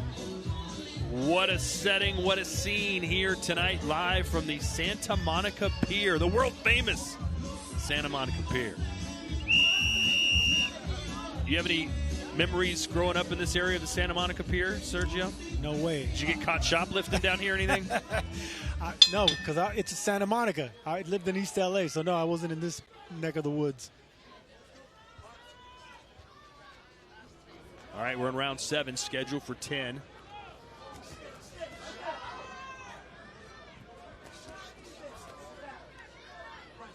I do like the activity of Castro as he lands another right hand there. He's really picked it up and been busier. That's all you can ask for.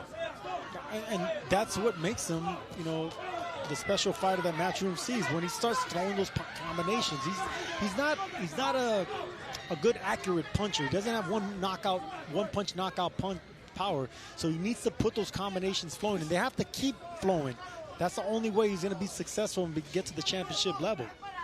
He's one of these old school, you know, like the old school Mexican fighters or a lot of fighters that have to throw combinations, break down opponents, take their will.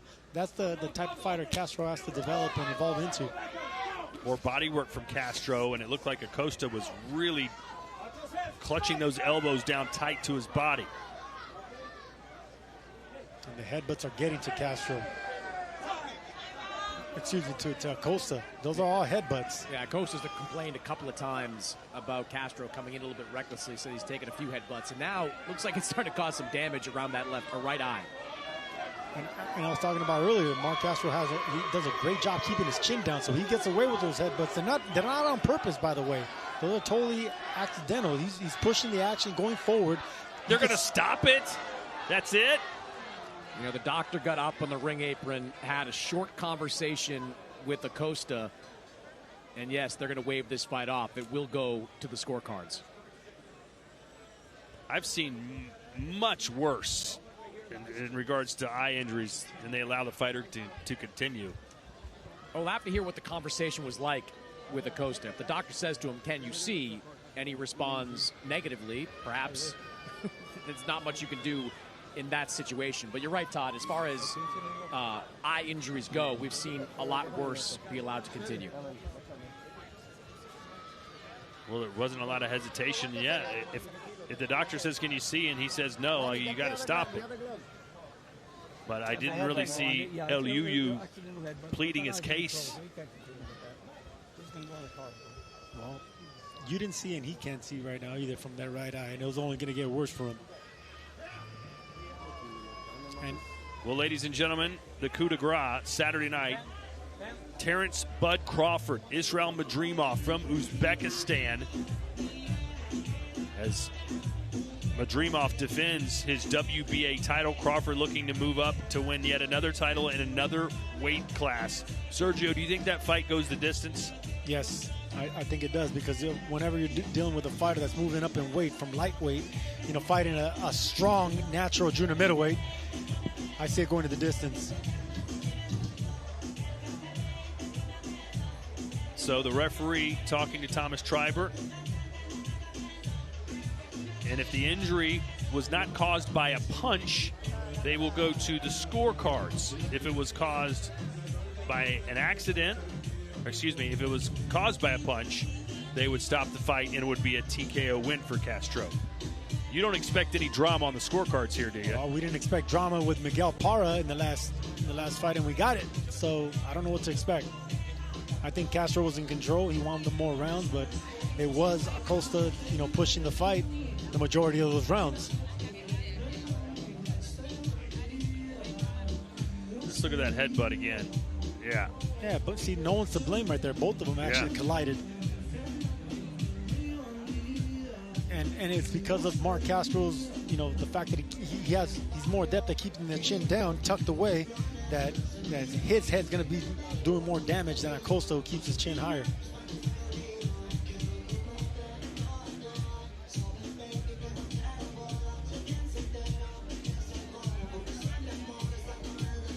Well, Thomas Triber has been given the scores. I can see his brain doing the calculations right now. The hamster's in the wheel. Triber has a smile on his face. I think he's done the math as Castro's looking over your shoulder. Don't let him see, Thomas. Don't let him see. There you go. I hate that when everyone tries to see the scores before he announces them. Whatever happened to drama and surprises? All right, Thomas Triber giving us the scores. Here we go.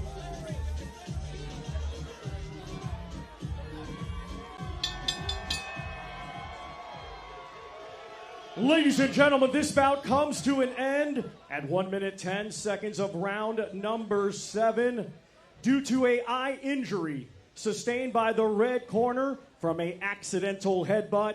Therefore, we go to the judges' scorecards, and all three judges are in agreement, scoring at the same 70-63, all in favor of your winner by unanimous decision, Mark Castro. As expected, Castro was in control. I mean, I did expect at least one or two rounds going to Georgia Coastal, but yeah, one-sided, unanimous decision. Mark Castro with another win, another notch on his belt, 13-0 now. He's going in the right direction.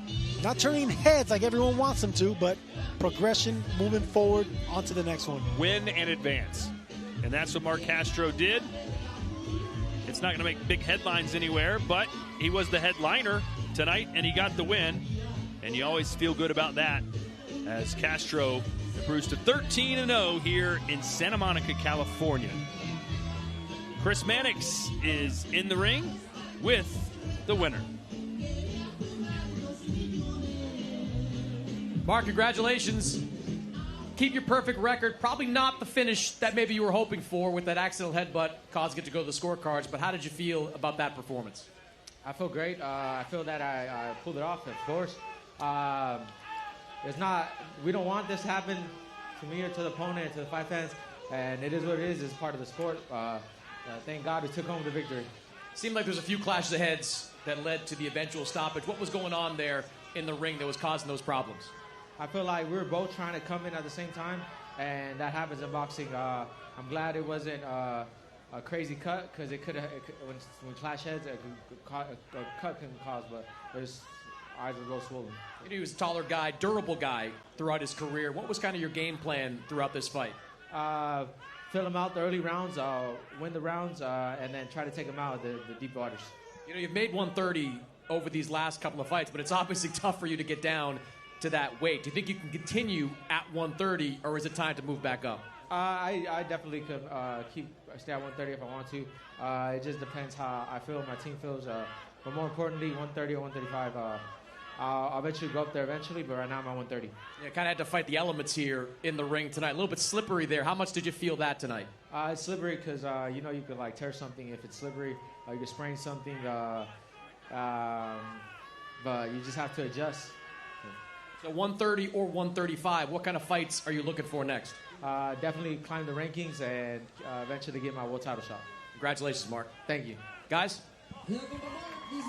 So Mark Castro, a yeoman's night work, clocked in, clocked out, got the win, as we're about to take a look at the highlights from our main event here on Wednesday Night Fights on DAZN. Earlier, it started out with Nathan Lugo getting a stoppage win. The 20-year-old is now 2-0 with 2 knockouts. And then we'll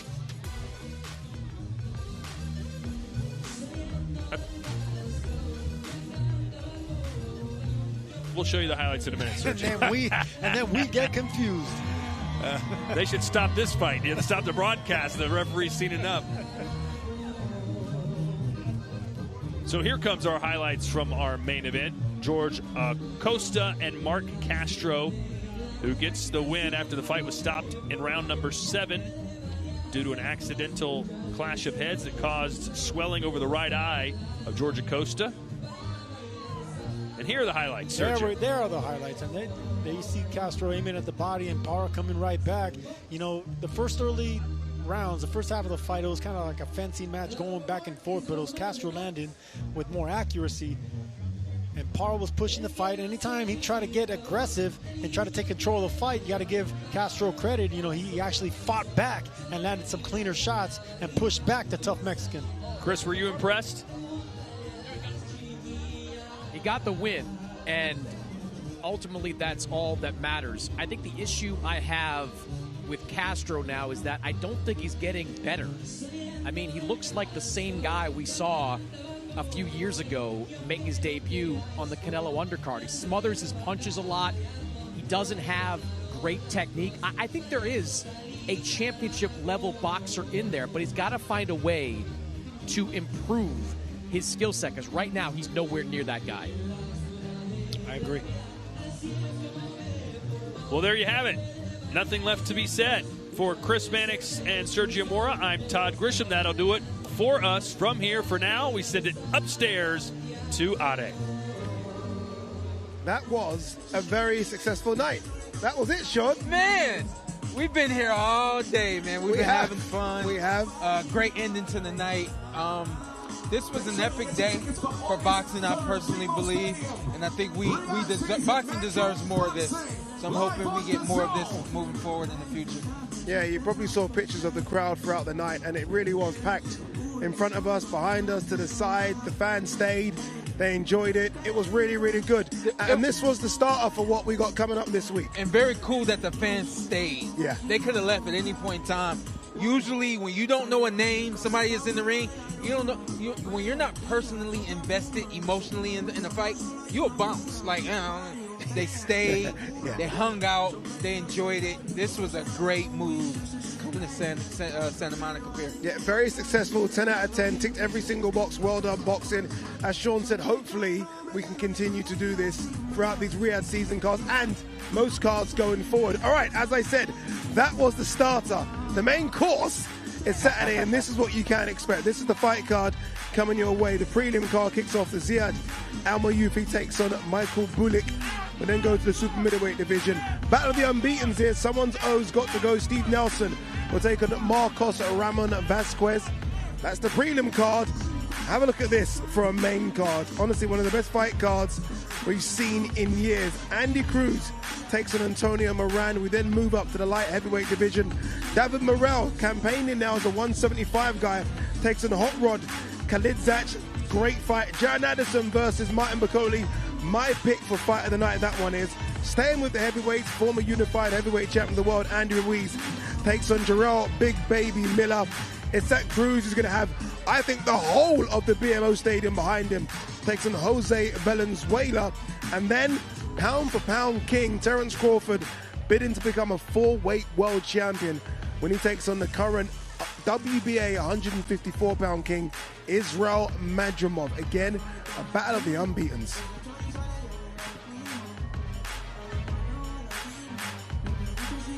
So there you go. There it is. Thank you to everyone that put on what was a fantastic day. It started off as a media public workout, turned into a fantastic fight night as well. 2 more days to go. There you go. Look, Andy Ruiz, Jose Valenzuela. Press conference is tomorrow. And trust me, there's going to be fireworks at the press conference because yours truly is hosting it. QR code, you can see it in the screen. Make sure you scan it. Do not miss what is coming your way on Saturday. From all of us here, goodbye. Have a great night. We'll see you tomorrow.